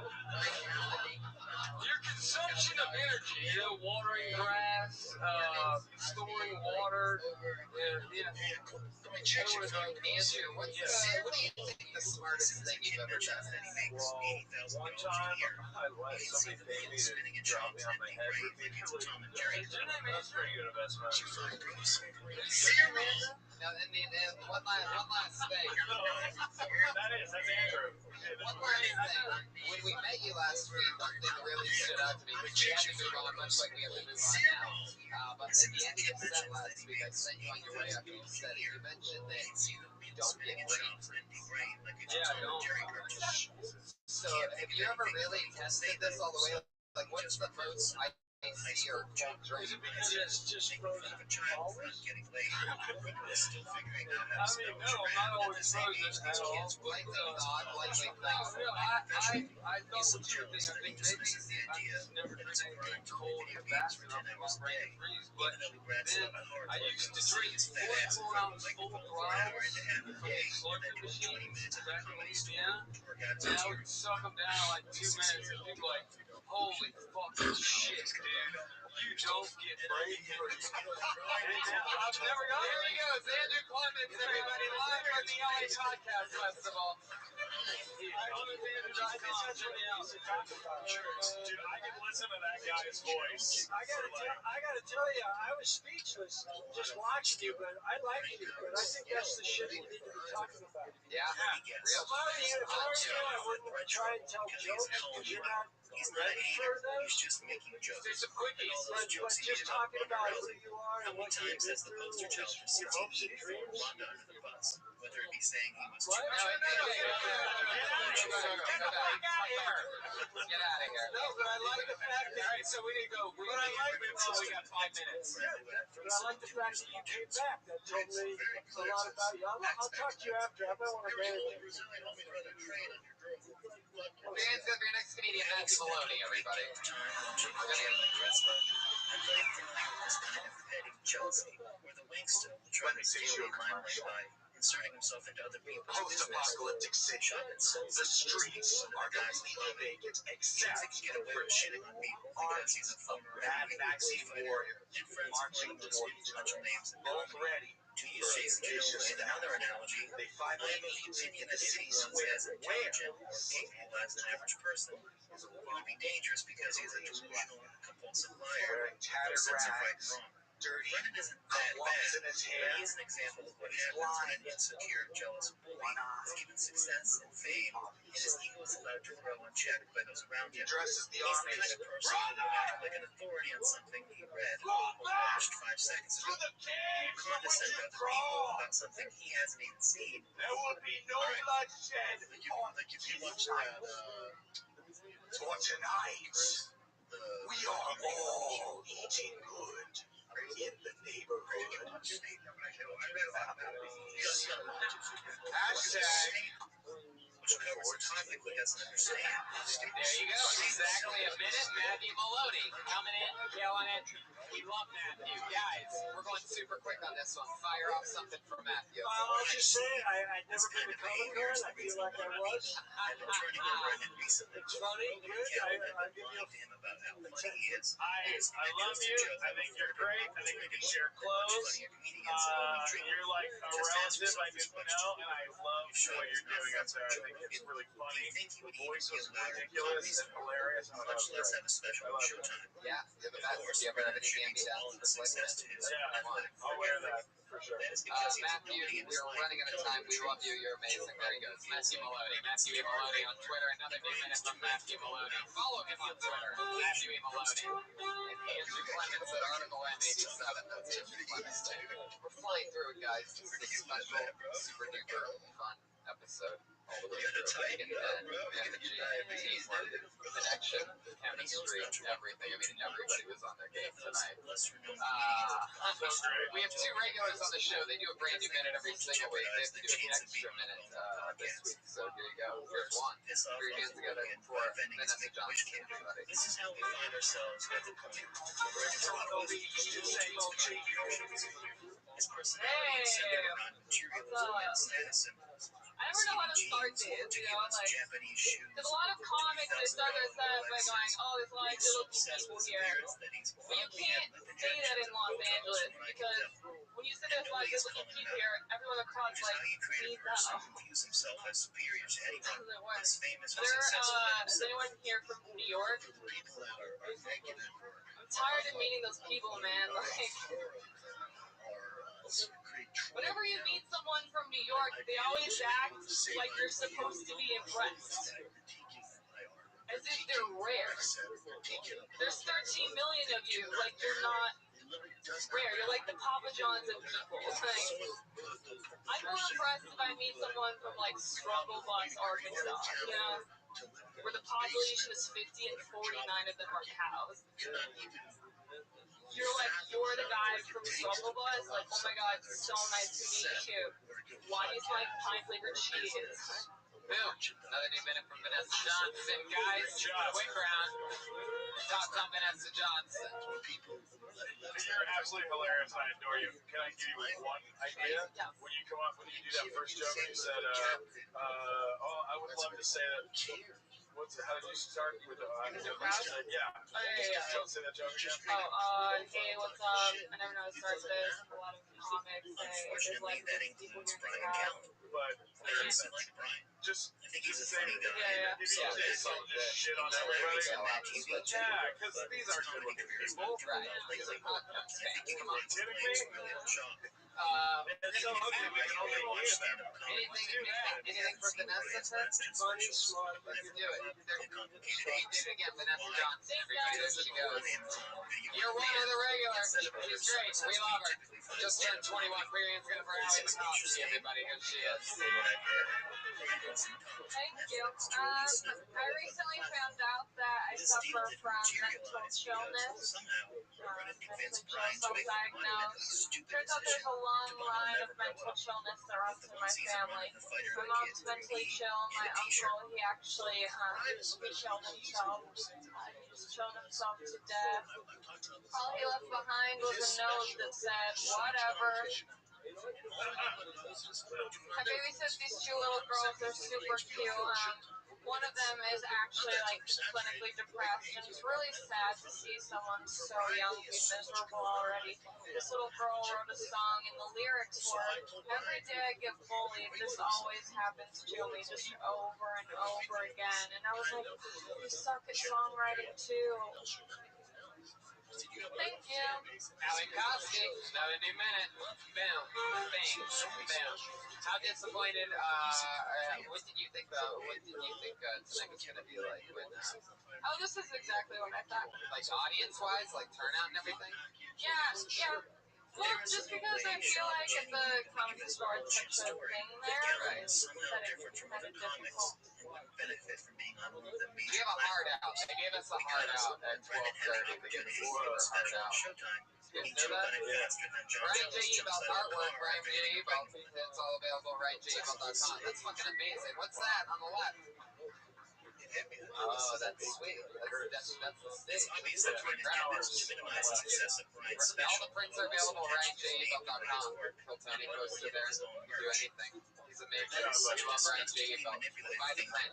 Don't be a goofball. Allie McCoskey, we love you. There she goes. Another 8 minute for Allie McCoskey. Sorry, everybody, that went up close to the end. We ran out of time. We have a hard out because we're at a hotel right now. It's like much better than we're at a hotel in Beverly Hills because we can podcast. Special on Showtime and several TV Well, gigs. podcast rules. Kurt Fox. I cannot thank you guys enough for coming and guesting on the show. He's become increasingly disrespectful. Fox is on Twitter, Craig Fox. We love everything he does. Fun stuff. Blakeman Storks is coming out. Storks is out right now in theaters. It's out. Go to your movie theaters, go watch it. I'm gonna go see it tomorrow. I'm gonna go see the new Storks movie. Ryan Redman, let's go see it right now. Tony Hinchcliffe, thank you. Good night. Jeremiah Watkins. Jeremiah stand up on social media. Joel Jimenez. I'm mostly sorry. Amazing. Josh Martin, Comic, Jamie Vernon, everybody, comedians, thank you so much for coming out. Audience members that did come here for this, I mean, wow, you made fucking history. You'll always be able to say you're one of those 7 people. Yeah. So, wow. Thank you so much. Good night, everybody. Thank you. If you have plan B, you're going to get really injured. The consequences are so dramatic, like, just don't do it. Just look at the frustration on Brian's face. It tells you everything you need to know. They've even had one pretty substantial blowout that, of course, stemmed from Brennan belittling Brian, calling him a liar. On any fight I've ever been in, I've been way more fights than you.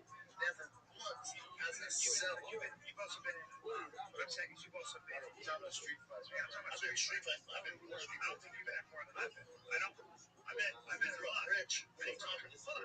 But don't tell me that because you don't know what the fuck you're talking about. You've been in more fights than me. I've been in as many fights as you've been in. In the street? I know you, dude. You don't fight. I know you. Don't tell me that. Oh my God. Wait. Why? You don't know me. You don't know how I grew up. Yeah, I fought plenty in high school and in college. Okay, you're some badass. I'm not. You're some badass. Why are you saying that? Why are you saying I'm a badass? Why are you doing that? You're being insulting. I'm not being insulting. I just called you badass. No, you're not. You're being condescending. What you're saying. You're going, oh, you grew up rich, never fought. Don't say that. You don't know me. I'm making up stories. You make up a lot of stories. I make up a lot of stories. So I'm a liar.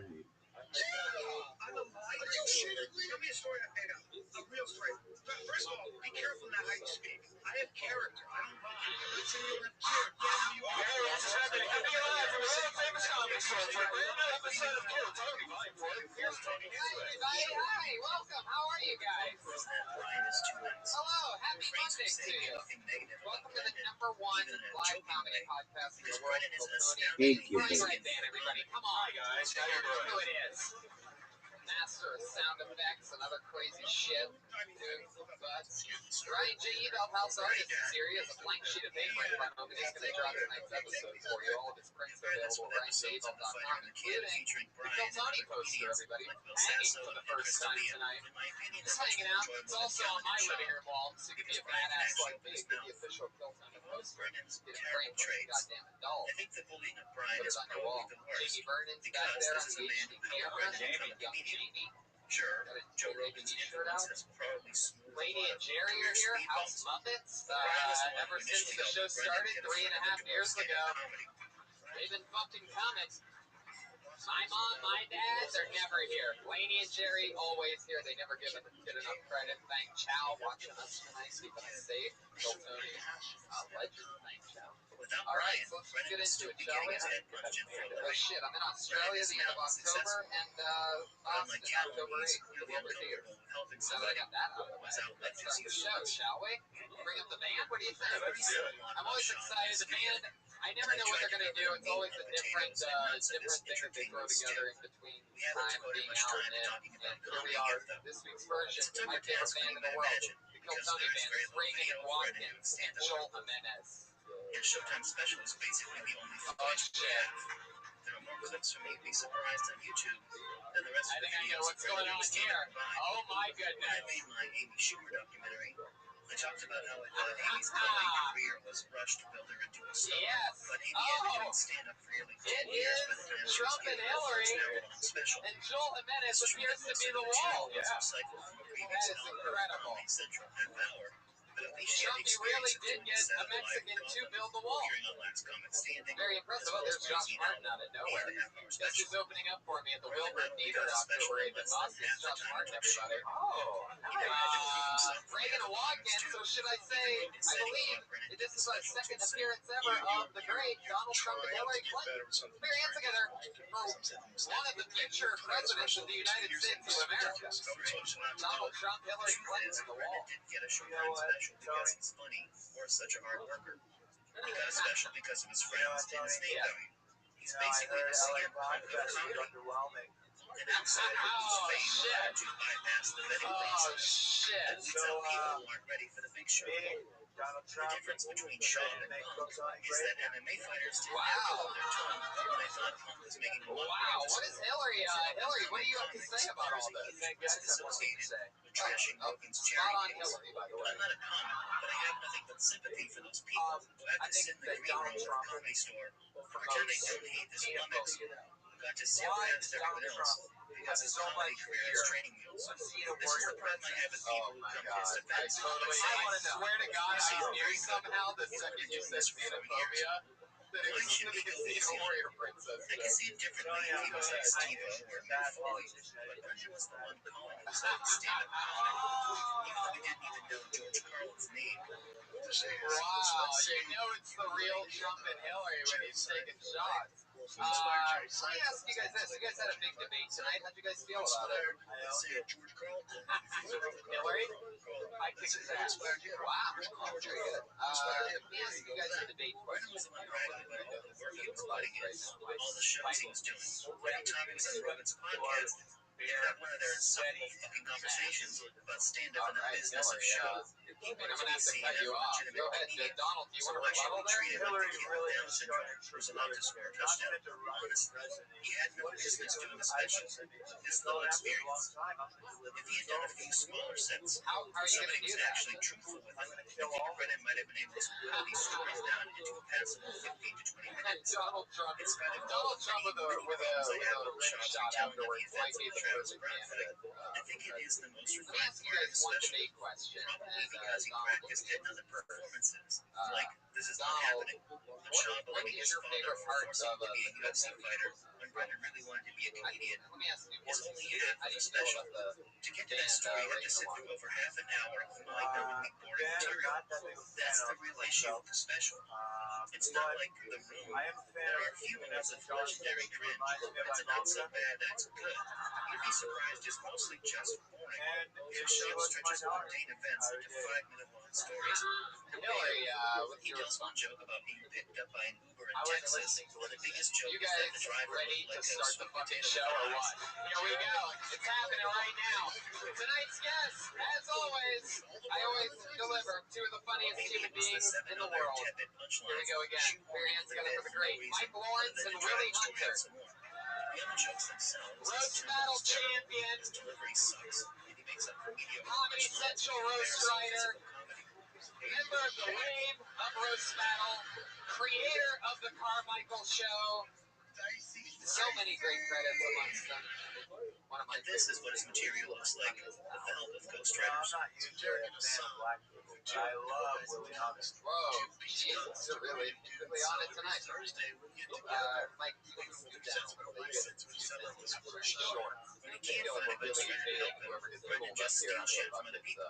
In one of the threads on the Fighter and the Yeah, I Kids know. subreddit, I someone know. described Brendan's I personality as an underwhelming Frankenstein. that And I think that is a perfect description. looks like He's always stealing something from his funny friends. Joe Rogan's laugh.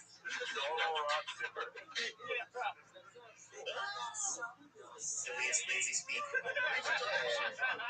Get much better Rod Stewart than a Hillary Clinton, I'll tell you that. That's what I've been telling Jared all along.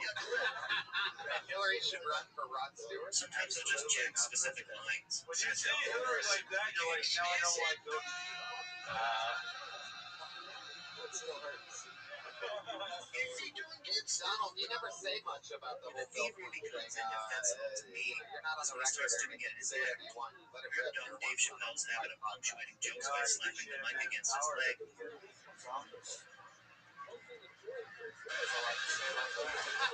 He stole the I would one just bit love from like Eddie game Murphy. characters that just piece of shit out of a Mexican audience halfway through the show. Get ready for the second act. Well, I'm glad Trump and Hillary are here. How you guys doing? Willie, Mike, like good? Excited? Yeah, the drummer dressed to be very exciting. You fucking idiots. That was a good fucking joke. All right. Hey, it's the wall. They just couldn't see him.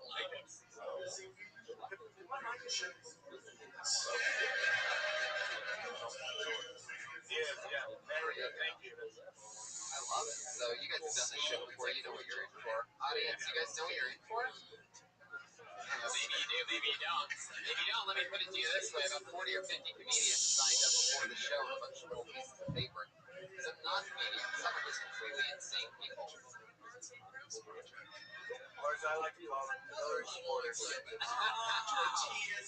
Some of them are really funny comedians. So they come from all different places. Comedians, you guys know how it works. You get 60 seconds to do your kind of Let's thing. still think the Cardinal sin the shop committed was a story he Come told on, about the kid, giant you be a Asian little bit doctor who louder than fixes that. them after the loss of his friend.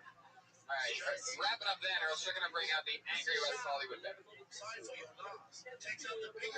What?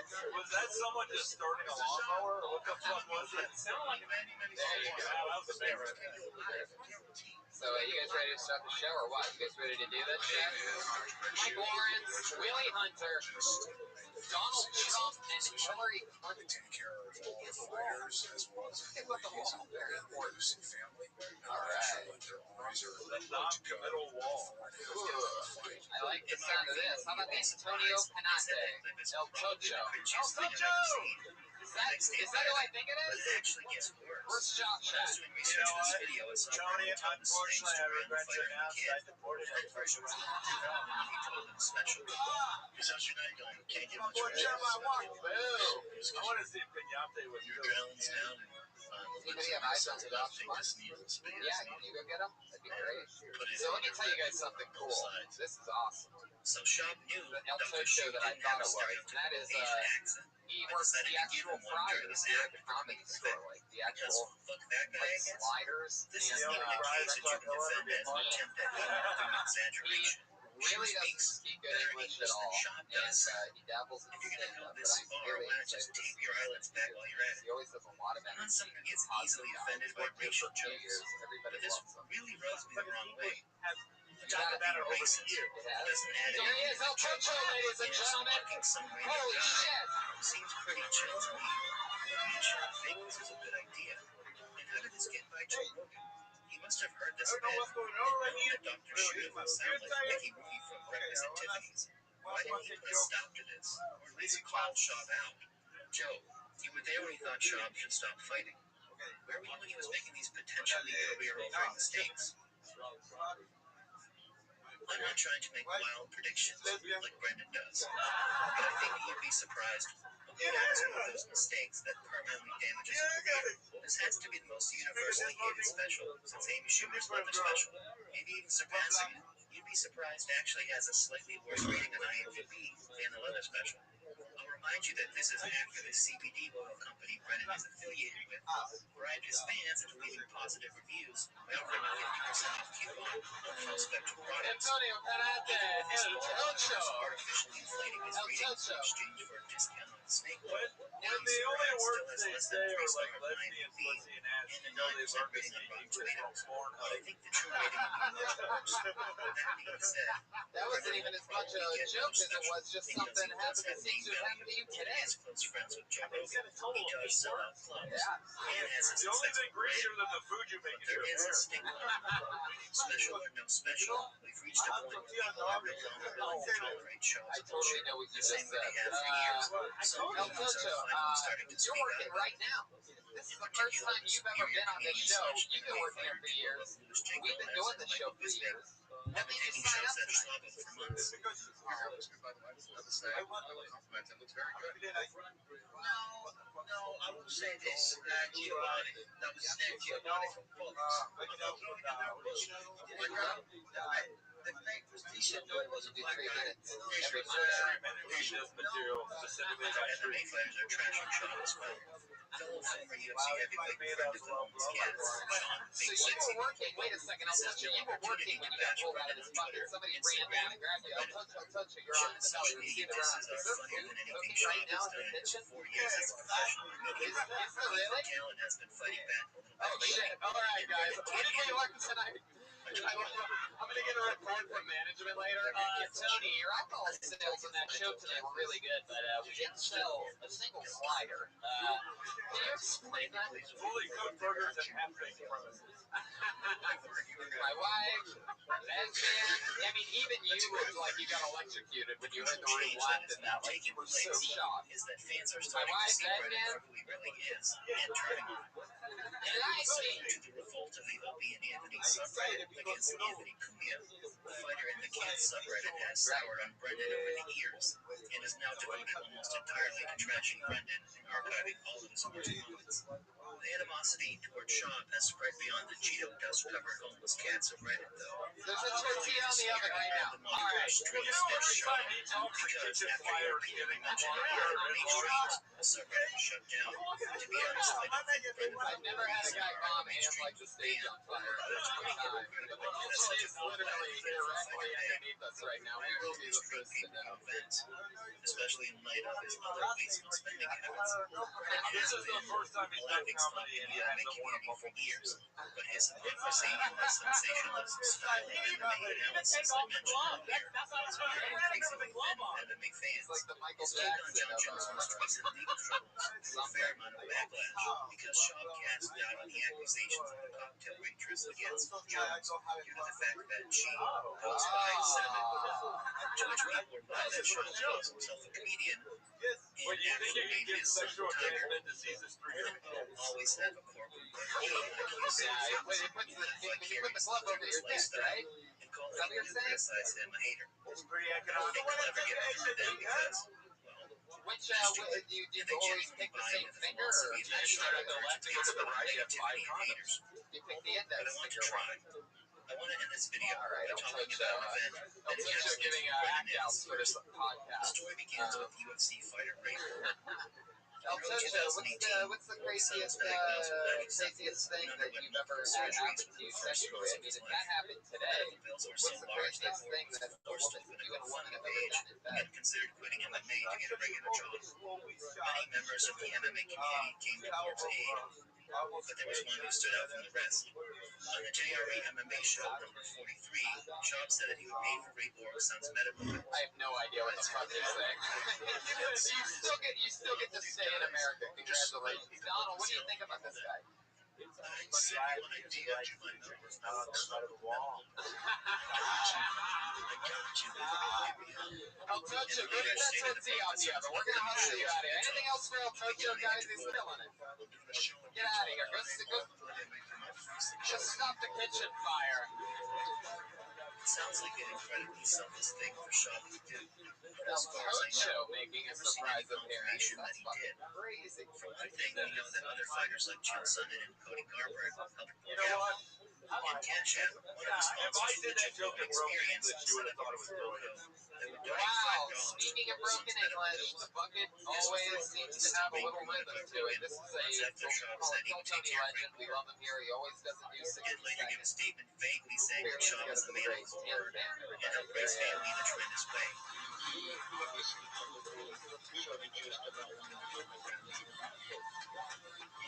He abided by his word. That he would I'm not socially retired. help my family out. And neither of us care about making it known. But that is a lot different than saying, yes, he covered my son's medical bills. To be fair to Schaub, donating any amount of money to pay for an infant's medical bills is a good thing. I'm not taking away from that act. It just leaves a bad taste in my mouth that Schaub continues to say that he took care of Ray Borg's son's medical bills, when we know he wasn't the only one donating. He wasn't even the only MMA fighter, but he was the only one bragging about it on multiple podcasts.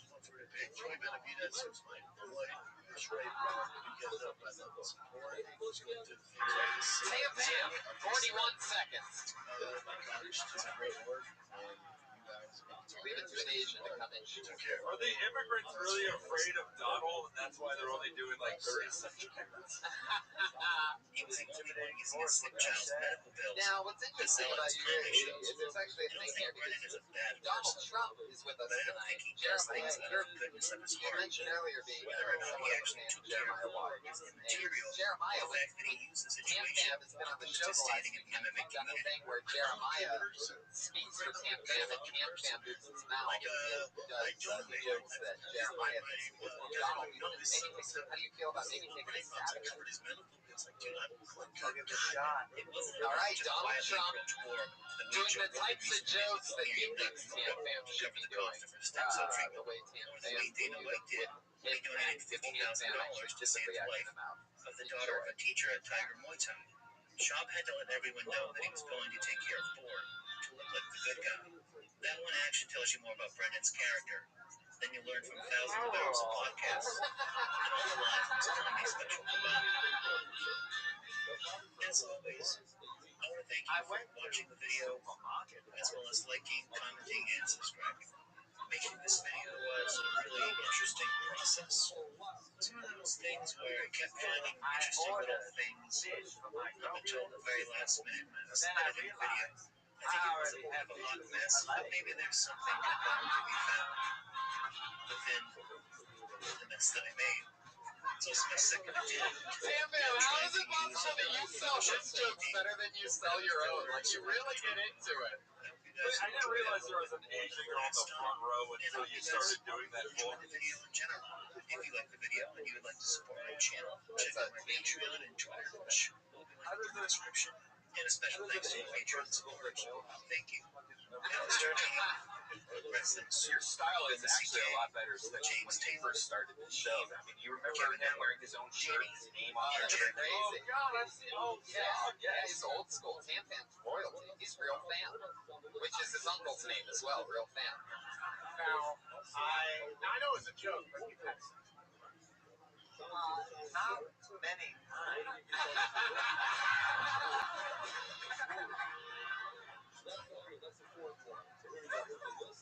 Oh my God, it's so great. It's the greatest thing in all of comedy. Still less racist than what Jeff Dunham does.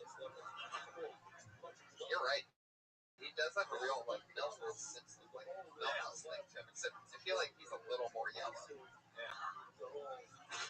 Should have said Tam Tam's a little more yellow. Probably better thing. said Tam Tam. It is true. I used to wear my twiddle handle on my shirt, but now I have a handle on fashion.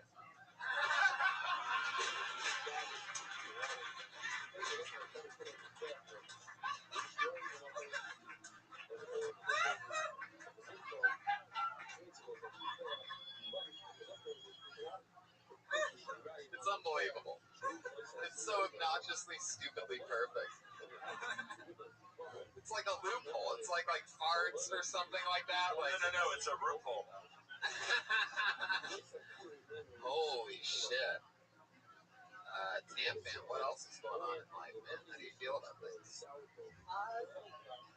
Okay. I guess I should probably answer.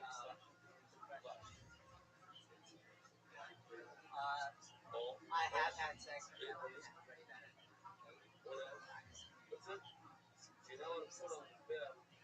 Oh. Did you hear all those girls out there, Tam Fam? They're like, I'll only fuck you if Jeremiah does the voice the entire time.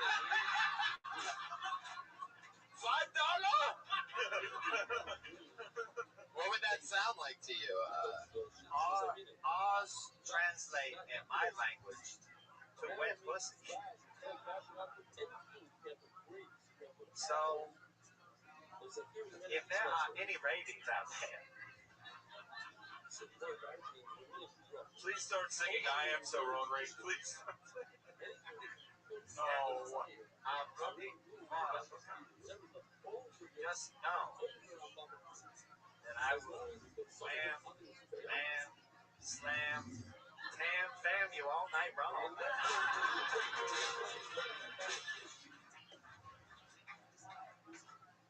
How does a comedy show have better dubbing than any kung fu flick I've ever seen in my life? That is really incredible. Tam Fam, you have a knack for that. Do you, how are you so good at knowing what... It's incredible. So... How much have you paid for a Jackie Chan show? I like Jackie Chan. I'm going to let that joke die as it should. A most honorable death. You just listen to this podcast and you don't watch the video version. I feel so terrible for you. You right there, people, and you right there are the smartest people in the world. Audio people are just like, what the fuck are they laughing at right now? No idea. Tam Fam, move those fucking lips. What are you doing for work? Extra. Like what? Anything cool? Just newspaper. Extra, extra. Read all about it.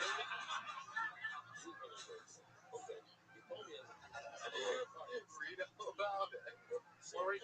You're gonna say Judge Judy? That's what you're gonna say? Training day. What did you do? What was that like? It was a role that I have prepared for so many years, but still heavily disappoint my father.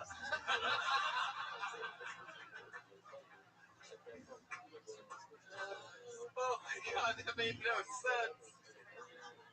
I love that. Oh my god. Tam Fam, anything else going on in life? I mean, you're killing it. You getting a lot of stage time?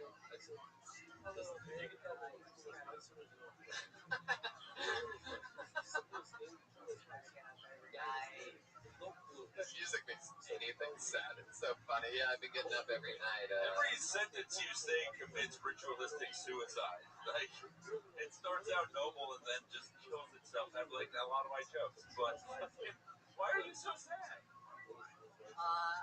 Like I said before, I get no pussy, my friends. Pussy in my culture is a key to happiness. I think it's everywhere.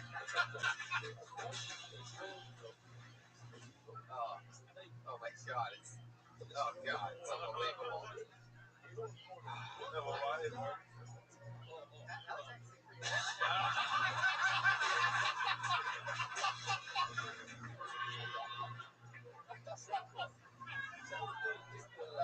I'm dying. I can't even fucking, wow.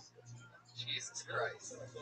All right. Well, maybe we should move on. Tam Fam, any clues? I mean, well, you know what? Actually, let's talk a little bit. What next said ethnicity? This is just like the most depressing version of Street Fighter, this show so far. It's a special super racial edition of, anything else, Tam Fam? What's the closest you come to fucking a chick? There's nobody, there's no other pedestrians on the set of Training Day?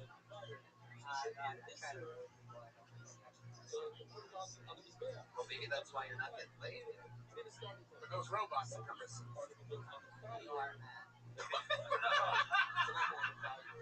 You didn't realize that was going to be the most hopeful part of it. Yeah, man, virtual reality is coming. You're totally gonna get laid.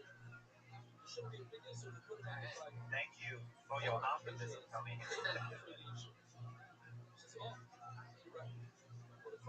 I wonder sometimes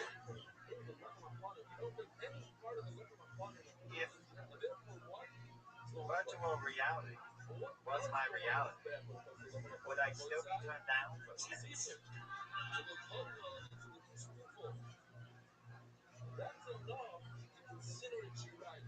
But then I think they would give you something. Tam Fam, we absolutely love you here. This episode's gonna be the one that gets you laid. I know it. This is the one. You can all say you were at the episode that got Tam Fam laid. Some crazy little Twitter chick's gonna come here. And you are that crazy of a girl and you're listening.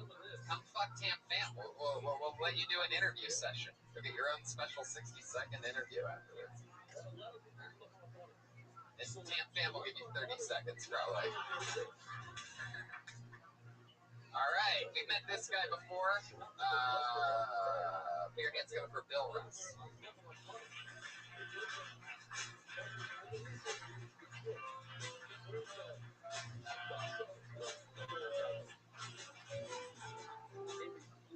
My niece and nephew are starting to become teenagers now, and they're starting to talk about hip-hop slang language.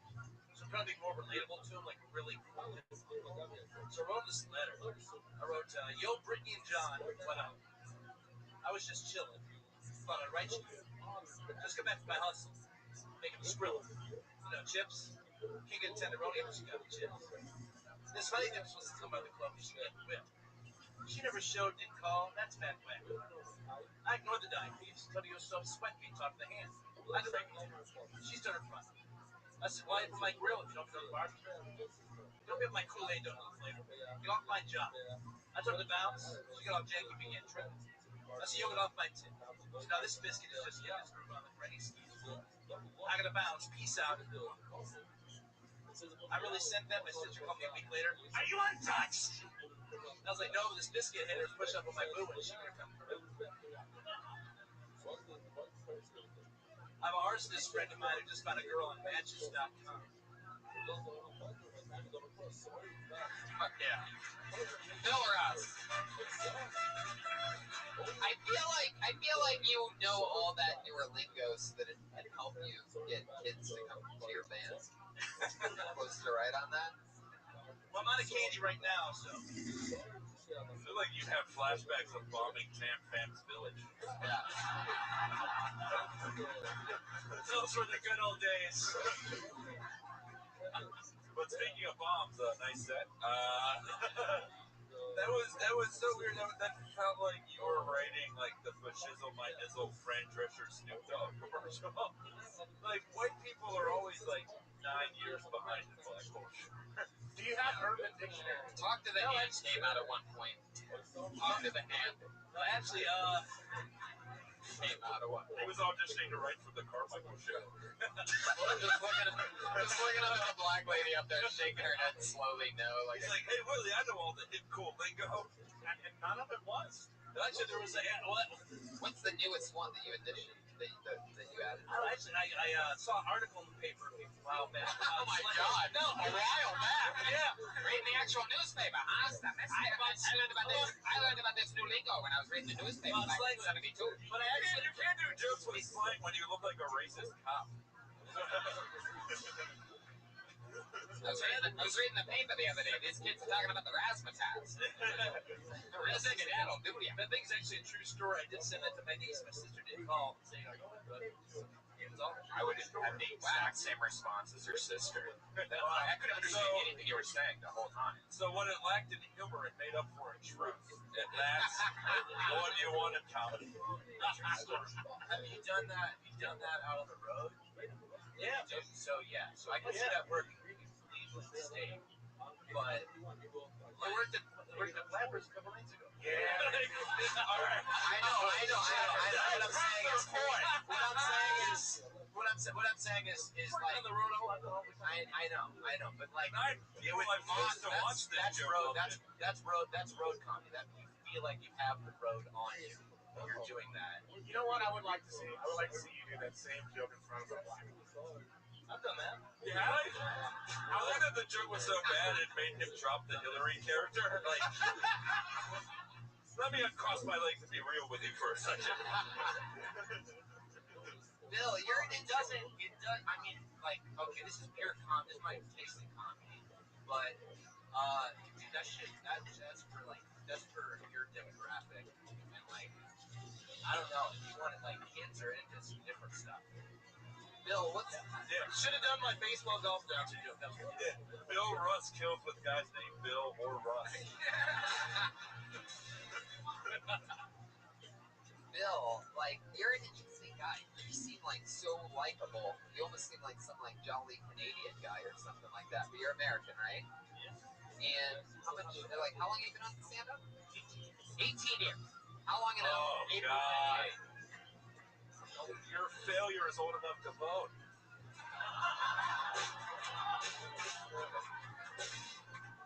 For one of these candidates. Oh, fuck, man. Holy shit. That was amazing. All I can say is, wow, Michael. Wow. Yeah, very impressive. I was having a conversation with Eric Myers, who's done it for 16 years, and he said he moved to LA 4 years ago. When he moved to LA, all his jokes had the road on them. People would just kind of stare at him because do you understand what like the music of the language is like super hokey? Phil, what's the riskiest thing that you talk about? Let's get right into it. How old are you? 51. You ever been married? No kids. Craziest thing you've ever done? Commit to stand-up for 18 years.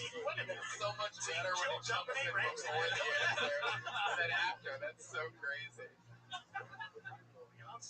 That's like evolved French from Let's see. What's the biggest accomplishment you had? or any. Besides being judged by us. Tell us about your real life. For Brad Garrett in the 600 Theater.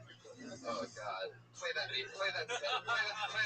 Where's that sad music? I really hope that biscuit joke, Raven. I need this to back us up. Yeah, When did that happen? About 4 years ago. Okay. all right, Bill, stick with me over here. Yeah, I'm with you, Tony. Forget Brad Garrett for a second. Tell me shit that's interesting about your life, like things that you've done in 51 years. You ever win a yo-yo championship or a pumpkin carving contest or radio something? Or Worked radio for 10 years. I was on ABC's America's Funniest People years ago. Won $2,000, $18.60 after taxes. What'd you do on that? I did impressions. What'd you do impressions of? That was long. I know, dude. That's not the Casey Flip from Cheers, Reverend Jim and Louie from Taxi, Archie from All the Family. Oh my God! You know, you just read lost lyrics from Weed and Start the Fire. Do you do any impressions of anybody modern? When we just go as myself and then walks down the staircase slowly. Oh, that's so sad. We all actually pictured that for a second. But All right. Casey Kasem's doing Homer Simpson, and You can't just keep saying Casey Kasem. We're not going to save you on this one. We're not going to go there. Why did you get it? I used to, when I was a kid, watch Johnny Carson, watch all the comedians all the time. That's what did it?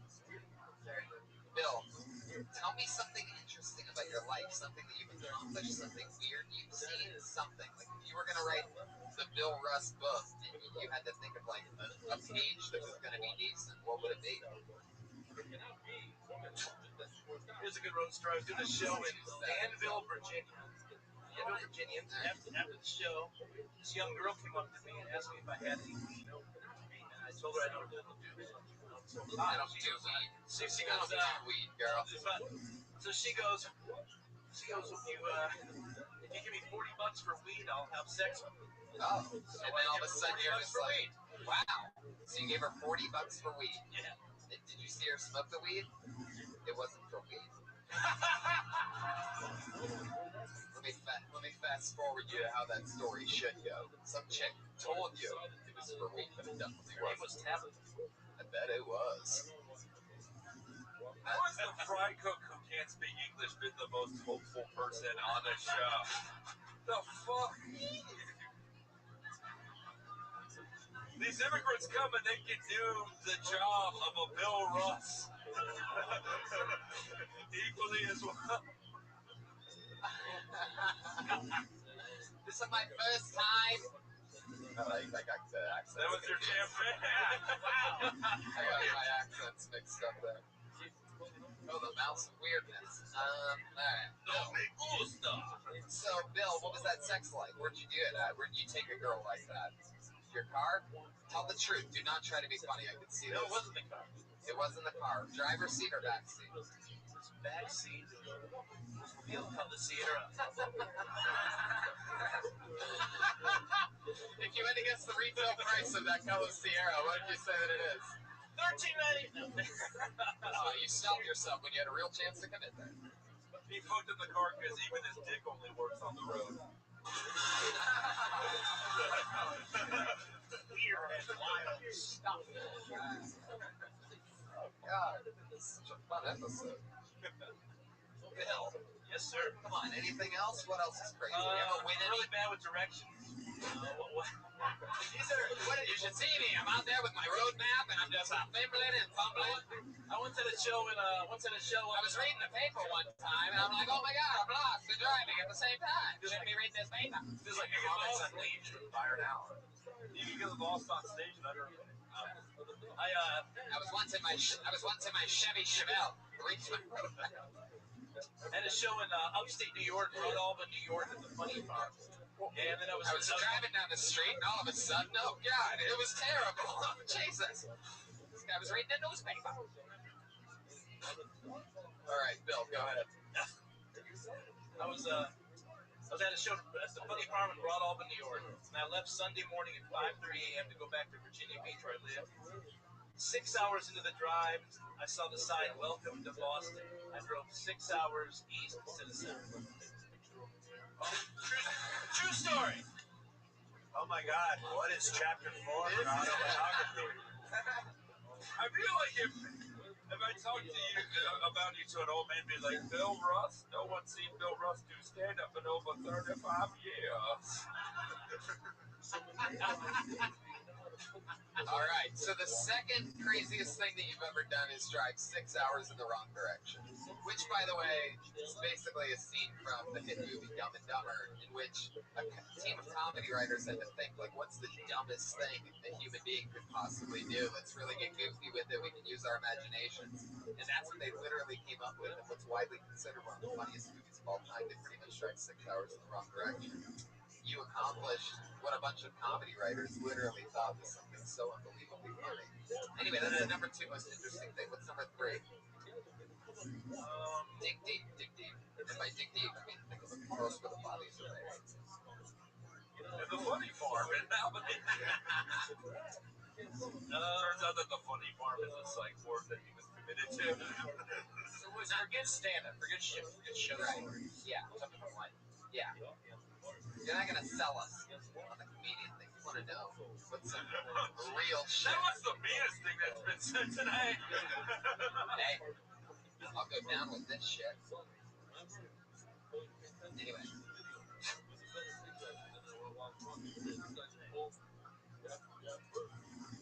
Wow, it's a crazy episode. Huh? What do you got, Bill? I interned at a radio station. I was younger. Why are these all like rinky-dink show business stories? Anything happen to you when you were 30 I once did a burger show on the Titanic. That's a good story. I'd listen to that. Bill, you have a girlfriend lately? Anything like that? No. You into guys? You gay? No. No. What do you do to pass time? My dog. What? Dog park. My dog's one that had the broken leg.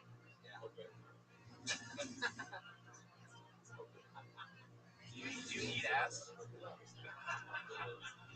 Every person that's been up here has been a sad independent film. Like, this is so... I want to see who's next. Bill, I feel like Philip Seymour Hoffman could have gotten an Oscar for playing you in a movie. we have your dog on the line. So, Bill, how long have you had your dog for? Creepiest thing you've ever let it lick off of your penis? Well, he doesn't like peanut butter toast. Bill, anything else, man? What are you performing next? I've written a serial killer letter. You wrote what? Serial killer letter? I had a neighbor who had a dog who was barking all morning, from early morning till late at night. I took the magazines and put serial killer letters. I put two mindless, barking dog and noise maker. If I'm getting a pet rock, I will be watching you. I taped it to their door. Never happened. True story. Yeah, that's because you're a creepy motherfucker. Yeah, I'd be terrified of the 51-year-old road comic who has no family. That would be... And that's a lot of magazines, too. Yeah, and nothing to live for. And out of all the things, I mean, you don't really, that's incredible that there wasn't any more barking. You didn't really, explain exactly what it was. Say it again. What did it say? You cut out each independent Yeah, letter. they said two mindless, barking dog, a noise neighbor. Try getting a pet rock. I will be watching you. It never happened again after I did this. All right, I'm pretty sure we're all accessories to a crime now. Bill, I like your style, man. I think it's time we kill Bill. No part two. Bill, Paranoid scene. Bill, we're gonna see you again soon, buddy. Best of luck. Go take chances. Sorry, Do just something 20 crazy. tonight, Tony. Oh, Jesus, Bill. Don't make it sadder than it already is. I'm about to cry over here. In the meantime, you can catch him performing anywhere that's voting for Trump. What do you think about that? I'm even offended by that comment. All right, let's get into it. This bucket's a crazy one tonight. This might be a new name. I don't know. We'll see. Put your hands together for Chris Sanders.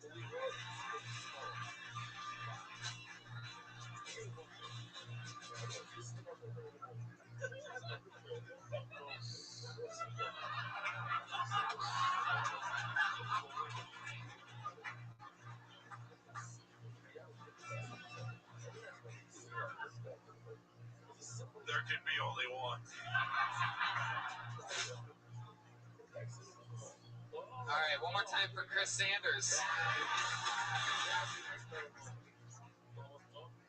So, I used to live in Beverly Hills as a homeless person. I actually used to live behind my job. Grass. 5 a.m. I'd wake up, the sprinklers would turn on, and I'd go into work early. After a year of doing this, I actually got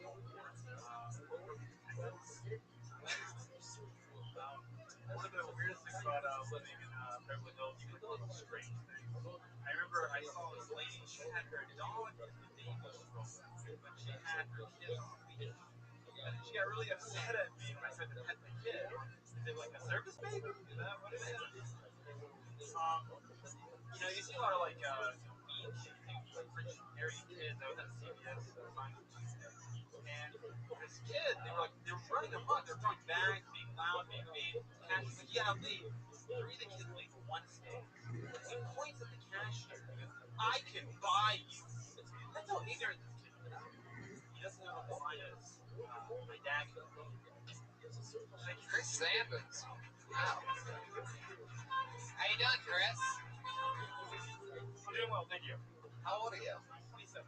How long have you been on stand-up? I'd say Tell the truth. Tell the truth. consistently for about a year and a half. Donald? I think the question is, how long is she going to stand it for Willie Hunter? Wow, have you two ever seen each other before? I saw you once.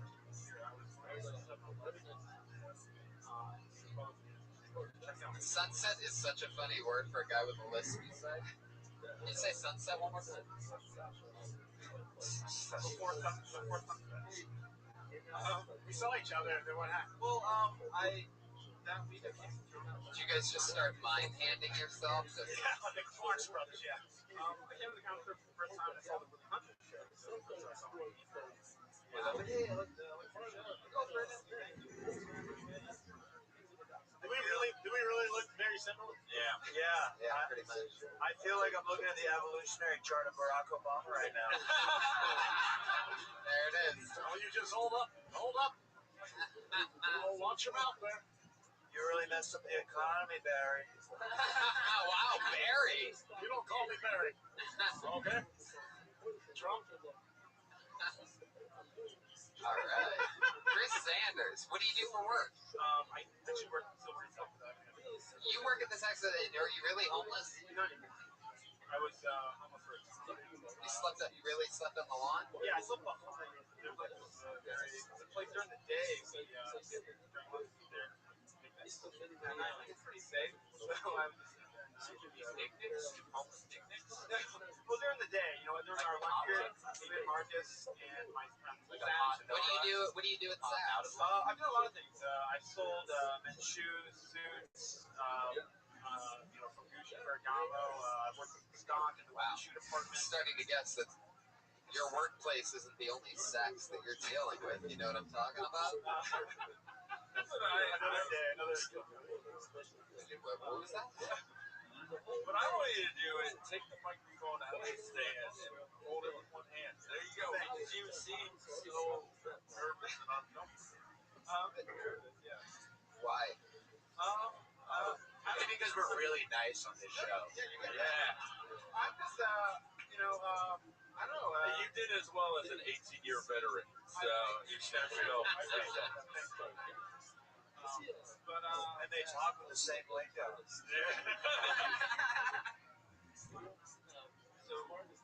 Where are you from?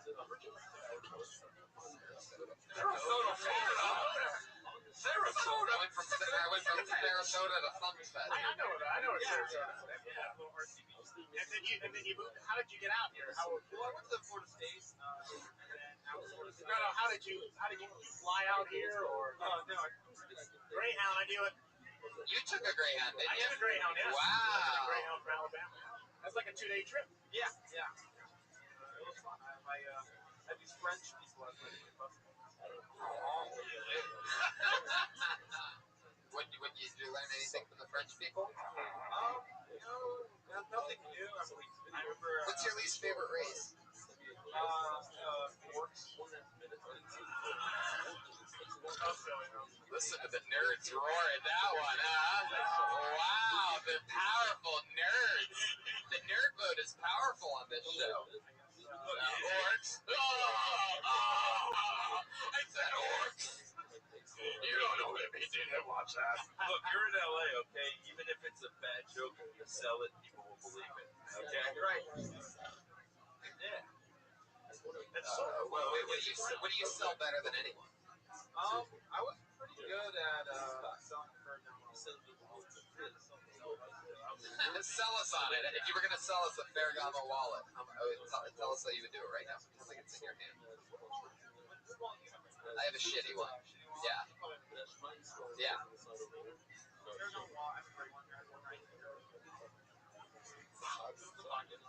Is this actually one? But then I would. Please, hold up! Please! Okay. It's number Yeah. one. Oh, so that's how you do it. You literally have it sell itself. You're just like, here you go, take it. Oh, shoplifter, right here. There he goes, Scott. Oh, that's bullshit. And you returned it the next day. Yes, with the gift receipt.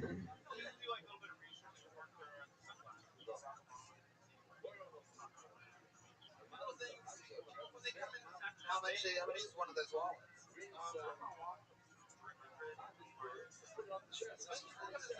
They already have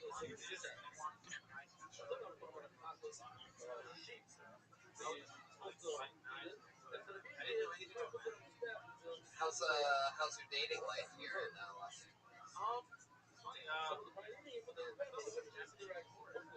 This is Nick Tam Fam. no, her name was Alan? Yowlin. He said her name is Alan.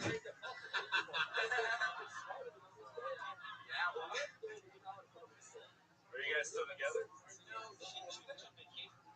So for like 2 weeks, we just kind of like, hey, it was really cool. I met her, culture, we started talking. Great, it was like something out of a movie. How long did you guys get to hang out? For about a week. She's at the Hollywood Hotel. And Is she in Dubai right now for 2 weeks, or where is she? she's back in Liverpool. You guys stay in touch? Yeah, she had to go back for graduate work in New York in July. Mid-July, she had to go back to Japan. She's like, I'm gonna come back to LA. Wow. So for a week, we hung out. Yeah. Great. What'd you guys do? You go on the way with her? Yes. Finally, somebody getting laid on this goddamn I feel like I just had sex when he said that. Yes! Imagine what you could do if you just shaved the mustache. We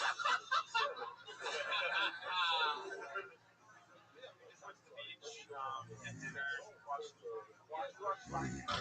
She didn't really keep it together. Man, this is like, everyone's stories are so, like, bland. Yeah, it's unbelievable. I'm just like, you guys hung out and watched Finding Dory? No, it was the beach, had dinner. But what if he fingered her while watching the movie? Pat lives an exciting life, though. Pat won't even like have sex until he's already like shot heroin, played a concert. Chris, you do anything crazy ever? Anything in your life ever stand out to you? Some fucked up shit? Ever like poop your pants and puke at the same time? Anything weird? I think the crazy thing You joined the Navy and then you quit. Yeah. Real American hero you are, Chris. Why'd you quit? I was at medical school and I just really liked it. I talked to a lot of experts about it. And they were just, you know what? You're gonna have a long life. I've been in it for a year. So he asked me a question from my life. Yeah, Pat, craziest shit. Tell me some shit. Okay, one time I got on Tinder and met up with a girl at 4 a.m. and she had just broken up with her boyfriend that same night. And she was a stripper, and she took out like a bag of drugs, and the bag had like full of a bunch of shit. We did mushrooms, and then we had sex, and then she told me about like her dad dying and her brother dying, and she like marked her brother's death like all over the walls. The walls were red. Red is really uncomfortable color for a bedroom. I still think him having the confidence to leave the Navy is a more impressive story. You know what that sounds means? You're just a white kid that did mushrooms. He was like, "Fuck you, America." Yeah. I live for me. Mike just won interruption of the night. Yeah. When you hear that song, you know. Pearl Harbor, some Japanese girl instead. Well then, the second time we hung out, she was on heroin. Did you guys spoon afterwards? Oh, you're gonna make that noise like it's not brilliant, like it's hacking? Alright, cool. I want to give you one piece of advice, which is that a lot of comics, when they start most of them. Like, I was dirt fucking poor. I still look it. But you were fucking homeless. Like, I want to see that when you're on stage. Like, being on stage should be the most comfortable you feel. You shouldn't be fucking fighting harder than any of these fucking, people that live in apartments and houses. Like, you should show that. Because it should mean something to you. Like, you left the dance, you have an interesting story. Like, you should have that fire instead. You were, like, nervous. You didn't know how to hold the microphone. It's like, there's an interesting person. Fucking, you have nothing to lose. So you should show that on stage. I will. Damn. Let it rip. Chris Sanders, come back again soon. Yeah, There he goes. Thanks for having me. What ethnicity are you? I'm Cambodian and black. Cambodian and black. All right, there he goes. Yeah. Chris Sanders. Yeah. That's pretty great. Cambodian and black. What the fuck is going on? Wait, do you know you look half Cambodian? I did not know that. Willie, what are you? Are you half Cambodian? I'm just black. Right back in. We know this young lady. We love her. Put your hands together for Lindsay Jennings, everybody. Here she is. What's up?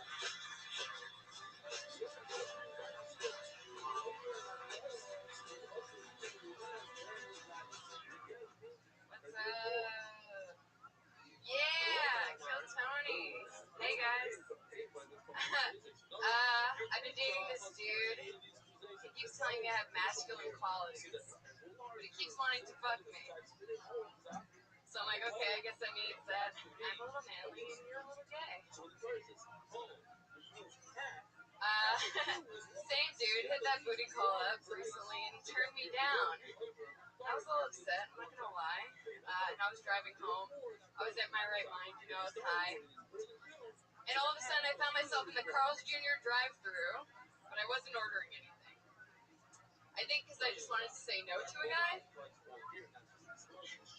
He was like, can I help you? I was like, no. That was good.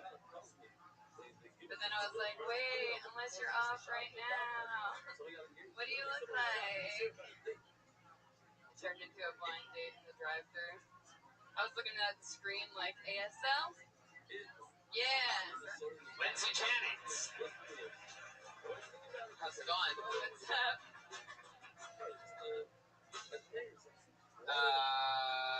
So that guy you're dating that thinks that there's masculine qualities in you, does he ever tell you specifically what he thinks they are? I don't know, he's dressed like a woman right now. I mean... I didn't know she was going to go there. Me neither. I sort of lobbed up a beach ball, so we were going to go with it. But you got to do that as a host. See where the sharks want to play. I mean, Pat does sit down when he's at urinals. That's the funniest thing. What is that, a Brody joke or something? That's like hilarious. Sits down while he pees at urinals. I noticed Lindsay told a couple of jokes directly to me. Which is interesting. Yeah, I did notice that. I'm dating this guy who tells me that I have masculine qualities. How are things going? You guys having fun? We were fighting today. Really? We were fighting right before this. Oh shit. No, but we had like a great day. We did yoga and fucking like worked out and made food, and then he fought with me over taking too much ice out of a fucking smoothie in the blender. Another one of Pat's crazy stories.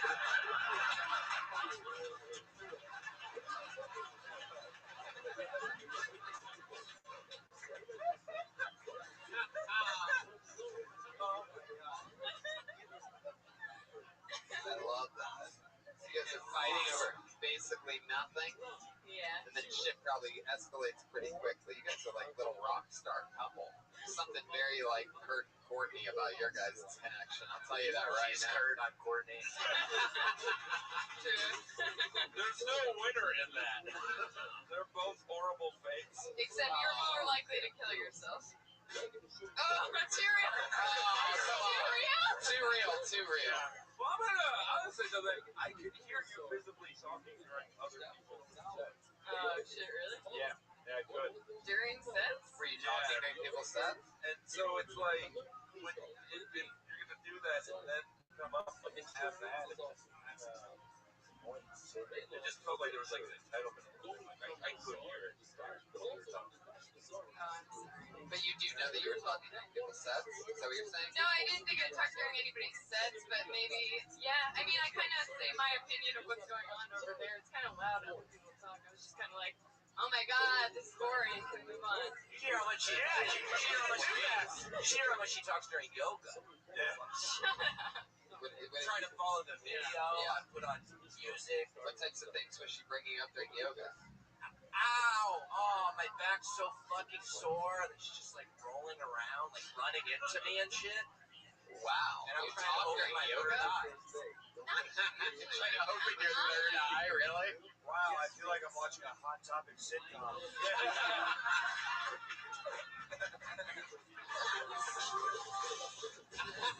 Wow, Trump. Yeah, it's every fight you see at a Fall Out Boy concert. Those are both so tone me off. Oh, man. Well, I didn't mean to talk during. I didn't talk during anybody's sets, but I'm sorry that I was thinking of it. So what were you thinking when they were up?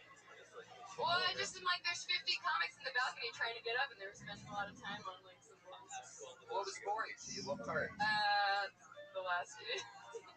Just the end of. Alright, so what happened? What happened with that threesome in Australia? Oh shit. Whoa. Wrong ethnicity there, Brian. I guess Pat wants me to tell the story about how I went to Australia. On the plane, I thought I was going to be one of the people to go to sleep, but I ended up drinking lots of wine, partying in the back, and there was like 3 dudes there, and this guy had a bunch of Xan. He told me he had 50 Xanax in his pocket, so I was like, can I have 10 of them? And he just gave them to me, so it was awesome. Got really fucked up, and then joined the Mile High Club and had a threesome with another suicide girl in the bathroom upstairs. God damn. And I can hear someone over there going, when the fuck is this going to be over? Circle of life. Wow.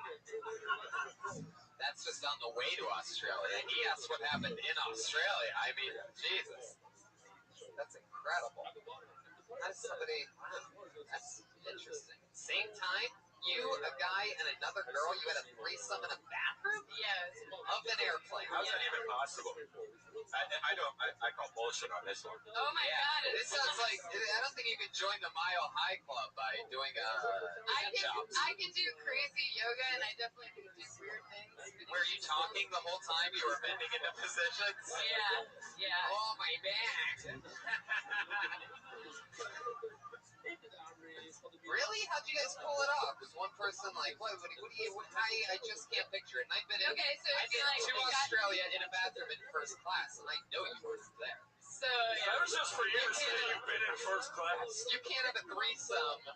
So he's sitting on the toilet. He's sitting on the toilet. I think that she needs to demonstrate on being the woman. He's sitting on the toilet. I'm here, and then the other girl is here. It's like very tight, but you know it works. I feel like that's the only thing tight about this situation.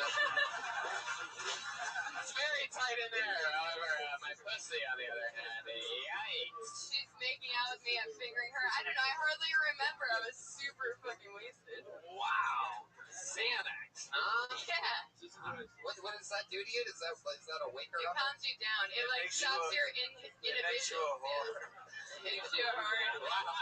It stops inhibitions? Yeah, well, it literally stops the inhibitory neurotransmitters in your brain. That's true, dude, because people who take Xanax have so much anxiety, so they can't get through their day. They have all these inhibitions, so it helps them to... I just want to say I'm really here with these two, and the ride home is going to be very interesting. I'm not coming home with you. No, it's going to be great. You guys are great. What's wrong? You're just going to put up a wall between them.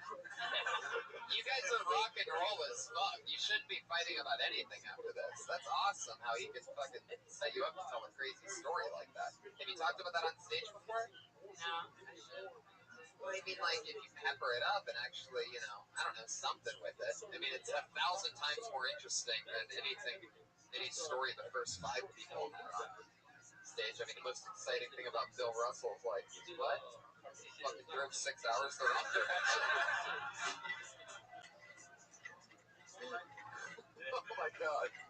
Well, if you want to know something that really stands out, I interned in radio. was that Australia thing recently? 2 years ago. You might start stripping. Whoa, wow, it's all coming out there right now. Here we go. Couples therapy. Yeah, this is interesting. Welcome to a new segment on Kill Tony called Couples Therapy with Pat Reagan and Lindsay Jennings. Yeah, I might start stripping. Is that true?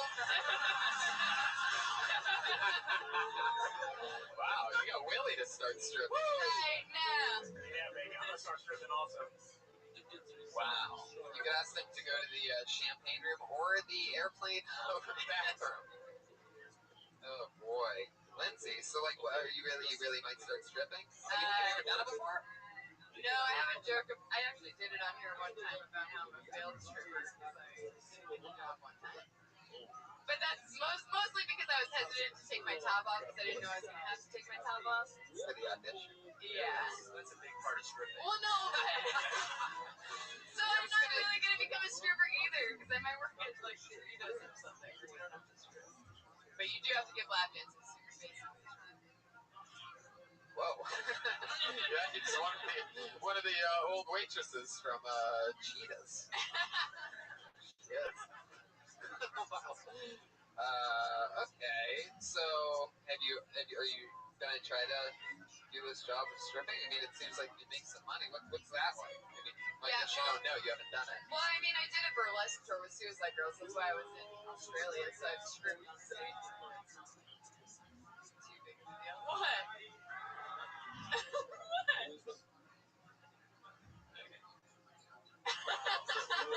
The sexual tension is potent in here. How have you been making money up until now? Okay, well, I worked at a... Whoa. What is that? That's my friend. She's got, like, the funniest laugh ever. No, so I was working at a weed... I did hair for, like, 8 years. Then I was working at a weed shop because I don't want to do hair anymore. And then I got fired for no reason via voicemail while I was in New York. So From now the weed shop. From the weed shop. Yeah, for chronically being late. Don't say that, Pat. That's not true. He was gonna fire you when you were there, but he forgot to. Shut up. Chronic tardiness. That's not really why I got fired, though, and I've been good lately. But either way, I've been making money on Snapchat for the last 3 weeks. That's what she's. Why does she always do that special laugh? What the fuck is this, like, evil temptress? What have you been doing on Snapchat? She sends. In my apartment. She sends topless photos to other guys who like, hey, can you dress up in an orange skirt? And they pay her for that? Yeah. That's awesome. Yeah. I don't sign up for this thing. This is much better than Periscope. Red band's on it. I took a screenshot last night of them sleeping. Oh, wow. Jeremiah, I'll let you get up and physically look. I can tell you need to. Yeah, you can see Pat. What's really funny is Pat's in the background. Like, Jeremiah's main podcast listeners just went full Inspector Gadget across the stage. There you go. Look at Is Pat. this, So, like, is this too far? I'm gonna need to ride home. Joel Jimenez, ladies and gentlemen. You know, it took me a while to tell which was the woman. You guys are hilarious. I love you guys. You're like the most awesome, like, rock and roll comedy store couple there is right now. Pat's not so thrilled. All right. Well, What a great compliment. You're the best couple at the comedy store. anything else for Besides Lindsay, everyone gentlemen? else who works here in seasonal depression. Willie, what do you think about Lindsay? What's going on over here? Any advice to her or her and Pat as a couple? Love each other? Mike, how about you? Trump? Donald Trump? Gosh, you break up the better. Donald Trump just won the election with that one statement. One of you might not overdose if you break up now. It's going to be interesting to figure out which one's which. No, I'm kidding. Thank you. Lindsay, you're awesome. You did it again. There she goes, Lindsay Jennings. She's on Twitter, Lindsay Jennings. I am Chris Sanders, at the Bill Russ, at Tam Comedy. Let's get into a couple regulars, and then maybe we'll go back to the bucket if we have time afterwards. We have 2 regulars, everybody. 2 young ladies that do a brand new 60 seconds every single week. This week's no different. Going up first, you know her, you love her, it's Vanessa Johnson, everybody.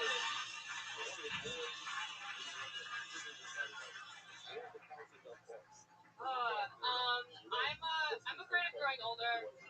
The thing I'm most afraid of is having to teach my future children who Little John is. Having to explain to him and go, well, honey, sometimes you have to get low, and then someone feeds you, and that's how accidents happen. In the club, in the bathroom, or in the coffee club. It's weird that it's illegal to use handicapped parking spaces, but it's not illegal to use handicapped bathroom stalls. Way more illegal activity has happened in a handicapped bathroom stall than has ever happened in a handicapped parking space. You thought meter maids are bad? Imagine the potty police. Fuck yeah, 57 seconds, Vanessa Johnston. What was the first thing you talked about? You called him Little John at the beginning. You literally said the words Little John, so everything you said, I feel, at least it sounded that way to me. When you said I said Little John, I said Lil John? Yeah, and I think that you lose your street cred immediately. I thought she was talking Robin Hood personally. I thought it was brave that you saw Bill Russ bomb with the exact same joke and decided to do it 45 minutes later. Gotta stop doing Bill Russ's ass. Did you watch the rest of the show? Oh well. I was watching the debate. Hey, you want to fuck Lindsay? What? Right? Jesus, Pat, you're throwing everybody under buses. There was a guy that true? that came up here and did basically a similar version of the first one. About Little John? But about like using slang. Yeah. It really worked out. Yeah. I think what it was more rooted is like looking at millennial culture and then having to explain to your children millennial culture. Because I was thinking, like, what is millennial culture? That was the first thing that came to my head. Yeah, I was once at a party, and Lil Jon was at the party, and everybody was like, holy shit, Lil Jon's here. And then he performed in the party. The place we were at was this huge country music star's super mansion in Nashville, a guy named John Rich. And big and rich, we're all aware. Yeah. And one side of this like house of blues that he has on the 3rd floor of this crazy mansion is just one big showroom, but one side of it is all windows, which you can see all of Nashville, all of downtown's down there, and the other side's walls. And he performed that fucking Windows to the Walls song, and the place went nuts. It's one of those, not really that funny, but it's just one of those stories where like we were literally everybody. You could tell everybody was like into the song, but everybody's also like, "Fuck, is those windows and walls? What the fuck is happening, man? It's all windows and all walls." While listening to the music, it was mind blowing. One of those like totally clips. But anyway, so like I don't know, with the handicap stall thing. There's sort of something there for sure. Willie, thoughts, Vanessa Johnson? No, I get what you're trying to do with this joke. The music you listen to. I don't know. I feel like Lil Jon is so late though. Like you hear that so much. Like it's like another rap.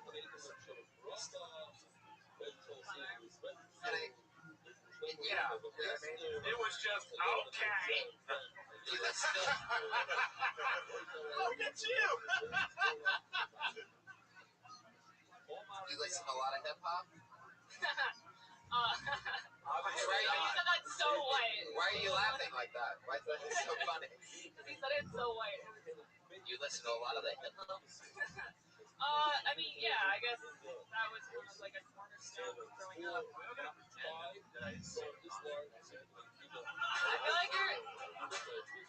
I feel like you're trying to facilitate something, and my boyfriend's black, so if there's a threesome, it's probably gonna be. No, the way I heard it.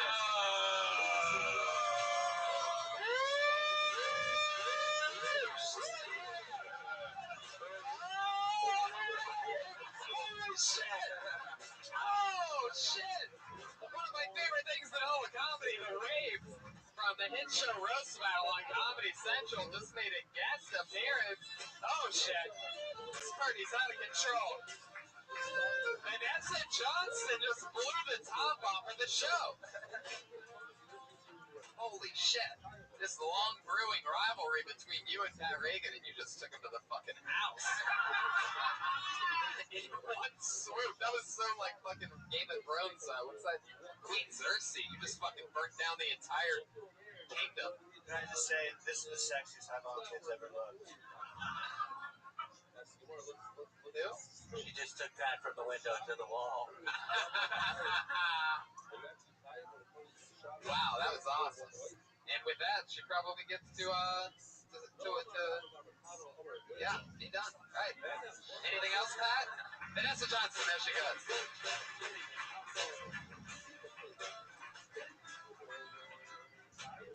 Fun episode today, huh?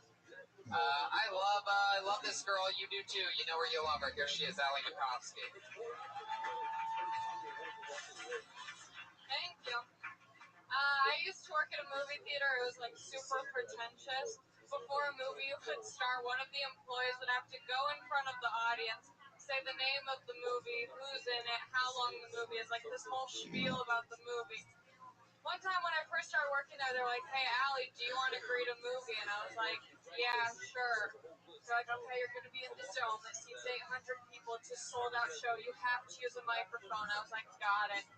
So I get up there and I'm like, "Hey, how's everyone doing?" Dead silence.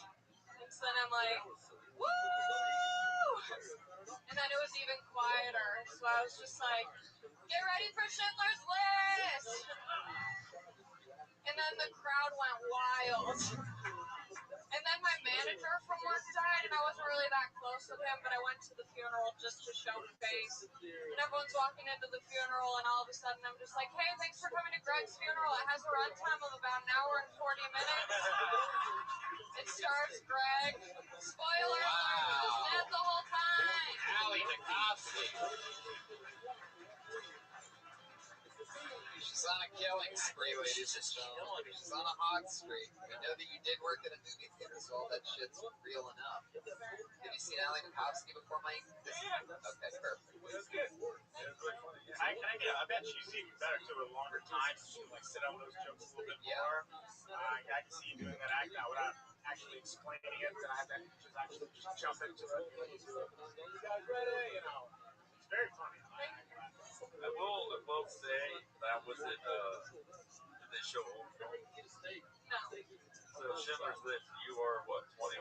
That came out in 1993. Now imagine if a whole room of Mike Lawrence's, i.e., autistic people, were watching that. I know. They would heckle the fuck out of you. Someone has mentioned it before. So you should look at movies now, find the newest depressing one. They're always making them. Yeah, what would it be right now? They re-released it in 3D recently.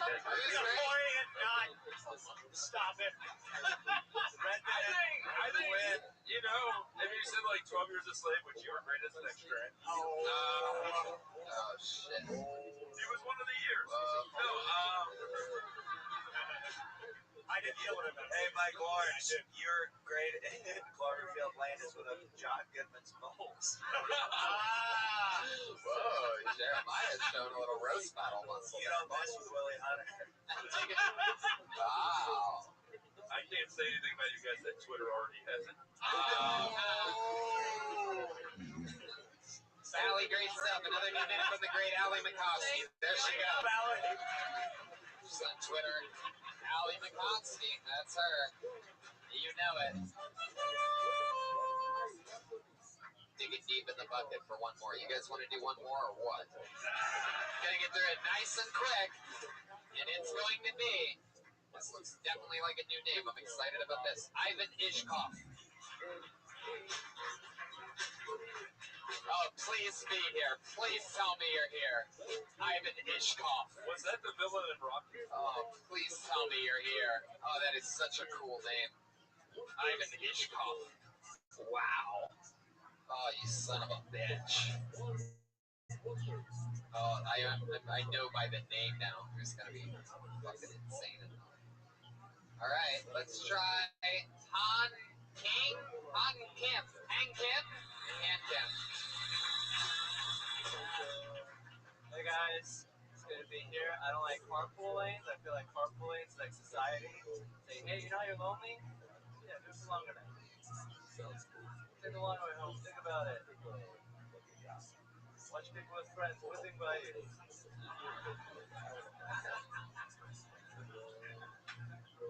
Yeah, society. This girl was like, my vagina's a 3D printer. I was like, that's not even accurate. Okay, your womb is a 3D printer. Your vagina's a tray. Schematically. It's not even a very good 3D printer. It only prints one thing with lots of errors. It takes 9 months to print, and the whole time it's printing, it's complaining. WTF, women? Alright, that's my done. Thank you. I'm going to tell you this immediately is that, you know, Thank God he was good because we ran through every Asian stereotype an hour ago. so that was amazing. How long have you been on stand-up? Where are you from? How long have you been here? Just visiting. Yeah. Then you got to go back. You're hilarious. The 3D printer joke's amazing. And what I love about it, this is going to sound a little bit racist, but you're really like, I love hearing an Asian talk, you know, sort of like, I mean, you guys are good in both, obviously, medical field and technology. And to hear you... It only became racist when you said obviously. Gran Torino. I thought it was Gran Torino too. He did It's not racist at all. It was a compliment. It was you people. Is there any chance we can convince you to move your lips and you want to say hello for a second, Tam Tam? No, not when they're good. Oh, Jesus, Mike. You know, yeah. I'm not an Uncle Chang. I love that. Sure. So, Hank Kemp, tell us something else interesting about you before you go. My name's Hans Kim. That's interesting. Very good. Well, your Hans writing is pretty fucking terrible. How about that? Piece of shit. Are you you're from Seattle and you're here for a little bit? You thinking about moving down here? Yeah, definitely. Crazy people. You're hilarious. I really hope you do. Thanks for coming on the show. We got there he goes. Hans Kim. Follow him on Twitter at Hans Kim 5. His S's look like G's. The drawing from Ryan J. Ebel, that happened while you were sitting here tonight. We love it. All his prints, holy fucking shit. That's an incredible one. Get the Kill Tony poster. Get tonight's print, whatever you want. Reagan Watkins, Josh Martin comic with me October 8th at the Wilbur Theater. Or Jeremiah Watkins. Hit me up online at Jeremiah Stand Up. Watch the Eric Andre show every Friday night at Adult Swim. Joel Jimenez is mostly sorry. We absolutely love him. Killed it tonight. Willie Hunter. I'm happy to announce that the Carmichael Show will start back up next Monday. So look for season 3. You heard it right from the co-creator's mouth. It's coming back next Sunday. Make sure you watch on NBC. The great Mike Lawrence. Thanks, man. You can see me on MikeLawrenceComedy.com. All my dates. I'm on tour. So check that out, please. Fuck yeah. Come see us. We're in Houston at the Come and Take It Festival in November. It's going to be great. That's going to be fun, going to Kill Tony there. And what else? Brea, California this weekend. Ontario next month. Australia. I'm with you at the end of October. Thank you so much, live audience. Have a great night. Thank you. Good night.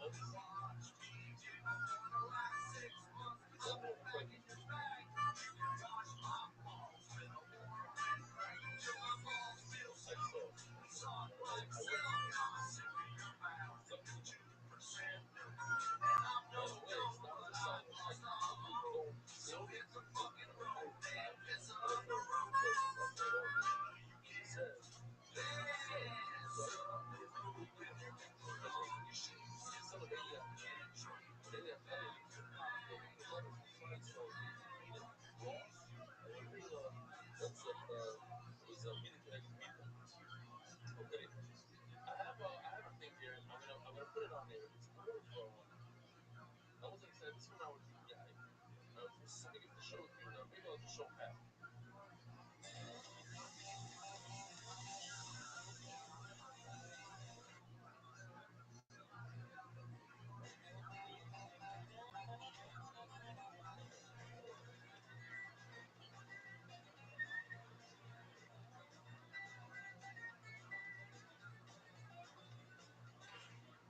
See that?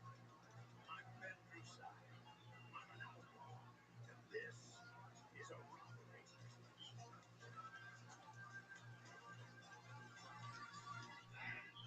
But the meat isn't ready at all. Maybe you should wait. I ain't got time.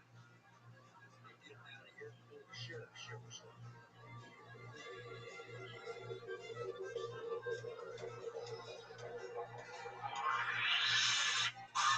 Hey, this is Redman coming to you live from the Road Famous Comedy Store Theater for a brand new episode of Kill Tony. Give it up for Tony Henson. Yeah, hello. Hi, everybody. Volume, yes. I'm here with Brian Redman, ladies and gentlemen. Hey.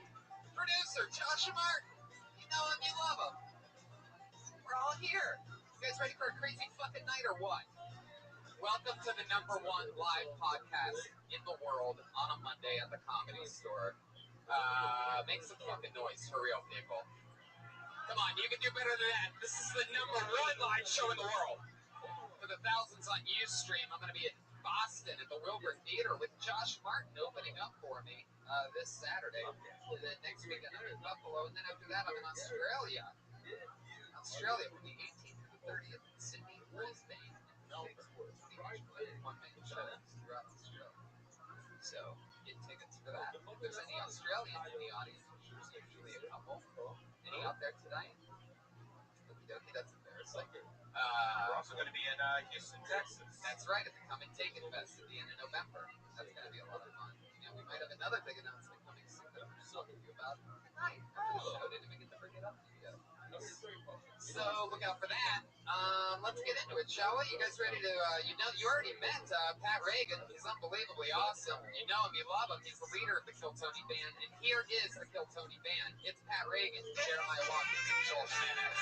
It's Kill Tony Live, featuring Pat Reagan,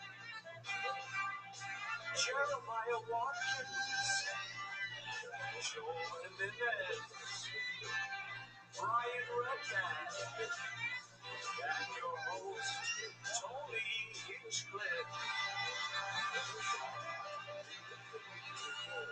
Wow, fucking awesome. Whoever made that gets bonus points. Big bonus points. Jeremiah Watkins, Pat Reagan, Joel Jimenez. I am so happy to announce, while we're high energy, your newest, the hardest thing in comedy to accomplish. It's all of comedy. There's one hardest thing to do. That is become a paid regular at the Comedy Store. And your newest paid regular at the Comedy Store is Jeremiah Watkins, ladies and gentlemen. Unfucking-believably awesome. We've been rooting for him for a long time. He's earned it. He's one of those guys that you gotta fucking rub. I hated to lose a little bit longer than he probably should have. Smoke. I love that. So we're proud of you, Jeremy. Fuck yeah. Exciting times, exciting measures. Should we meet tonight's guest? Always two of the funniest comedians in the world. This one's extra special to me because it's one of my favorite guests, and it's a brand new guest. I'm so excited. He's going to be sitting at this desk for the first time ever. Put your hands together for two of my favorite comedians, Michael Costa and Josh Martin, everybody. What? Michael Costa, one of the funniest humans on the planet. And Josh Martin, a producer on the show since episode 1, his first time sitting at the desk. Look at that. Josh Martin's been touring with Joe Rogan. He's opening up for me October 8th this Saturday at the Wilbur Theater. Sounds like the Booker was sick this week. I don't like this. Fuck yeah. There he is, Josh Martin. Nervous as fuck. Michael Costa, how's life? Oh, man. My friend Adam. Does anyone else have that song in their head? I love that song. It's a great song. Jeremiah paid regular. Congratulations. That's fucking, Yeah. Hey, buddy. yeah. Yeah, that's sweet. That's sweet. You gonna get drunk and celebrate? You drink? You don't. Well, then Never had a drop. let's not get drunk. You know what I had? I had a jar of Yeah. Probably would have been healthier just to get drunk. Yeah. Congratulations. That's not an easy feat. That's awesome. yeah. Took him a long time, didn't it, Joe? Very hard. Threw down the music pretty quick there. Let's just get into it, shall we? You guys ready to start the fucking show? I have a bucket filled with random people's names. They signed up on the front patio tonight. Some of them are the top rising comedians in the world. Some of them, it's their first time ever doing it. Some of them are legitimately completely insane. Anything can happen on this show. You haven't been here before. It's fucking crazy. I pull the name out of the bucket, they do 60 seconds. People who signed up, you know your 60 seconds. Tell people the sound of the game. Wrap it up then, or else you're going to bring out the angry West Hollywood Bear. The bear. All right. The bear rattlesnake elephant. Oh. Okay, Brian. All right. Obnoxious. There you go. All right. No more buttons. You should, for 7 minutes after one that. of those buttons should be Josh Martin's speech impediment. I think we actually have one of that, don't we? I can just add that live. I can just do that live. Okay, fantastic. That was a joke, everybody. There it is. There's Josh's. Oh, yeah. So I'm going to pull a name out of the bucket. What do you motherfuckers think about that? 60 seconds, uninterrupted. And here we go. Your first comedian tonight goes by the name Courtney Banks.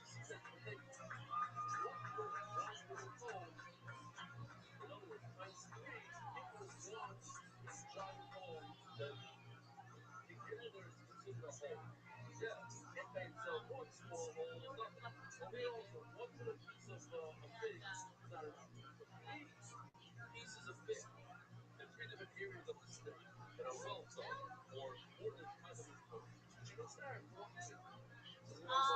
Have eating stuff a lot because high in space. But the thing that happens with that is when you have long hair, guys will pull it. It's really a problem. Right? So guys are pulling it from the back. But then from the front, I am trying desperately to keep it on. So it looks like I'm very much enjoying this, but really I'm not. And I don't know how to get out of that joke. I don't know how to get out of that situation. Very uncomfortable. Fuck yeah. Well, let's figure it out. How do you get out of that joke? Does it really happen? Are guys really pulling on it? How hard are they pulling? Wait, let me ask you this, because it's got to be attached to some stuff, right? Well, so it like you just kind of feel like a hat like clips. Right.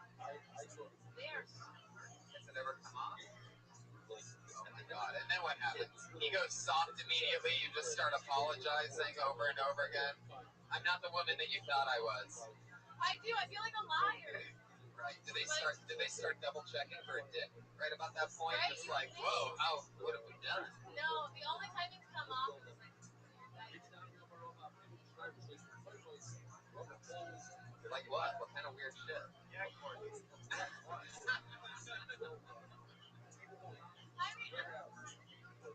What was weird? They took you to the Hollywood Hills and you wanted to pull your wig? Or Yeah, because it wasn't his house. Yeah, that is a little weird. So he took you to someone else's residence in the Hollywood Hills? Yes. Did he take you? And I went. Did he take you inside, or was it? Outside. So he had you in the car. Did you do the TMZ tour? Is that what this was? I just walked you and you drove them up. Right up here on the right is where Arnold Schwarzenegger once lived. And if you look to your left, you see an open micer giving a blowjob with a wig falling off. What happens? What happens if you don't wear the wig? Because you're a pretty girl. Why do you? What is it just terrible without the wig? Yeah. Was it? Let me give you an example. Of what Mike might be talking about. Like, I once heard a rumor from someone in television who that works on television in the hair and makeup department that Nicki Minaj has, like, because she's pulled out so much of her hair doing a bunch of crazy shit, has, like, one little knot of human hair left at the top of her head. Thank you, yes, that is the correct sound. Very good. She has a man bun. Nicki Minaj has a man bun. So she basically, yes, she has, like, nothing around except for one little thing, like some kind of, like, I don't know, fucking, like, Teletubby or something, and it, like, attaches onto the one little thing that's on the top of her head. Does it give you more confidence to wear a wig? Because if you're wearing a wig,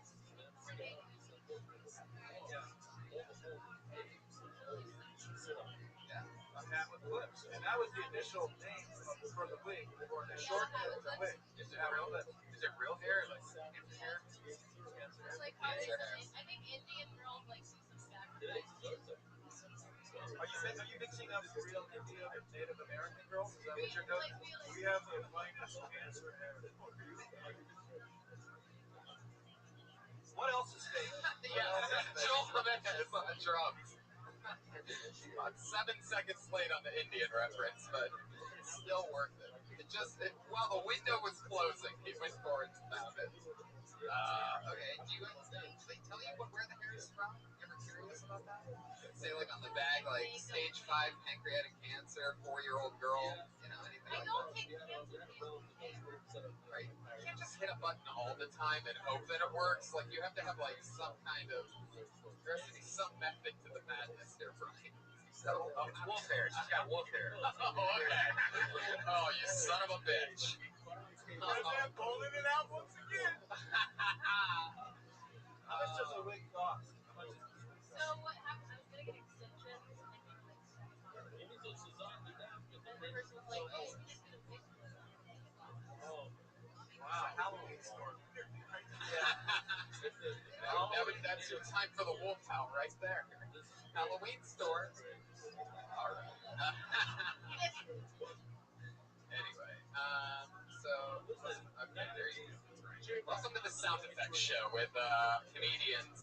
That's pretty amazing because no matter whether you have a wig or extensions, the guy would fuck you either way. So that's what's for. Just bald would probably fuck you as well. Totally. So who's it for? You? Other girls? Then you have enough confidence to follow a sketchy man from Hollywood Hills. Right. He paid for the Uber. Okay. Wait a second. Hold on a second. Time out. He paid for the Uber. Wait a second. You're telling me that this wasn't in his car? You Ubered to the top of the Hollywood Hills near a bunch of random residences. You didn't go inside. No, we did go inside. Go inside where? House or film. Hot tub and just, you know, Probably the Airbnb that he booked in the bathroom while he was deciding to take her up to fucking. I think I'm gonna fuck this girl. I better go to Hollywood Hills house. That is hilarious, by the way. You should fucking call Silicon Valley right now and get in on that shit. Hotels tonight. I mean, I've seen dudes this bad in hotels tonight. Like, I need to get a hotel room. This should be sponsored by a hotel. Ryan, play a hotel sound. Yeah, oh yeah. There you go. He actually had that one ready to go. Right on cue. Wow. So you're hooking up. He's pulling on the wig, and sometimes it falls off. And when the clips are on and he's pulling the wig and the clips are pulling the actual hair, does that turn you on at all? Or do you just immediately just start getting scared as fuck? Like, here we go again. yeah, you get pulled out of these. Yeah, does he pull? I mean, is it just doggy pulling your hair? So are you doing lots of doggy styles? That it usually happens. I've never gone through that. You never, Jesus, whoa. Wow. Jeremiah, you gotta know it's one of the dudes. You gotta get wiggy with it. Na na na na na na na. Na na na na na na. Na na na. Much catchier than you gotta get hats with clips. You got it. Get wiggy with it. Na na na na na na. All right. So that's fun. All right, Courtney. Well, I mean, there you go. I guess you take a lot of that shit and just fucking figure out how to wire it in there. Keep asking yourself some questions about the wig. What happens when it comes off? This, that, the thing. Show the real emotion. Show the fear in the joke. That would be my advice. And I like that you're pulling from real life situations that are awkward. Yeah, a lot of people leak their personal life out of the stand. It's an extension. Too much like it's an extension of your real self. That's funny. Hilarious. Michael Costa with the alley. Even in like a fight yet where the wig has been taken off and used against you, and somebody yelled out "World Star" yet? If no, do you want to? Well, there she goes, Courtney Banks, everybody. There she goes. A new minute from Courtney Banks. Na na na na na. Na na na na na na na. Wiggy with it. Na na na na na.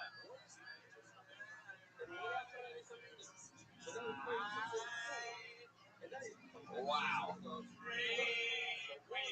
Oh, they're still going. Okay. You have to pay for these music rights, right? Like you just got Jiggy with it and Dreamweaver. It's out of control. And Hotels Tonight. Wow. All right. This is one of the people that have been on the show one time, and I absolutely remember who it is. An unforgettable character. I'm so excited to pull her name out of the bucket. Put your hands together for Aphrodite, ladies. Oh yeah. The return of Aphrodite.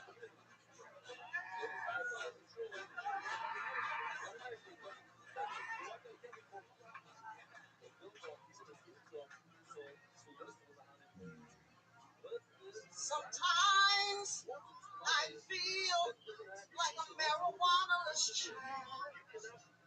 Sometimes I feel like I ain't got no real.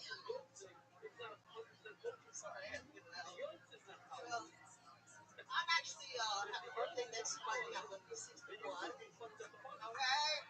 So a lot of women won't tell their age. I don't know if they'll tell the poor. Yeah. Just put 10 years to each weakness. And you know. Well, what do you do if you sing a ring? You know,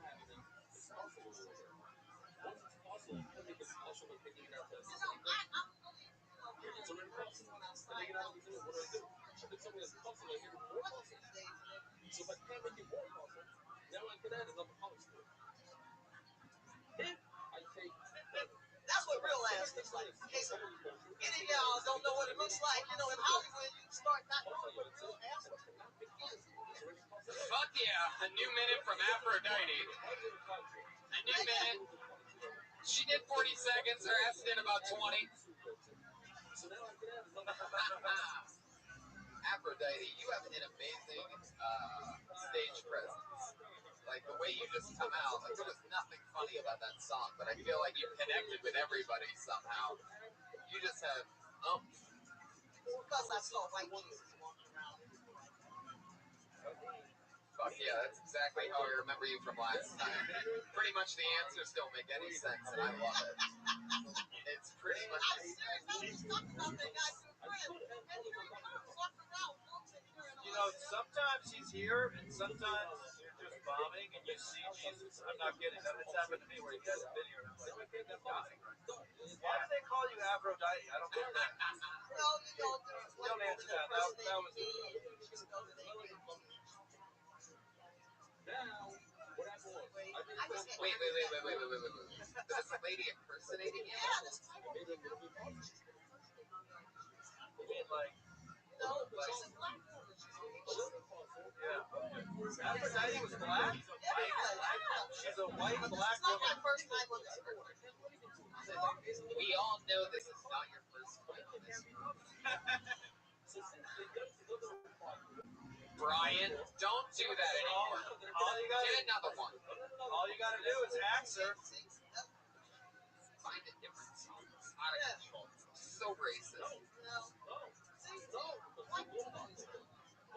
Like what? Tell us what we It's hard to get a job. You know, I had to go last year. I had to.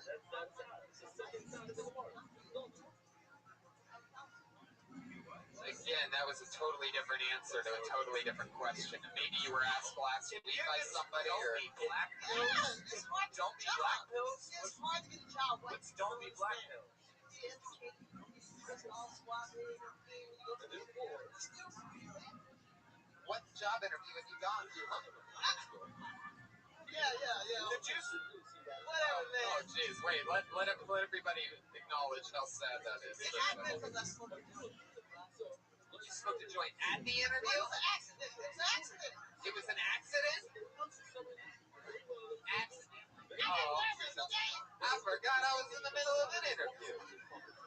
I'm sorry. I guess I might as well just let myself out.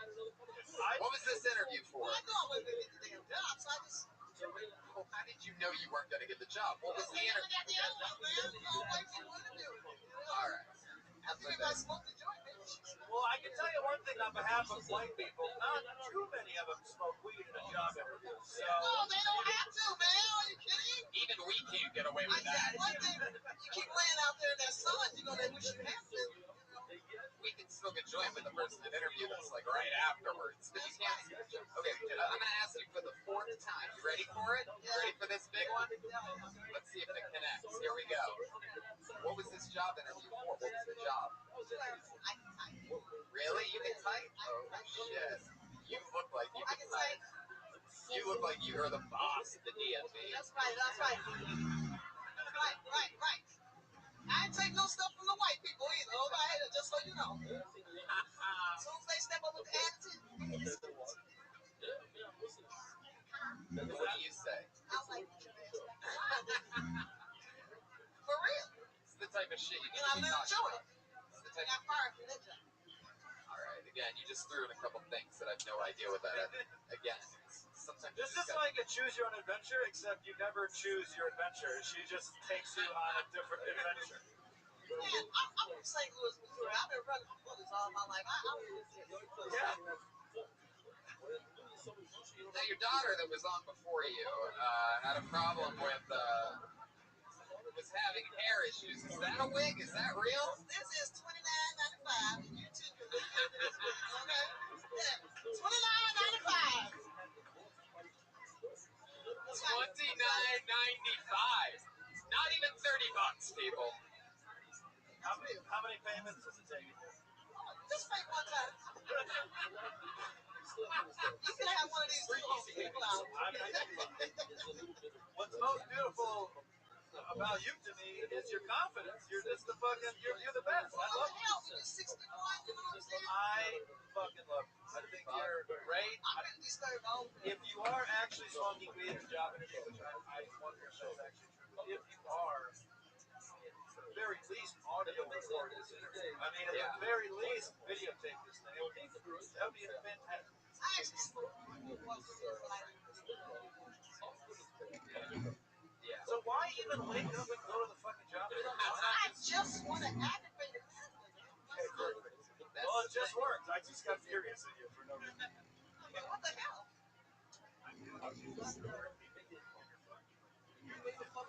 That's right. It's better than getting fired for no ass at all. I knew it. Aphrodite, let me ask you a question, because that really is, you are definitely packing heat there. That is really something else. I mean, It comes from my grandmother. My grandmother's a little short lady. She happens to find this ass. So it's astronomical that I have ass. Yeah. your grandma, My grandmother, my father's mother, she was a little short lady. She had no waistline. She was all ass. and she built the Underground Railroad, and No, she She broke said, down. she couldn't fit into the underground. Harriet Butman. You're talking about Harriet Butman, right? Your grandmother had the butt, Yes. and then what happened? You just does it skip it? Does it skip a generation? I didn't skip mine. Your mom had a butt. No, my mom, I got the breast of my mom. Oh wow. Wow. And you got the dad from your butt. Got the butt from my grandmother. And that was long before they had these fake booties like they got now.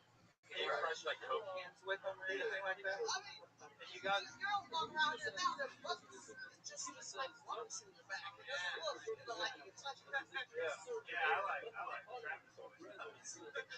Travis always. Travis, Fucking unbelievable. Did you shit your pants? Is that what that is? Like, that is unbelievable. Don't even start.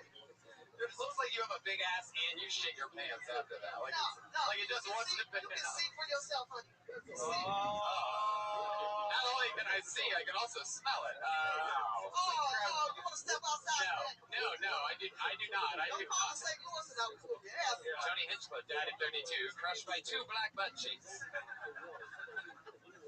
He will be remembered. Yes, Louis. That's where Nelly's from. That's right. Yeah. I was better up. No, that's why he always had to wear that band-aid. He was always getting beat up. I'm in it. I'm the only one with a big afro and I'm ready. Get the fuck out of here. I'm very serious. I love that you felt the need to tell us that you're the one with the big afro and the big vibe. That's right. I'm the one that looks like this. I'm gonna represent. That's one of my favorite songs, actually. I love that. Yeah. Bees don't burn on the grill. Oh, shit. It took a whole lot of praying just to get up that. All right, there you go. I think you have your America's Got Talent audition tape from tonight, all the way. You know, if I don't make it as a comedian, I'm gonna start a church. You're gonna start a church? I think you already did here tonight. I'm pretty sure you're running this. Can you give us an example of like what one of your cutting edge sermons would sound like? Stop hoeing! Stop that hoeing right now! Put your drawers back on! Good God Almighty, put your drawers back on! Oh, hallelujah! Some of y'all been a hoe all your life. I want to let you know that Jesus can stop you from hoeing. Is there a donation bucket we can pass around? Because I'm fucking Hell ready for that yeah! shit. Hell yeah! Hell yeah! If I could just, Aphrodite, could I get a receipt? It's called the church. Tax write-off. It's called the church of what's happening now. Well, there's actually our friend Joey Diaz actually has a successful, very successful podcast called The Church of What's Happening. Really? Yeah. So you're gonna have to think of a different name after it, unfortunately. Religion is the way to be rich, man. Aphrodite, you got a man or what? You got a man or what? Yeah? I ain't got a bitch. Do you need a second name? Yeah. Josh is asking you a question. What? Josh, Do you need a second name? Oh, Aphrodite, let me ask you a question. My friend Josh here, this is the first time being on the panel of the oh, show. bless his little rotten heart. He's a little baby, you know what I mean? What would you do to this